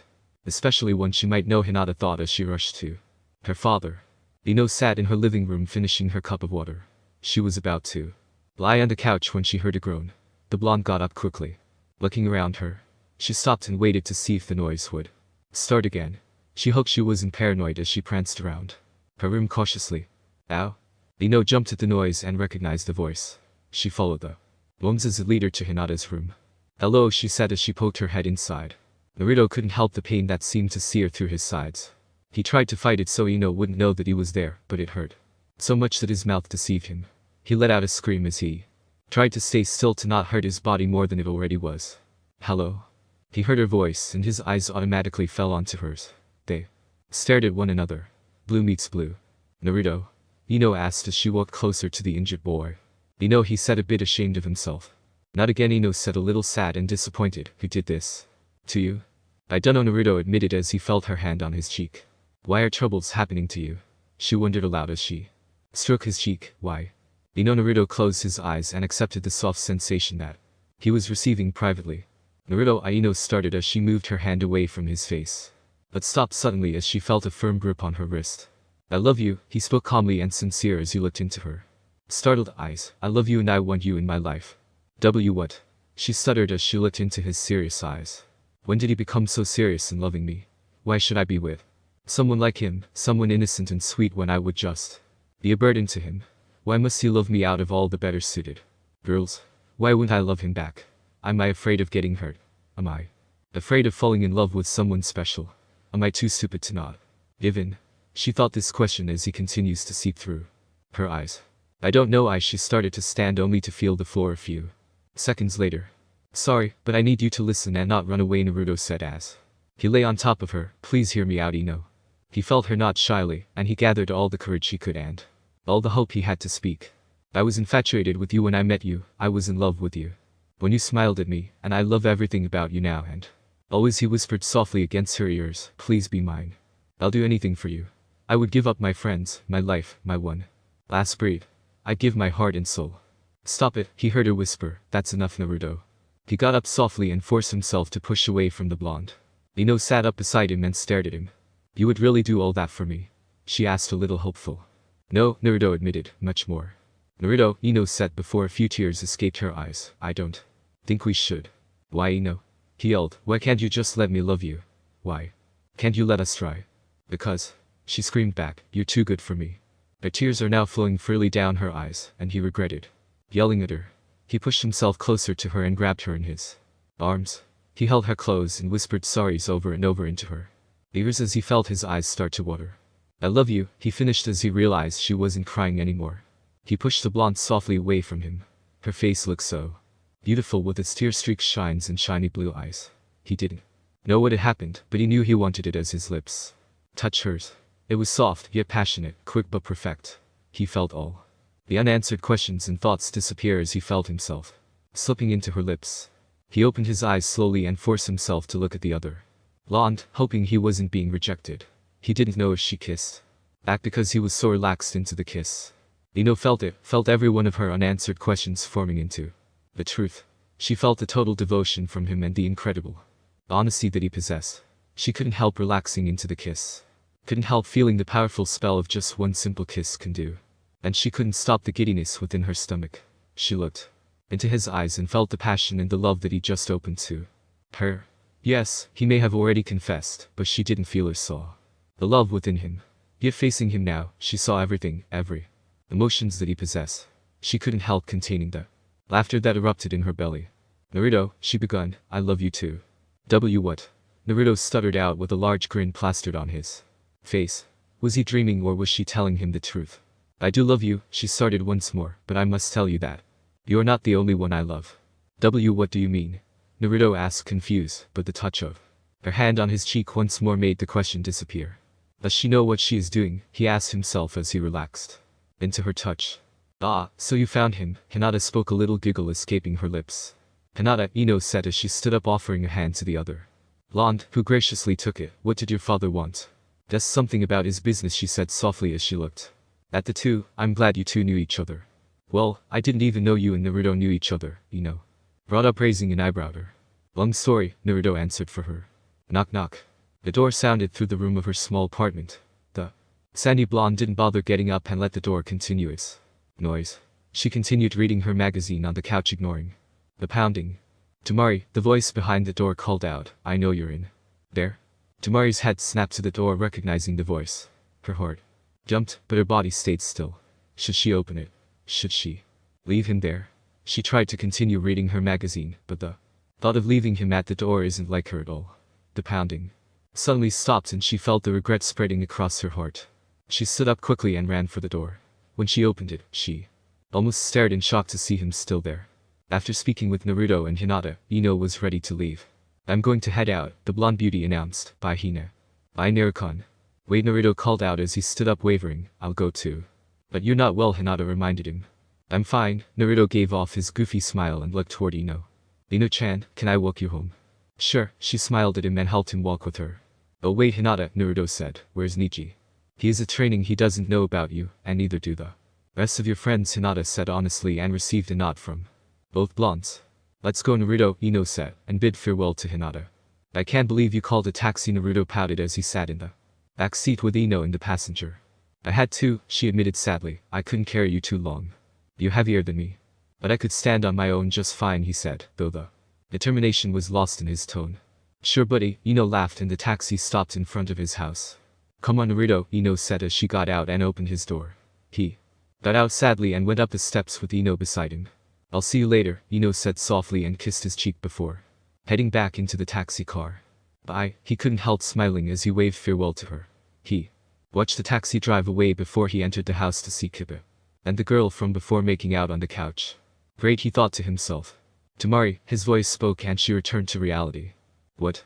She commanded with a hand to her hip and the other on the door frame. Can I come inside? He asked lazily as his brown eyes stares at her. Eyes? Fine, she tried to say angrily, but looking at those eyes of his made her sound like a shy little girl. He walked over to the couch and lounged on it while she walked over and sat on a chair.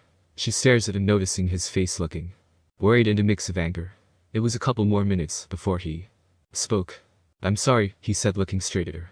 It's okay, she said avoiding his eyes. How are things? She decides to ask straying from the topic. Same as usual, he said after noticing her sad smile aiming at him. But, she said softly and offered any beverage, would you like anything to drink? A soda, the pineapple had called, noticing the sandy blonde heading toward the kitchen already. Here, she handed the soda to him and sat beside him as he sat up. Thanks, he said as he opened up the drink and drank from it. Tamari sat watching him and noticing how much she misses him. She knows that she could never take the place of the other blonde. But maybe he'd accept her for who she is. Then again, thinking back on things, he has history with the female Yamanaka and the connection is severely strong. Tamari shifts her eyes to the magazine she was formerly reading on the table and felt the ting of emotions. Guilt for thinking of replacing someone he cares about. Regret for giving up what they had. Selfish for wanting him all to herself. She gave off a soft sigh and leaned back onto the couch. She closed her eyes and thought about what made her so protective, demanding, and jealous whenever she is around him. Tamari, Shikamaru's voice cut her from her thoughts. I need to tell you something. Tamari blinked and sat up, nodding to him to continue. He took a deep breath and stared at her. Tamari, I know that I haven't been there for you lately, he continues, and I may not be the best for you, but I care about you more than I want to. He gave off a sigh. What I want to say is, Low. Ring ring. Shikamaru stopped and Tamari stared. The noise was coming from his pants pocket and he almost kicked himself. He was so close to telling her, and as he looked over at her, he could see the disappointment cross her features. He gave off another deep sigh. What the hell could be so important, he demanded himself, but once seeing the name of the caller, his thoughts froze. Yeah? He asked into the phone. As Shika, the voice sounded scared. Ino? Is it you? What's wrong? He asked into the phone. Worriedly. Shika, Click. Shikamaru held the phone next to his ears, frozen in fear. His mind was jumbling with thoughts that shouldn't have come up, that he shouldn't have started off with, thoughts that are not appropriate at the time. His breathing was heavy and his heart was racing faster than a car going 80 miles per hour. What happened to her? She can't be. His thoughts were interrupted by a soft touch to his hand that held the phone. He looked over to see Tamari give him a soft smile while taking the phone and flipping the close. Go to her, she said softly, she needs you. He just stared at her for a few seconds before nodding and heading out the door in a rush. He got into his car and drove straight to the only place that he could find help, salvation, and a form of relief. Tamari watched him rush out of her house, noting that he didn't close the door on his way out. She got up slowly and closed her door softly before falling to the floor.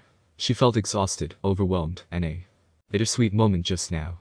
The touch of his hand still sends electric current through her veins. His eyes still melt her and expose her to the world, and his attitude never suffices her. She knows she loves him more than anything in this world, more than her education, more than her family, more than her friends, and more than her life. But now, sitting on the floor alone, she wonders how much he would give up for her. Please be careful. She sat there and prayed that Ino was alright, and prayed that her love would arrive to her safe and fine, but sometimes prayers aren't answered. She hopes hers will be. The pineapple-headed man pulled up in front of the house and quickly parked his car, turned off the engine, and rushed up the steps of the home. He banged on the door, hoping that someone was there, that someone knew that this was only a sick joke that they felt like doing, and that Ino was safe. He banged on the door again, only to hear footsteps coming closer to the door. The door finally opened softly, and the person who opened it gave relief to the ponytailed male. We have a problem, he stated, looking straight at the man who held open the door. Yeah, we got the call too. The man with shades opened the door wider so Shikamaru could walk in. As he stepped in, he noticed everyone there already. He didn't understand. How could they all get a call from Ino? How could everyone know before he did? It didn't make sense, and his head was starting to hurt. Shikamaru, a pair of pale eyes, watched him carefully as he sat across from her. We all received the call at the same time. How is that possible? Shikamaru just stared wide-eyed as he looked around to see everyone confused, angry, and worried. Damn Ino, you better be safe, he yelled in his mind, hoping it was true, trying to convince himself that Ino's phone ran out of battery. And nothing worse. Okay, sorry, but I won't be updating in a while due to me losing hope in this story, Kinta. I have been receiving comments, rude and very straightforward ones, on me making this a Naruto fic when I do not show them interacting and all that. I really didn't want them to meet and fall in love happily ever after. I wanted this story to show that maybe they don't want to love someone who is too good or better than them. I wanted this story to show that Naruto and Ino have separate lives too, and it doesn't always have to revolve around the two all the time. But since I have been receiving these messages, I feel the need to have to rush the two together and make it happy. So please tell me if I am rushing it or not, if it's getting stupid or better, because I really do wish to know your input on this. For those who are reading, you should review to let me know, instead of waiting until you are tired and upset like those who reviewed saying I haven't made this scenario no fic but some soap opera drama thing. I do not intend on making Ino a stupid blonde. What did I do to Make her seem stupid. Yeah, Naruto said he loves her, but she gets it a lot and many of the guys she went out with lied to her. So she needed Naruto to show something more. I hope this chapter proved that, though it may seem a bit quick. Also, the questions are intended to help me in my writing as well as my story. So if you wanted to comment or insult me, do so in a constructive meaning, and not just by saying that my story sucks because there aren't any Naruto parts. At least tell me that you would like more of them together and a faster connection would be most liked. So I just wish to say that those who are still reviewing and rating, I thank you from the bottom of my heart because I appreciate it so much. If you think I should do something, just a review or a PM would be wonderful. Thank you once again, and sorry for this long note of mine. Until next time maybe. LOVEKIWI for me. No help in new news. Naruto and Ino. Till death do us part. I want you here, but I don't want you to see me. By KIWI for ME. Thank you to everyone who reviewed and gave me comments on this story. It really helped and now I feel much better. So, sorry for my selfishness and I am happy to announce that I am continuing. Yay. So please read on. PS. Sorry if there's grammar, I have no beta so yeah. Previously. Shikamaru just stared wide-eyed as he looked around to see everyone confused, angry, and worried. Damn Ino, you better be safe, he yelled in his mind, hoping it was true, trying to convince himself that Ino's phone ran out of battery.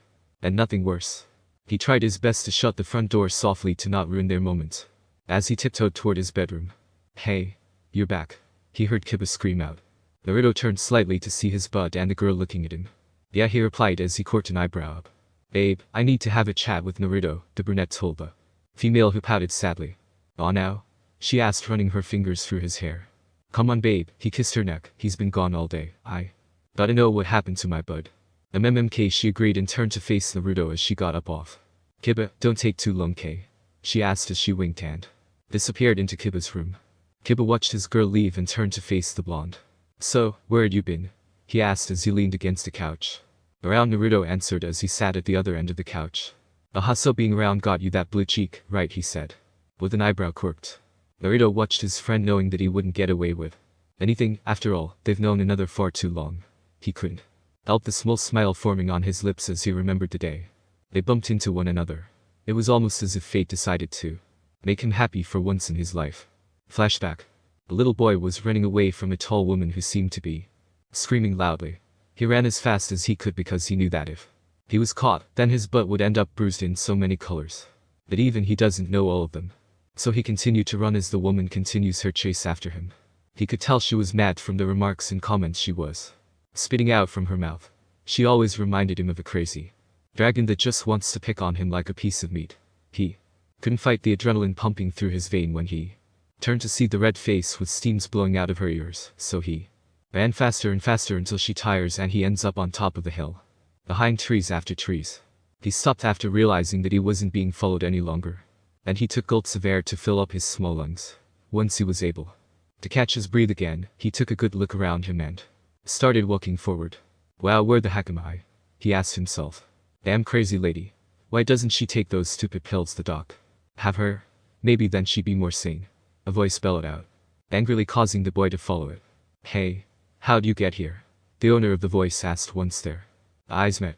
And, the boy decided to say, which caused a large grin from the other. From your mom too, huh? He laughed good-heartedly and offered a hand out to the boy. The name's Kiba. Naruto. And flashback. The smile on his face grew wider into a grin that caused the brunette to stare a bit uncomfortably. Dude, what the hell are you thinking of? Kiba asked, sitting up. Remember when we met then headed back to see both our mom fighting? The blonde asked. Yeah, they were so immature, Kiba smirked before chuckling along. With Naruto, dude, but seriously, where'd you go? When I left the club, things got blurry, and I passed out, he half lied. Then I woke up in Hinata's room and... Wait, Hinata? That one girl? He asked for clarification with a confused look. Yeah, and Naruto tried to continue, but was interrupted once again. Dude, did she like rape you? Kiba asked, a bit hesitant as he leaned forward. What? No. Naruto defended, aiming a confused look at his friend. Would you say that? Because dude, doesn't she have like a major crush on you since forever? And you happen to be on her bed when you wake up. Wait, she has a crush on me? Naruto asked. Yeah, everyone knows it, Kiba told him matter-of-factly. Don't tell me you didn't know. He gave a look to Naruto that says, are be serious, as before smacking his hand against his forehead. You clueless. Shut up. Naruto barked angrily as he continues to think to himself. What the hell do you mean? Shikamaru bit out angrily. I'm sorry but we can't do anything more at this moment, please. Excuse me, the man in uniform said before walking to meet a fragile-looking woman. That's it.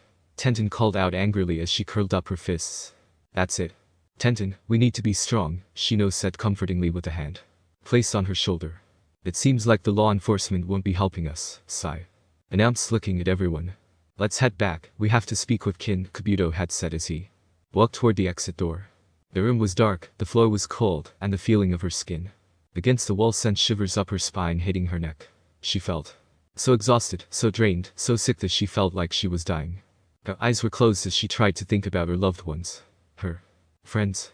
What are they thinking? What are they doing? Do they know how much she appreciated them? Did she show it enough? Did she make them smile like they do her? Is she there for them like they are for her? Did they know that they are the reason why she gets up in the morning, the reason why she laughs, and the reason why she feels so blessed? Her father came to her mind as the coolness of the walls flow through her thick golden hair surrounding her scalp. She loves him. There's no doubt about it.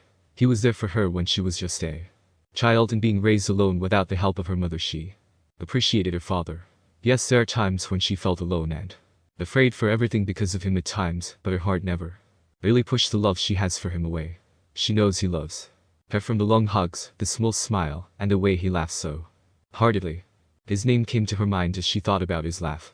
Choji was a man she knows she could never forget, someone that would remain within her soul for the rest of her life and so forth. The way he listens to every word she spoke, the way he always has a smile that spoke a million words that she could never say. He was everything she wanted to be. Kind, considerate, faithful, honest, and all those many good adjectives that surrounds the man. A small smile graced her face as she remembered when she asked him a question on what type of woman he likes. The blush she gave made her warm and happy as she laughs good-naturedly. Her smile widened as she thought about another him. He always looked so cute when he blushed, speaks, or anything at all. His gold-colored hair reminds her of sunflowers, and his smile reminds her of a dear friend. She couldn't fight the small blush that appeared on her cheeks when she remembered not too long ago when he kissed her, or they kissed, maybe she kissed him. She didn't really remember, but she couldn't suppress the giggle that escaped her pink lips. What's so funny? A voice spoke and Ino's body just froze as her eyes opened slowly to the speaker. Kin sat on her porch just pondering to herself what could have happened. Her dark eyes were closed and her arms crossed over her chest as the sun continues to burn from above. She could hear footsteps nearing her as a soft breeze ran through her thin black hair. The moments at the cafe with her missing friends floated through her mind as a voice spoke her name. She opened her eyes slowly to be faced with those she knew would want, no, demand answers to what transpired the day before. She could see the desperation, the need of comfort and assurance that their friends were okay, but right now she wasn't too sure as she opened her mouth. Roy is gone. Thank you to everyone, single reader and reviewer. You all are awesome. I've only read a few reviews before I stopped to take some time off, and now that I finally got through them all and read some again, I must say that I am moved. Happily. And frighteningly lol, but seriously, I must say I love you all so much. I know that by me leaving or postponing this story really turned a lot of people away because of my selfishness, but I hope you all can understand where I was coming from. I needed time to rethink this story, improve it, and to finish it. I hope you didn't think that I was actually not going to continue the story because I never leave a story unfinished no matter how much I dislike writing it. Every time I think of this particular story, I just have more and more ideas, but just like some of you reviews who took the time to comment, I must say that I am making it more like a soap opera drama type of story that seems to be taking too long. But how can I put in the suspense without writing too many chapters? How can I show write the chapters and where emotions are so into it? Am I even writing it this way? Please give me your suggestions because they would be truly appreciated. Questions. 1. Where is Roy? 2. Where could Ino be held at and who is involved in the kidnapping? 3. Since the authorities don't seem to be helping, how are the friends going to find Ino? 4. Will Naruto know or will it be hidden from him about the absence of his love? Sorry if this is short and a cleffy. Love. KIWI4ME. What is going on? Naruto and Ino. Till death do us part. Why isn't everything the same anymore? At KIWI4ME. Thank you to Dithravener Sengen, One Up Hero, SHYGUY1818. Minato Mitsume, and Ino's Demon. Please continue. Previously, she could see the desperation, the need of comfort and assurance. That their friends were okay, but right now she wasn't too sure as she opened her mouth. Roy is gone. Ino filched at the touch of his fingertips grazing down her cheeks. She tried her best to keep her cool demeanor as his smile grew softly with every touch of her skin. His bright eyes were piercing, and they seemed to be piercing through her body and into her soul. Ino, he began, what an unlikely name for such a girl. He watched her reaction to his touch only to see the scared look upon her face. Please don't be scared, I won't hurt you. For some reason she believed him and she felt like smiling and laughing this whole situation off, but there is also the other part of her which is unbelievably scared that she won't see the sun again. What are you planning on doing to me? Ino voiced softly as his fingers left her face. She watched his face. His unusual grin fell slightly, his expression took on the form of hurt, and his body still as it stayed squatted before her. Why would you think that I'll do anything to you? He spoke. After all, you're too beautiful to. Shin, a voice called out as it closed the door. The place was dark, and Ino was only able to see those that were close to her, i.e. Shin. She could tell it was a female from the voice. And she wonders who it could be, but a few minutes later she received her answers. The woman stepped closer to her view, and she saw a dark red sleeveless shirt with dark blue caprice. Ino squinted hard to see the face that was hidden from the shadows of the room. What the hell do you want? The male with what seemed like silver hair to Ino demanded. Why don't you make her something to eat? The female asked. Why? He questioned angrily. Because idiot. Don't you think she's hungry? She hasn't eaten all day. The female voice bellowed out loud, echoing its way through the walls. Don't you dare call me an idiot, you bitch. The one named Shin fired back. Beside, what the hell are you doing here? The loudness halted into an eerie tension of anger and confusion. Ino waited and wondered what would happen next. The way they interacted reminded her of siblings or something more intimate. The way the girl spoke reminded her of someone from her past, but she wasn't able to delve any deeper into the thought due to said person speaking. She's hungry, go get her something to eat, she stated, causing the male to glare at her. Are you hungry? He asked the blonde softly. Ino wanted to say no, heck, she wanted to order them and even beg them to let her go. She wanted to tell them that she wouldn't file anything against them, that she would not hold any type of grudge, and that anything that had or will happen she wouldn't remember it, even if someone threatened her. Yet all these things she wanted to. They didn't happen because her stomach gave in to the thought of food. All you had to say was yes. Shin had laughed as he got up. Don't do anything stupid, he finished as he pointed an accusing look toward the female in the dark. Just go already, the female called out. Ino could hear a huff and the door closing softly behind him. She then heard footsteps walking to the door, and Ino almost felt some sort of relief, but the noise of the lock being turned made her heart jump. As the footsteps came closer to her, she hoped and prayed that the girl didn't spite her, but it seems luck wasn't on her side today. Hello Ino, the voice spoke. Remember me? She asked hauntingly. Ino gave a confused look, but once she saw the unknown female squat in front of her, Ino's eyes widened by the knowledge that she knew in the past. Karen. Shikamaru must have walked through the same path about 50 times or more. Hinata along with Sai followed, looking around her favorite places. Why do you suppose we look around places that Ino enjoys? Sai asked as his eyes roamed the nearby pedestrians. We might find the kidnapper here, Shikamaru called from the front.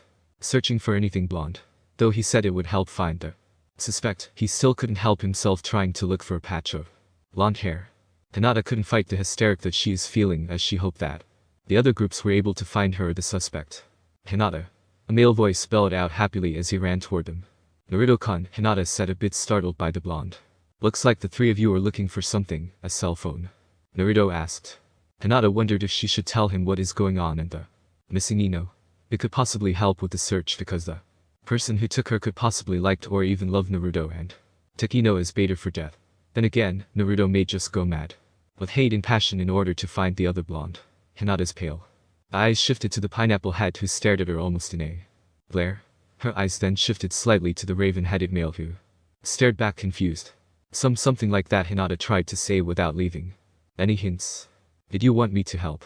Naruto asked politely as he looked at the other male. Maybe next time, let's go, the leader stated almost angrily as his hands were pushed into his pockets. Hinata, did I say something? Naruto asked, knowing full well that something must be wrong, or the genius just hates him. Sorry Naruto, we must be going, she said softly and headed after the two male. Okay, bye, Naruto mumbled, staring at the three's back confused. Kin walked around where she would go with the navy-haired male. hoping to find some form of hints left. Kabuto followed her slowly, examining anything and everything that caught his eyes. He noticed something inside his house when Kin got them in. Boxes were knocked over, faces broken, and a television that looked pretty expensive had a large hole within itself. He noted that Kin's face paled at the sight, and as they continued into the bedroom, her face became completely white. "Is this blood?" she managed to say as she went to take a closer look. Kabuto followed suit and pulled the sheet closer to his face in order to smell the red stain. His face twitched slightly as the common smell enters his nostrils, causing his stomach to turn. "We have a problem." Tenten wanted to scream, yell, and even punch anyone and everyone. Yeah, they should be in school, but this is much more important than learning stupid numbers that they'll never use again. This goes above everything else because this is looking for her sister. "I believe we got no let," Shino admitted sadly. "We still have to try," Tenten tried to say confidently, but it came out as a begging plea. Tenten, Shino faced her, and she knew it meant that they should stop. They had searched every hangouts, every place that they had eaten at. The man that asked for Ino's name before the date had quit and left, so they left him on the suspect list as well as Kenji, who seemed to have disappeared. Ring ring. "Yeah?" Shino asked through the speaker. "We have another problem," the voice spoke. "What do you mean?" Shino asked. "Meet a Kin's home ASAP, you'll find out there." "What happened?" Tenten asked as she leaned back from him. Shino closed the lid to his phone and turned toward the female in buns. "We are needed at Kin's home, there seems to be a problem," he finished, noting the sad look that crossed her face. "I hope it's led to her," Tenten murmured as she walked beside her friend. She kept trying to fight the anxiousness and nervousness that seemed to be riling up her throat. The feeling of needing to see her sister and being reunited makes her almost envy it, but looking back at the event that had just mysteriously occurred ruins the thought. She tries her hardest not to think of all those terrible things that could be happening to the blonde. She shook her head gently and blinked a few times to focus her eyes. She needed to focus herself on trying to find her best friend and not dwell on the terrible future that keeps repeating in her mind. Ino felt the back of the wall as if it was almost blending into her back. She could feel the coolness running up her spine, making her freeze inside and out. She was more afraid now than she was more afraid. Now than she was seeing Kenji and Roy fighting, or when she hid under the bed from her father. This moment with this girl in front of her with such a twisted and wicked smile, she felt like screaming in fear, but her past made her strong. "So you do remember," the female said, almost laughing. "Good." The smile quickly became a frown as she stood up, finding comfort in the shadows. Ino heard footsteps near her, then further, then closer once more. Each sound made her heart beat faster and faster. But she took the time to breathe in and out, slowly trying her best to relax. "I envied you, Ino," the voice within the shadows spoke out, and Ino had to ask the first thing that came to her mind. What? Karen was speaking honestly when she said those words. Who in the world wouldn't be? She was beautiful, the girl next door. Look, the slim form, the luscious blonde hair, the perfect figure that all girls wanted. "But I don't anymore," she added with a hint of anger. "It's true, she doesn't care for the popularity or the looks anymore because she grew up. She wasn't going to cry at night anymore and whine and complain on why it wasn't her with the looks, the friends, and the everything. I really do hate you though," she said matter-of-factly. "Do you want to know why?" Karen asked with a smirk. Shino stared at the red stain upon the bed sheet on Kin's coffee table. The stain was visible as it was clearly exposed to everyone in the room. "Who would do this?" Hinata asked, a little horrified. "The question is this a cover-up, or was he taken as well and possibly dead?" Kabuto formulated as he waited in the silence. The silence was deadening. It became a knife as it thins out slowly, as if it was ready to cut through a strand of hair. "What are we going to do?" "Hey there everyone, I finally updated. Hope you enjoyed it as much as I do." Questions. 1. What happened to Kiba? 2. Why does Karen hate Ino so much? 3. What is the deal with Shin and Karen? Thank you, reviewers. Ethervana Sengen, thank you so much for your awesome thoughts. I tried to make it as hard as I could. Lol, I especially love your answer on the question about Roy. Very interesting. SHYGUY1818, thank you. Minato Mishima, thank you for reviewing, I appreciate it.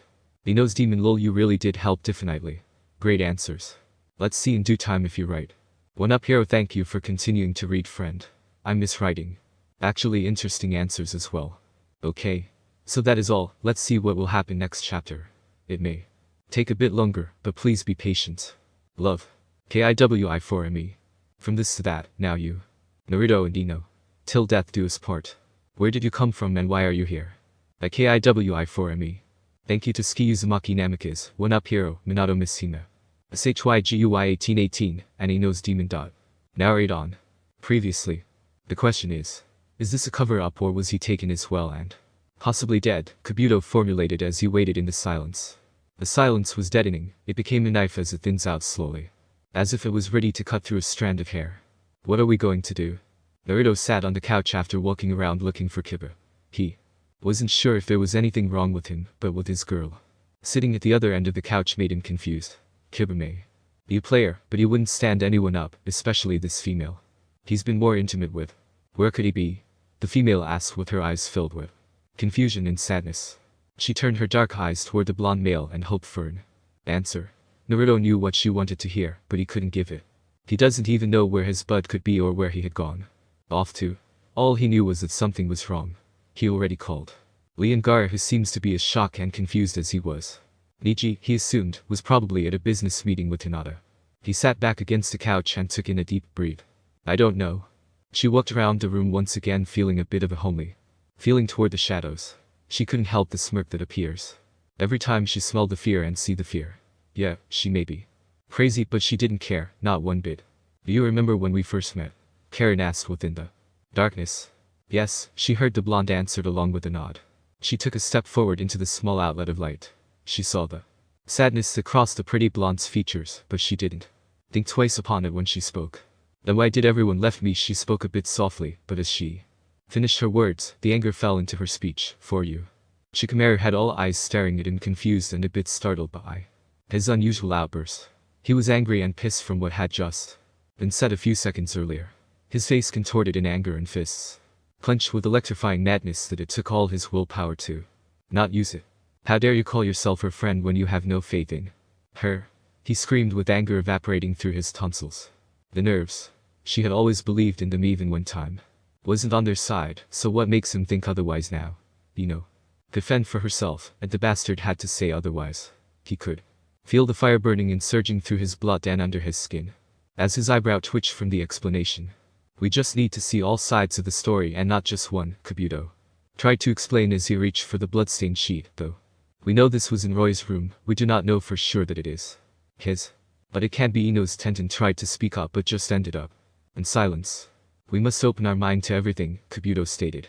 It isn't Ino's, the ponytail-haired male spoke through his gritted teeth as Hinata pulled him to a sitting position. Shikamaru, please calm down, I'm sure she is fine, Hinata tried to say, assuring. Why would you think it could be Ino's? Sai questioned as he faced toward Kabuto, who continued to stay calm. If, for a chance, that he had asked Ino to meet him to explain things, Kabuto theorized. Ino wouldn't just leave him, she'd make the effort to meet Kin. Finished as she continued to ponder on unanswered questions in her mind. But Hinata voiced horrified and distraught, Ino, that can't be. I can't believe it, the pale-eyed female continued. Besides, she came over to my house yesterday, but before she could finish, someone spoke up. Why did she go to your room? Sai had asked as everyone's eyes landed on her. She wanted to thank me, Hinata answered a bit hesitant. For what? Shino asked a bit harsher than he thought. The meditation techniques that I taught her, Hinata continued before any interruptions. She left with Naruto the last time I've seen them. She noted the shocked angry faces and quickly finished. I know he never do anything to hurt her because Naruto, the blonde kid. Kabuto spoke aloud almost to himself. Should we speak to him? Tenten asked. We may find out where she was last. I also agree that we speak with him. He may be a letter the culprit. Shino had stated seriously, bring the tension in the room at an all-time high. He's not the culprit because he wouldn't hurt her, Hinata voiced. Aloud, he's a good guy, and he. Before she could finish there was a knock at the door. The noise evaporated through the room and filled each and everyone's ears. They waited and another knock was heard. Eyes shifted toward the others as if to ask which one of them would open the door. The brave soul got up hesitantly and walked slowly to the door while two hid beside the door, one on either side. The others stood near the sides in case anything happens. They waited for a few more seconds to only hear another knock upon the door. The brave one with his dark shades turned the knob slowly with a firm grip. He cracked open the door slowly and waited to see if anything was going to be pushed in, but found and heard nothing. He cracked it open a bit wider and forced himself to look out. What he saw surprised him that he couldn't hide the look of shock, even if he tried. A tall male, heavy built, orangey brown hair and small beady eyes stood with a look of confusion. Choji. Hey there everyone, sorry if this one was short, but I thought I should Posted anyways. So it seems that things had gotten intense and possibly worse. Questions. 1. Poor Hinata trying so hard to back Naruto, will she ever be heard? 2. What do you suppose happened in Ino's and Kin's childhood? 3. Why in the world is Choji there? So confusing, isn't it? Thank you reviewers. SHYGUY1818, thank you. Minato Mishima, thank you for reviewing, I appreciate it. For your answers, they were close, haha, but anyways, thank you. Do you really like my dark ones? I don't know why, but it flows easier, lol. Thanks again. Ino's demon, lol. The funny thing is, while I was reading your review, I couldn't help laughing. You really want Karen to hate Ino for Nair, don't you? Well, I'm not gonna say D. One up here, lol. You are too funny. Your answer to the relationship with Karen and Shin is extremely close, so kudos to you. You gave me short answers, but it's still good. Sky Uzumaki Namikaze, I'm very glad you have returned. I missed your reviews, and as always, they are very close. Okay. So that is all. Let's see what will happen next chapter. School will be starting soon, so I highly doubt I'd be able to update soon. But I will. Love. KIWI4ME. PS. If it is getting confusing, let me know. When will it end? Naruto and Ino. Till death do us part. I am confused, I am hurt, I am lost, I am. By KIWI4ME. Thank you to Ino's demon, Dathravara Sengen, one up hero. Spamer, SHYGUY1818, KC Wolfman, and Saiyan PRINCE1. Narrate on. Previously. The brave one with his dark shades turned the knob slowly with a firm grip. He cracked it open a bit wider and forced himself to look out. A tall male, heavy built, orangey brown hair and small beady eyes, stood with a look of confusion. Choji. The brunette walked in slowly, knowing who was there. For the first time in his life, he stood her up. It wasn't like he meant to do what he did. He didn't expect to be there and didn't expect to do what he did. Flashback. He was just walking around aimlessly glancing. Then out of nowhere, a pretty redhead passed by with her long legs. He couldn't help himself when he turned to look once more, to see her smiling. Such an adorable yet playful smile toward him. He smirked back and was about to take a step forward, but she beat him to it. Wow, you look more handsome since the last time I saw you, she whispered into his ears out in the open streets. He felt the shivers run through his veins, and his smirk easily became a large grin plastered across his face. He leaned down slightly close to her ears and breathed into it. You're as sexy as I remembered, he whispered back, feeling her hands roaming across his chest. She started licking her lips. Why don't we go somewhere private? She offered softly as she nibbled on an ear. Kiba fought it. It took all his manpower and will to stop his undeniable urge. The lust was overcoming him and he had to grip her shoulders to remind him of someone. I got to go, he whispered while pushing her back slightly. He took a step back only to feel arms wrapped around him and body pressed against him. Kiba-kun, she pleaded softly, looking up at him. I need you. Flashback ends. Damn, she was beautiful, he thought to himself as he took a few steps closer to the living room. What he saw made his eyes feel like it grew 5 times bigger. His head was in flames, and his ears steaming with smoke. The image was going to be forever intact into his memory and could plague his dreams. Ino watched her kidnapper sitting and staring out what looks like a small window. She wondered if there happened to be a window. Where were the lights? Karen, the blonde spoke out. What exactly do you want with me? The look she received from the woman in glasses made her cringe and sighed from the evil smirk she was producing. The red-headed female took a few steps closer to her, yet she still avoided the light like a bat. Ino could hear the sound of laughter rumbling through the empty walls of the dark room. Ino felt another shiver running into her bones, momentarily shocking them. She moved sideways, still against the floor. The clinks and clangs around her arms and legs echoed into the air, stopping the laughter. The blonde heard footsteps closer to her, then it stopped. Oh dear Ino, she said jokingly. Don't be scared, she chuckled. Remember those wonderful magic that we played with? Yeah, why? Ino asked, confused. Oh nothing, she answered, amused. Let me reveal someone that you know. Ino wanted to ask who it was, but she had entered the dark once more, leaving the blonde alone. Choji Tenten repeated, staring at the big boned male who sat a bit amused. Tenten, you repeated my name about 10 times already. The baby-faced male answered, scratching the side of his face. It's just the blonde-haired female said with her lips rounded and eyes wide. It's really hard to believe that you're here, Choji-kun, Hinata spoke. For the brunette, the pale-eyed female was happy that their old friend was here, but the timing was just so wrong. Naruto's feelings for Ino would be torn apart. Also, she was missing and neither man knew about it, and to add to it all, Nichi knew. I just hope he doesn't tell Naruto, she thought to herself as she watched the beady-eyed male smile toward her. She had to force went in return and tried to push any thoughts of negativity behind her. Or else she'd get lost in the void like before. Flashback. A small girl was pushed against the wall while crowds were forming around them. She wanted to scream, but nothing came from her mouth but squeaks. An older female stood above the small girl, laughing as she noticed the tears forming around the pale eyes of the child. Are you going to cry, you cry baby? The older female with short, golden brown hair bellowed out. Everyone started laughing and the small version of Hinata wanted to cry out, but she held it in as much as she could. Maybe she does cry a lot, but it doesn't give this girl the right to embarrass her. Hey, what are you doing? A voice called out. All eyes landed on a tall blonde male whose hands landed on some of the kids' shoulders who stood in the crowd. When the kids saw the older male, they started dispersing and running from him as quickly as they could. Once every child was gone, one was left with tears cascading down her eyes. The tall male knelt down in front of her and placed a hand on her head. They're their child, he spoke soothingly. Why were they hurting you? He had asked. The small child looked up at him and began crying more. She couldn't believe that she was crying in front of an older male. Her father would be so displeased with her. Daddy, a voice yelled out. The older male turned with a smile toward the voice. Hinata mimicked the older male to see a child no older than her running toward them. Her hair was short, no longer than her shoulders, and it was as gold as the morning sun. Hinata stared in awe as the male wrapped his arms around the little blonde child. I was looking for you, the little girl pouted. Honey, I just took a walk, the one called Daddy said. Besides, I was just speaking to. He turned to the child frozen against the wall. The bright blue eyes of the other child stared as well. My name is the pale-eyed child stuttered as she stared at the floor. Ino. The group of kids screamed as they ran toward her. The one named Ino turned with a large smile. She looked toward her father and shook him slightly. Can I go to Karen's house? She asked cutely with one of the cutest smiles. Inoichi was about to reply when a small child with two ponytail interrupted. Hey, it's the crybaby. She hollered for everyone to hear. Hinata shrunk further into the walls as her head hung lower near the ground. She didn't want to cry, but her tears began slipping through. As she tried so desperately to stop it, she was in a dilemma. Should she stay and be made fun of, or should she run and be called a loser? She didn't know which to choose, knowing that both were horrible situations for her added struggle in belonging.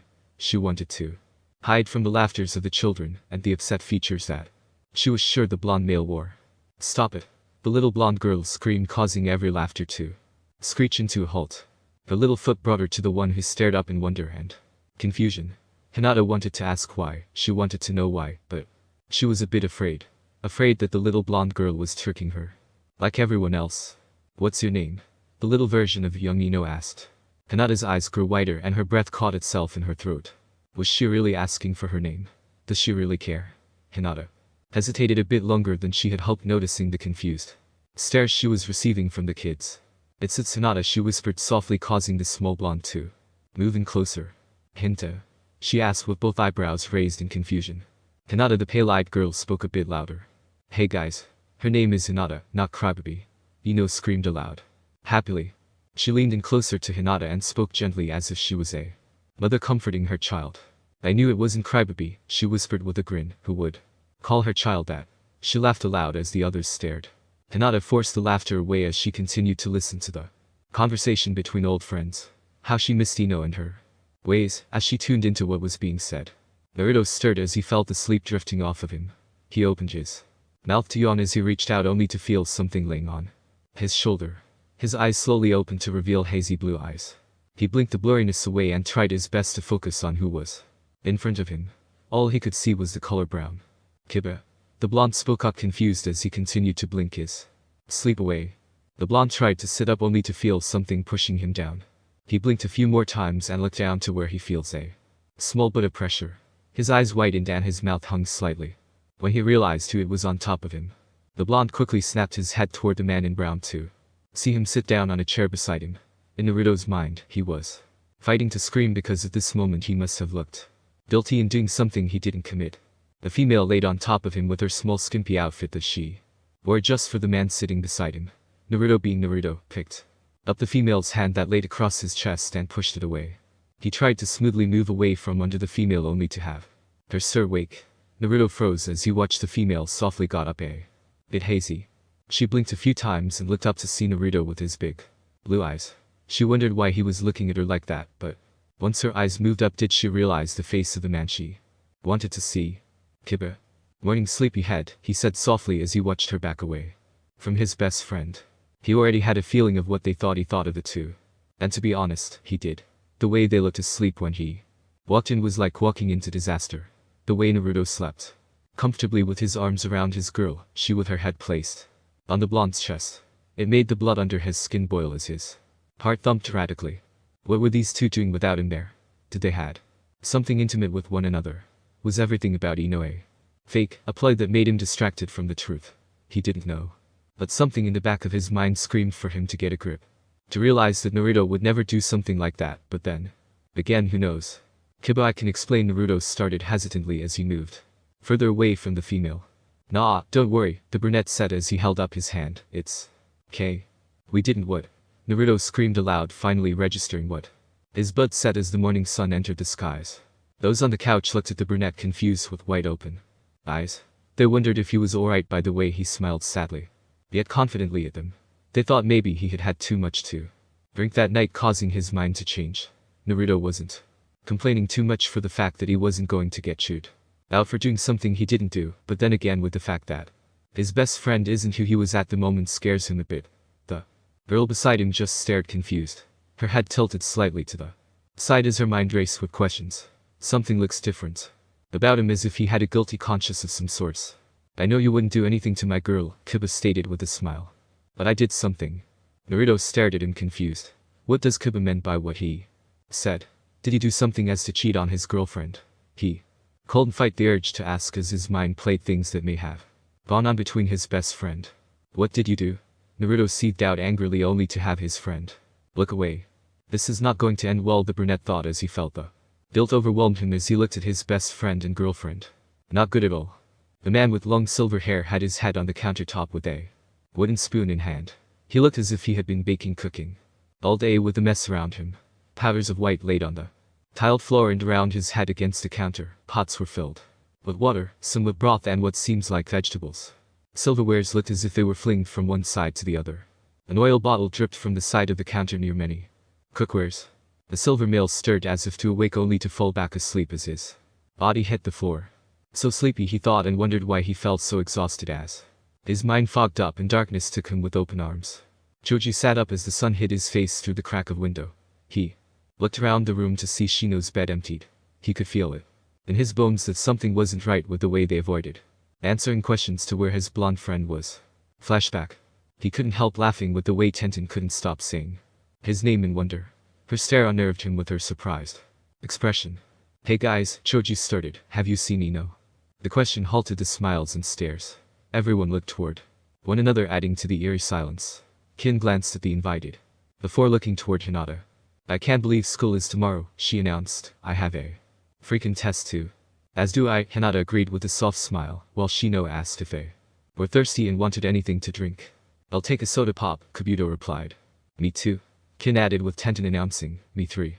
Choji just stared a bit confused at the change of subject from Ino to drinks.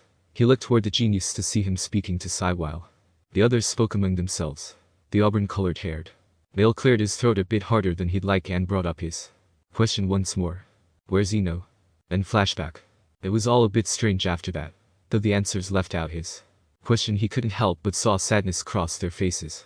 What was going on and what are they hiding were only a few questions that he had in his mind. He wonders if Mr. Yamanaka knew where his daughter was, since he told him that she was at Shino's place. I got a bad feeling, he whispered out as he stood up, feeling the confusion from last night resurfacing. Karen smirked at the face of Ino's. She can tell through her lenses that the blonde was exhausted and tired with the way her body slumped lower and lower. What's wrong, Ino-chan? She asked with a smirk. Are you tired? Ino fought it. Yes, she did, but the weariness is getting to her. The sleepiness was overwhelming her, and her body feels like it was going to become pudding. Her muscles ache and her head hurts, but she kept fighting as her stubborn nature wouldn't give in. Why did you show me that teddy bear? She spat out without knowledge as she pointed toward the brown fiery-colored stuffed cotton bear. Its eyes were so dark as if it held all their secrets, its yarn mouth loosened from years of living, its black nose missing with its fur tousled. Karen glared at the blonde with all her hatred. What the hell do you mean by that? You do remember, don't you? She snarled angrily. Of course I do, Ino yelled back. Why do you have it still? She continued after noticing the woman in glasses backing up. You must still be holding on to it for a reason, Ino finished softly, noticing the surprised look of her old friend. The look of surprise crossed her features from what the stupid blonde brat just said. How dare she shout at her and assume that she has this stupid bear in her hands for some reason. She doesn't need a reason to like a stuffed animal. She sure as hell doesn't need any reason to tell her catcher the truth. Forget this damn bear, she screeched aloud. I was taking it easy on you, but fine. Whatever. She threw said bear away from her. The blonde female stared in fear as she heard the thud from the cotton bear hitting the cold concrete floor. Her eyes never left her kidnapper as the redheaded female stepped back into the darkness to retrieve something. Ino tried really hard to force her eyes open as the weariness was becoming more overwhelming as the seconds ticked on. Her blue eyes was becoming dull as the whiteness around it becoming red from lack of sleep along with the darkness under her eyes. Yet, the sound of ruffles and gruffs awoke her and kept her senses sharp as she stared toward the corner where the noises were coming from. She could hear Karen screaming profanities at whoever it was, and she could also heard what seems to be a body being dragged. Closer it came, and Ino backed up into the wall with her knees close to her. She squinted into the dark hoping to see what it was that the glasses female was bringing toward her, but the darkness was too dense to see through it. The dragging stopped and the blonde wondered what Karen was planning to do, but her questions and mind halted as a body was thrown her way. The body laid close to hers and Ino couldn't help the large gasp she did as her face paled with shock and fear. Red pools of blood surrounded the body from the gashes and slits. His clothes were stained and his face dirtied, but the blood wasn't the first thing that caught her bright blue eyes. The first thing she saw was the color of his hair. Navy blue. Roy, she whispered out as she reached toward the unconscious male. There's no need, Karen's voice became deep and murderous. He's dead. Wow, I have to say that this was a bit difficult to write down. Hopefully you all could tell that it is morning and a new day, so yeah. But anyways, I made it longer just in case I won't be updating for some times due to classes and all, but I will do my best. Questions. 1. Karen killed Roy. Do you believe it or is it believable? 2. Will someone cave and let Choji in on the disappearance of the blonde beauty? Thank you, reviewers.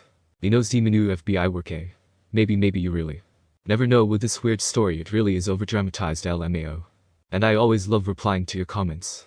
Githervena Singh, no, it is not a problem that you weren't able to reply. I'm just happy you did. I hope it is getting harder. Lol, it took me long to write out the question.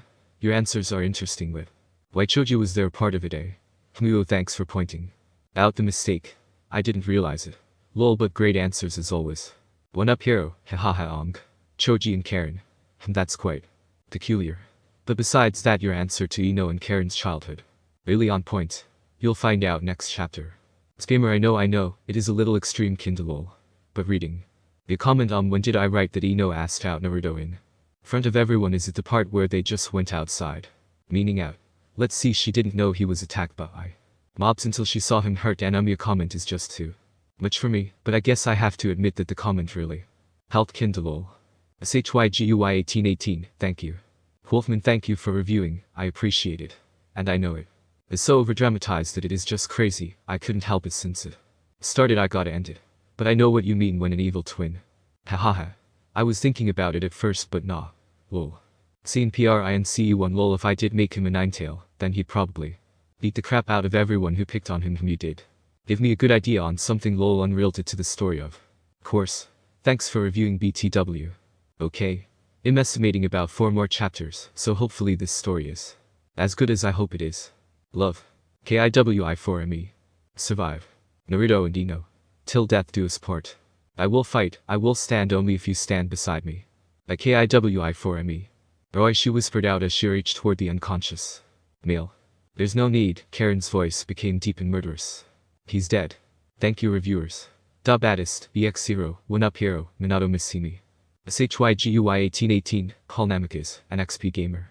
Her eyes grew so big she wondered how she kept it from falling out of its sockets. She wanted to scream, she wanted to yell, but the only thing that would escape her mouth were her breath escaping her lips. Just seeing the body of Roy's lying so close to her that she could just touch the navy locks of his, but she couldn't. Just the stench of his blood and the look of his blood-stained clothes made her stomach ache in turn. Was it her fault? Did she do this to him? Was it because of her that Karen could see the guilty and remorseful look upon the blonde's face. She thought she would feel happy, no ecstatic, but Why isn't she? Why isn't she jumping for joy? Why isn't she so happy?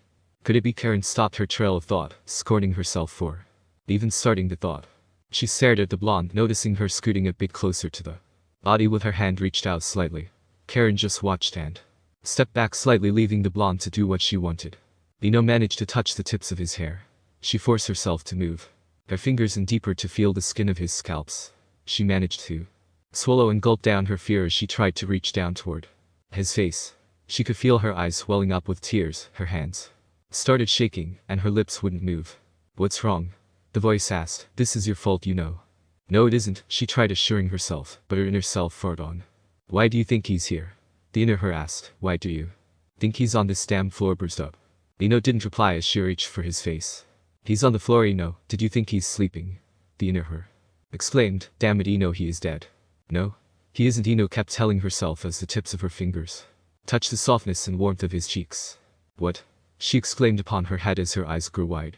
She didn't think twice as she moved herself closer to the body, placing both her hands against his cheeks to feel the warmth as his veins pumped his blood throughout his unmoved body. Still alive, she breathed out with a smile only to hear snickering behind her. Karen couldn't stop herself as she noticed the happy face upon the blonde's face. The way the blonde just assumed that the boy was okay when she really had no idea what is going on. She walked closer to the blonde who was busy shaking the unconscious boy. He isn't waking up, Ino, she whispered into her ears, holding back a laugh. Don't waste the effort. What the hell is wrong with you, Karen?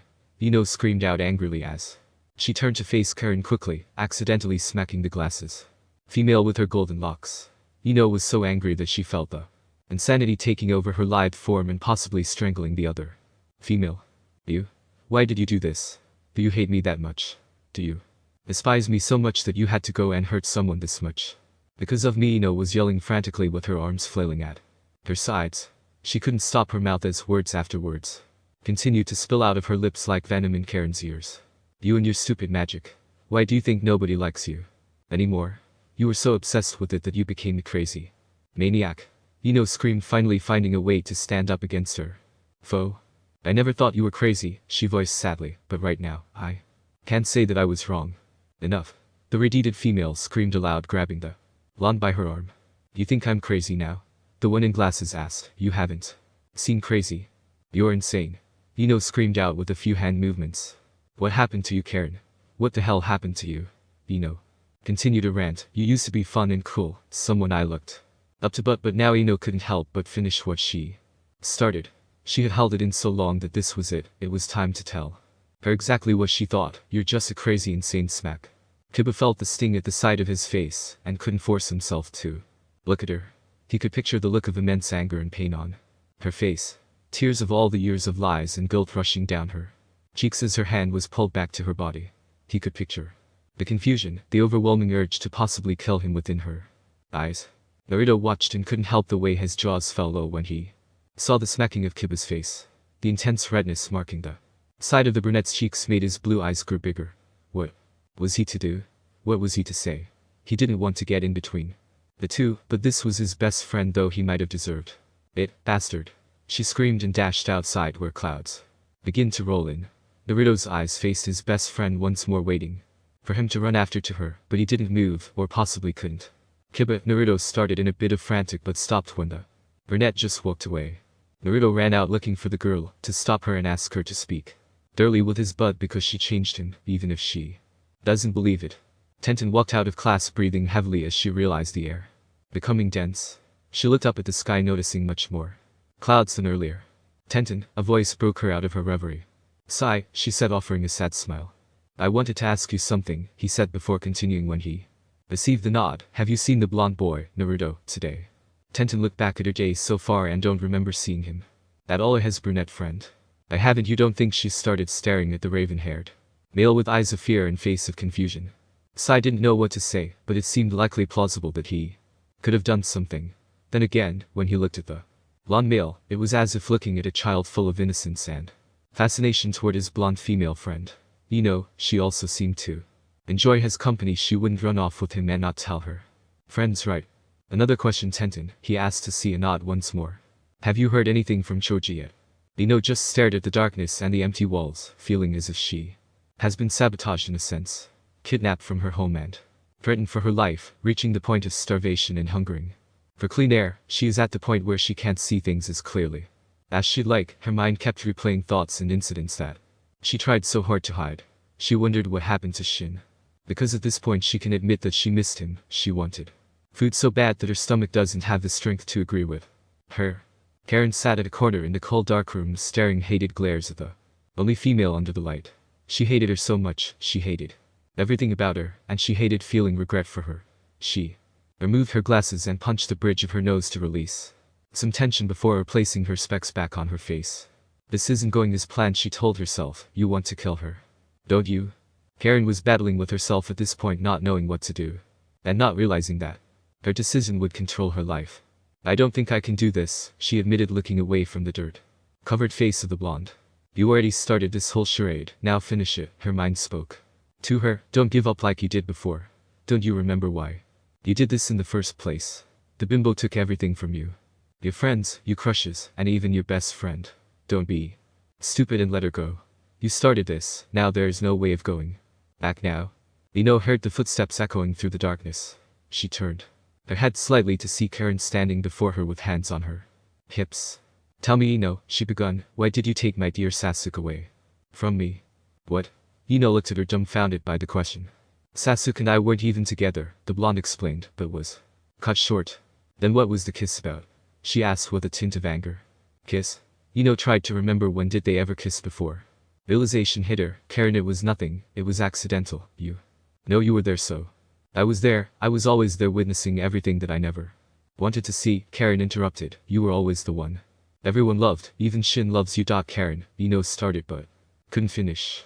They never saw those ugly flaws that you have hidden under make-ups in those clothes of yours, but I saw them all, she continued, with her lips thinned into a smirk. You? Ino accused her, calling the picture that her friends and her so desperately tried to figure out who the culprit was. Ha, you were always so easily fooled, Karen begun, but it doesn't matter anymore. She moved one hand into her pocket and pulled something out. As she walked closer, Ino could see it shine as Karen kicked Troy further away from the light. It shined red, flashing Ino's blue eyes, and that was when she knew this was the do-or-die moment right then and there, because the blade wanted her blood, but she was going to fight even if she goes down. The clouds continues to roll, clouding up the sky and turning the world dark and gray. The wind blew, bringing a coldness to the world below, where young man continues to run. Naruto tried as he might to convince the girlfriend of his best bud to return to him, just wouldn't give in. You know he needs you, he told her, hoping it was convincing enough. I don't care anymore, she spoke with such softness that the blonde had to strain his hearing. Yeah, you do, he accused her, you still love him. But love doesn't mean anything when it's not returned, she said, looking up at Naruto. She was crying, he noted, but it was pretty obvious to anyone who saw her. He does love you, Naruto assured her. He didn't dance with anyone, nor did he drink like he did before, he continued, and it was you. You changed him.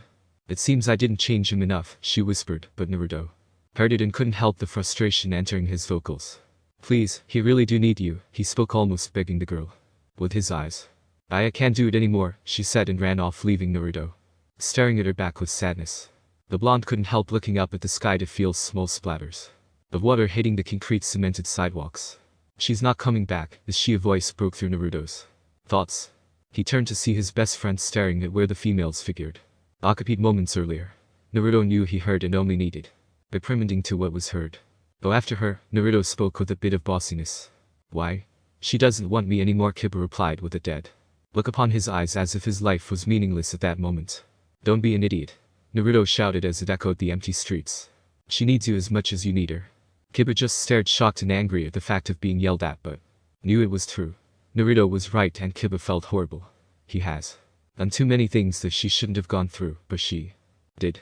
At the moment, he never really cared for her before and did what he wants without thinking twice, but now he felt the regret hit every bone and the guilt running through his every veins as he felt the undying need to feel her.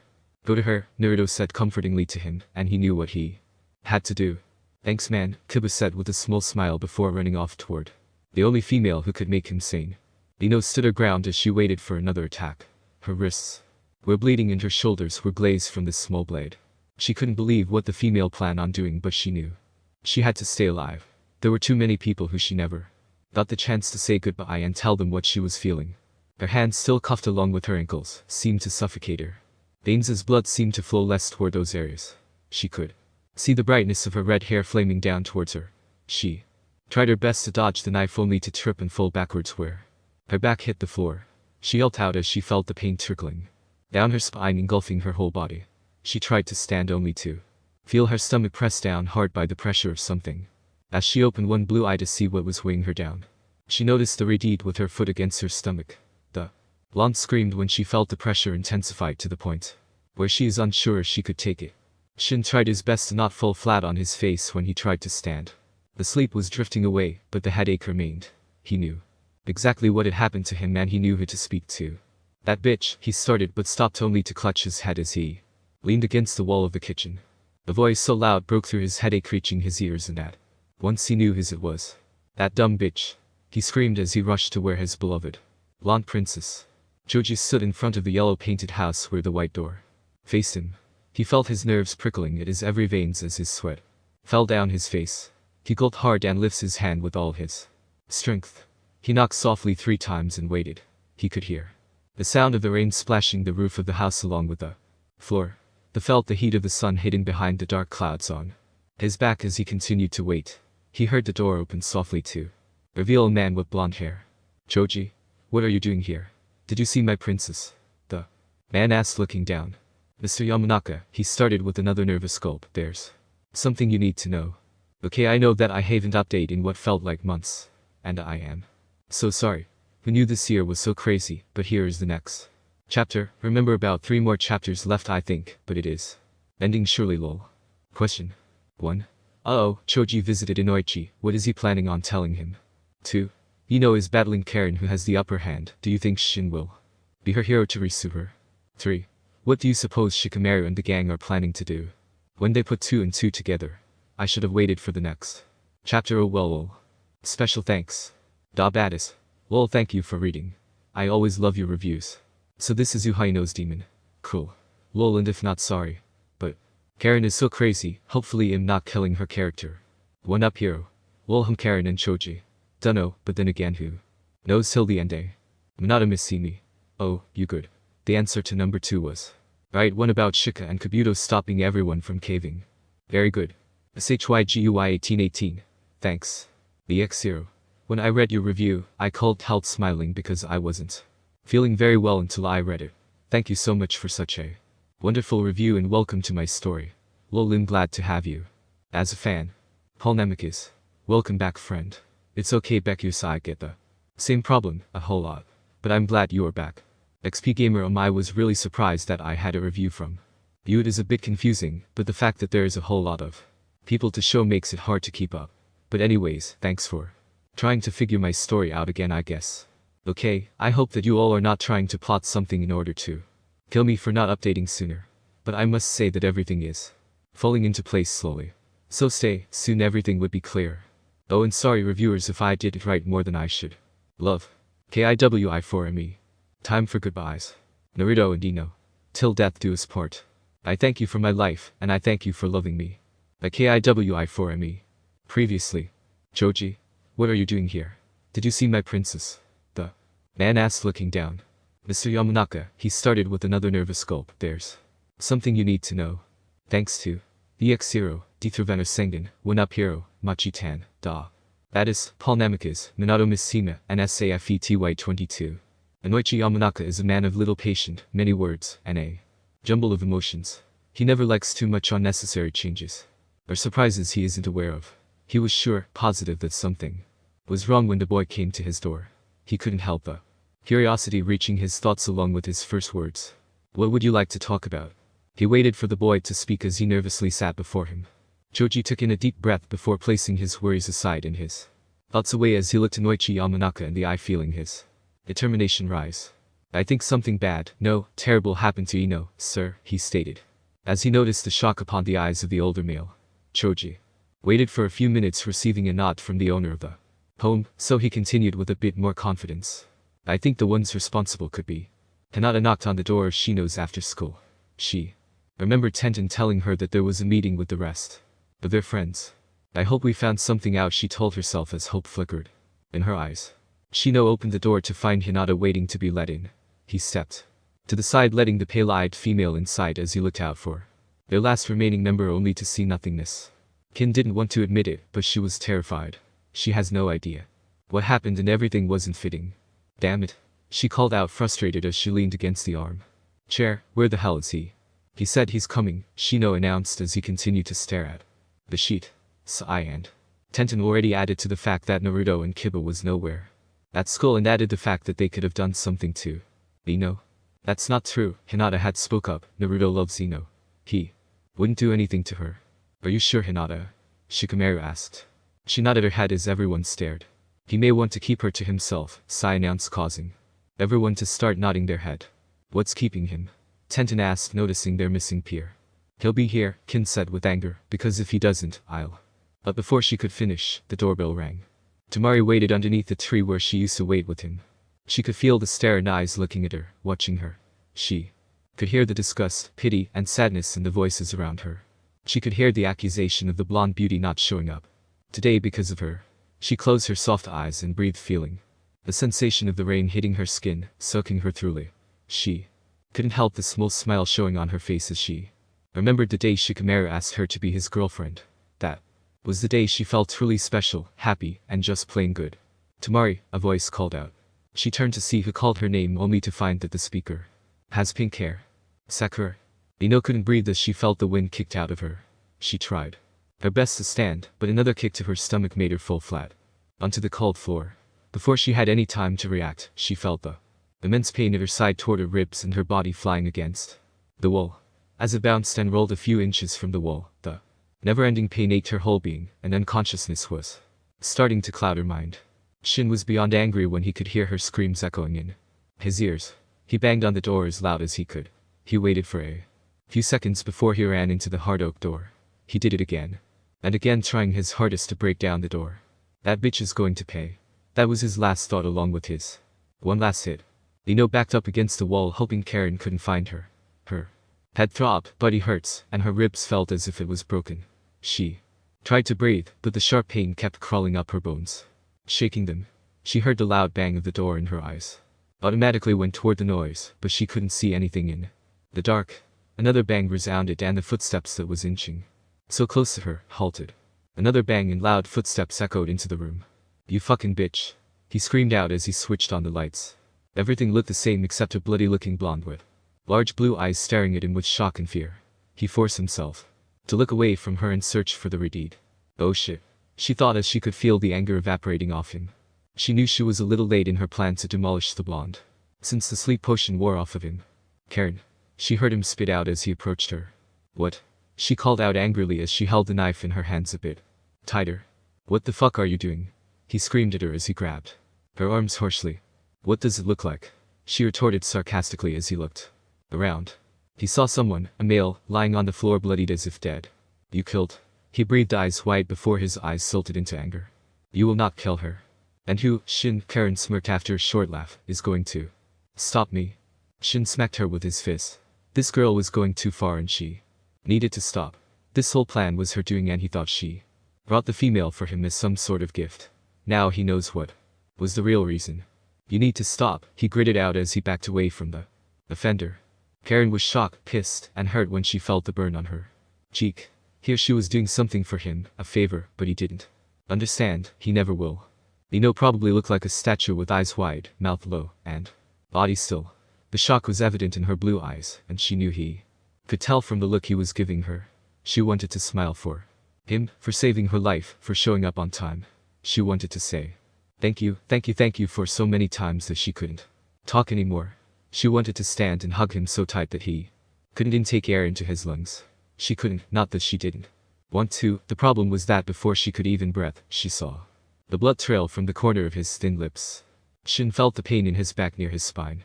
He felt like his whole life just flashed before his eyes like pictures. He noticed his blonde beauty near tears as her big blue eyes grew even bigger. He could hear the Redeed's deep breathing behind his ears.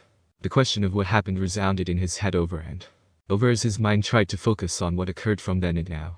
Karen, he breathed out as his mind dimmed slowly. Karen pulled the knife out off his back and watched him fall. A part of her wanted to cry, and the other part thought it to be ironic. She remembered the first time they met. The cold night. He knew about her. Craving for magic and spells, but he didn't care. He was her true love. But the day he announced his love for the blonde, her whole world fell along with her sanity. She was beautiful and she was perfect, while she herself was just average. She cried and cried for so many hours that tears wouldn't escape her orbs anymore. Then it hit her, the plan to rid this world of that stupid blonde. But the plan never included him dying. What a shame, her inner self scared, and you loved him. I can't, she started to say as she looked up to see the one who caused her heart break. It's all your fault. Karen was so angry she didn't realize that she was practically stomping. Naruto was inside his house damning himself for missing out on school. He was sad and alone in the house with Kiba gone. He was mad at himself because he didn't even get to see his favorite blonde. At what seems like forever. I should go for a walk, he announced sadly as he stood up from the couch. I'm gonna need an umbrella, he announced, realizing the fast beating of water against the adobe. What makes you think it would be her friends? Inoichi asked, feeling his world a lot darker now. His princess was missing and he has no idea where she was. While Choji started off, when I asked where she was, they avoided my questions the entire night. I believe that is suspicious. Sir? I see your point, the older male announced as he stood. Let's go see what they think about our accusation. Finally, Kin announced angrily as she crossed her arms. Well, hello to you too, Kabuto spoke as he held some papers. What took you so long? Shikamaru asked. We were all worried, Hinata admitted, waiting for the silver-haired male to sit. Well, I wanted to investigate something, he said as he looked at his papers. That blood stain is neither Roy's nor Ino's, he stated. Well, everyone just stared at him shocked. Then whose? Shikamaru asked cautiously. It's before the name was said, a loud knock echoed the room. I just miss him, Tamari admitted with a sad smile as she looked over to the pin cat. It'll be okay, Tamari, Sakura said comfortingly, he'll come back too. You? She breathed with a smile, you and Sasuke, and eyed him. Ha! Sakura exclaimed with a deep red around her cheeks. No. No, just friends. Sure, Tamari said before laughing when she noticed the red face of her friend. Karen felt the hard floor and looked around wondering why she was on the floor. The incredibly hard grip around one ankle caused pain to shoot up her leg. Let go of me, you bastard. Karen screeched as she tried kicking herself free. Ino was scared, and her mind froze along with her body. She tried to breath, but nothing came. Her blue eyes met his sharp ones. She could tell from his eyes that they were telling her to run, and with whatever power she had left, she took off without looking back. Karen saw Ino up and running as fast as one could with chains around the ankles. She yelled out for her to stop, but the blonde never looked back. Damn it. Mr. Yamanaka, Shino bowed slightly. What brings you here? Where's my daughter? He demanded with his arms crossed, and Shikamaru knew there will be hell to pay if they don't speak. We do not know, Tenten spoke up sadly. We're trying to figure that out. Choji, Inoichi called from behind. Why do you suppose they were hiding it from you? Choji stepped forward and everyone's eyes grew. Choji, Hinata whispered sadly. We didn't want him to think we couldn't protect her, Kin admitted. After all, didn't want to break our promise. I can understand, but if I knew sooner, we may have found her. Choji admitted with Inoichi nodding and adding, so did you report it? Then? They didn't care, Shikamaru said angrily. What? Choji and Inoichi called out angrily. Do we even have suspects? Inoichi changed the subject, but his anger didn't evaporate. Karen, Kabuto announced aloud as everyone stared at him. Karen? Kin asked for clarification. It was her blood, Kabuto nodded. I found her address on my father's computer. Are you sure it is right? Tenten asked. Yes, he works for the government after all, Kabuto smirked. It says she lives with a man named Shinyukazu. Well, let's go find her, Sai said as everyone headed out the door. Ino ran through doors after doors just to find a way out of the warehouse compound. It took all the strength in her to keep going. When ran through a door that took her outside, she breathed in the cool air as the rain continued to pour. She forced herself to continue running until she couldn't run anymore. The gang reached the door of Karen and Shin's house. This looks like a warehouse, Tenten said a bit scared. Let's continue, Inoichi announced as he banged open the door to find a hallway leading to more doors. Let's split, Shikamaru spoke up, but before he could continue his formations, a voice spoke through. Took you long enough, the female voice spoke from the other side of the closed door. Karen, Kabuto spoke cautiously, we know what you did. Give Ino back to us. Too bad, Karen spoke loud and clear as she opened the door. She's gone. Their eyes grew wide, realizing the blood dripping from her arms, legs, stomach and everywhere else. What? But before Choji could finish, the body of Karen's fell to the floor hard with a loud thud. Naruto was heading back from his lonely walk to his apartment when he noticed something out of the ordinary. He turned to the side but saw no one. He just shook his head slightly and continued walking. As he turned the corner, he felt the wind knock off him. He was about to yell at whoever it was, but the wet blonde hair stopped him. Bino? Bino cried and cried as she ran under the rain staring at blurs. She didn't know who it was. The only thing she knows is to run and run to.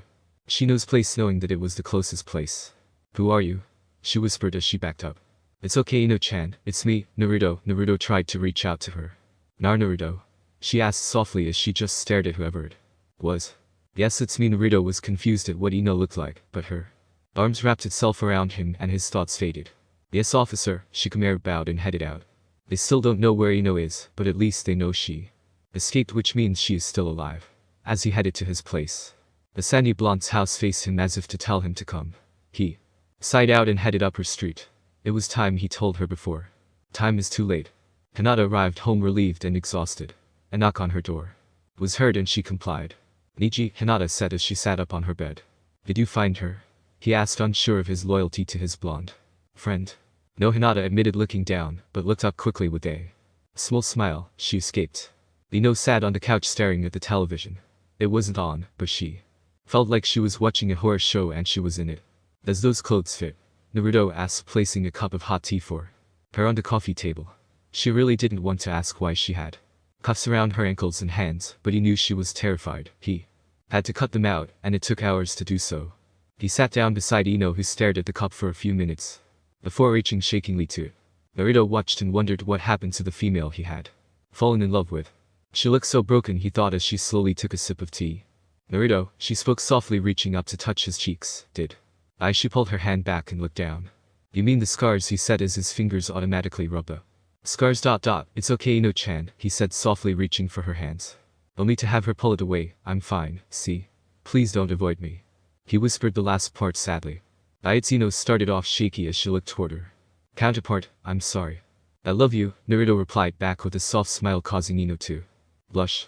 I think I should call my dad, Ino announced, placing her tea on the table. Whatever happened to you, I'm glad you're okay, Naruto said. Honestly, and Ino couldn't help but smile. Inoichi was still worried and anxious, wondering where his beloved princess was. He couldn't fight the urge to pick up the telephone every second, though no one called. He kept shifting on his seat, looking up at the clock every second. My princess, Inoichi spoke out sadly as he turned to look at a picture of her from 3rd grade. Ring ring.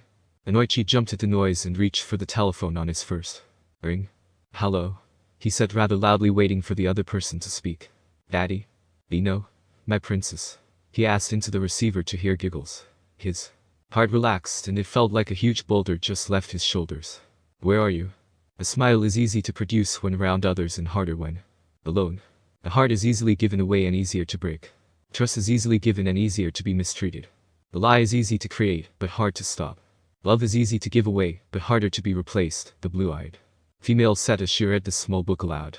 She stopped and looked to her side to see spiky blonde hair before blue eyes that holds the ocean. Would you stop? He asked, confused, staring at her. His mouth, a small pout, and his cheeks graced with scars. She touched his face with her soft hand and smiled at him. He smiled in return and leaned in for a kiss that she gave in. Do you think this is true? She asked softly as she leaned onto his shoulder. She could hear the soft rumble of his chuckle before he spoke. Yeah, I do, he said with a smile as she did the same as well. He bent his head down and placed a soft kiss on her forehead before brushing off strands of her blonde golden hair. No one can replace my love for you, he said softly, leaning in for a passionate kiss. No one. That's good to know, Ino breathed out with a smile as she stared into his deep blue eyes. I'm sorry, she admitted, looking away, for hurting you and the ones who caused those scars on your cheeks. How many times do I have to say that it is okay, Ino-chan? Naruto said with a smile as he leaned against her. At least I'll have something to remind me of you when you. Naruto's smile turned into a frown, knowing what was going to happen. Leave. Naruto, Ino said sadly as she reached for his face. I will always write to you, okay? You can't call me? He asked, nuzzling into her collarbone. No phones allowed, Ino sighed, rubbing her cheek against his head. She let out a sigh before closing her eyes, waiting for the time to freeze. Joji couldn't help the smile as he looked at the shocked blonde female. She was still as beautiful as ever, and she was still so emotional. Hey, he said casually with a small chuckle. That's all you have to say? Ino laughed along as she embraced him into a long hug. I miss you, she said as she backed out of the hug. I miss you too, he admitted, chuckling to himself. So you knew? She asked as she sat beside her father. You're glad you're okay, he said as he sat down beside her. Yuino said with a smile and looked toward her father. Me too. Ino? Everyone screamed at once before Tenten and Hinata bumped her. It hurts. Ino tried breathing out. Sorry. Hinata apologized while Tenten just admits how much she miss her. I miss you all too, Ino said with a bright smile before her smile dimmed into a small frown. What's wrong, Yamanaka? Kabuto asked before he quickly adds. Ino? I'm moving, she announced to see shocked eyes and heard along with anger. Why? As her father drives off, she couldn't fight the tears falling down her orbs, but she knew it was the best. She already spoke her heart to everyone close to her and she felt relieved and happy all at once. She turned to her father to see concern etched on his face. Ino smiled at him reassuringly before looking through the window before her. I miss them, she told herself as she took a deep breath before closing her watery blue eyes, hiding them from the world's grace. Okay, so that is all. I know, not really a Narino forever fic, but I will be writing a sequel or a continuation to this. But Narino. Till death. This part is officially over. It's kinda sad, but it was bound to occur. Remember, I will, and I mean I will be writing another one. So since Ino is moving, I believe the continuation would be letters written to each other. It will show more romance and passion, I think lol. But if you are disappointed, I must apologize. Did you think I ended it too fast? I felt like I did, but to be totally honest, I don't know. Thank you all for being such wonderful reviewers and lovely readers. To those who constantly reviews, I love you all so much, words just will not do. So thank you to everyone, and I'd like to hear from you all next time. Love. KIWI4ME. PS. I will be writing a Jinmeno soon as well as another Narino. Unrelated.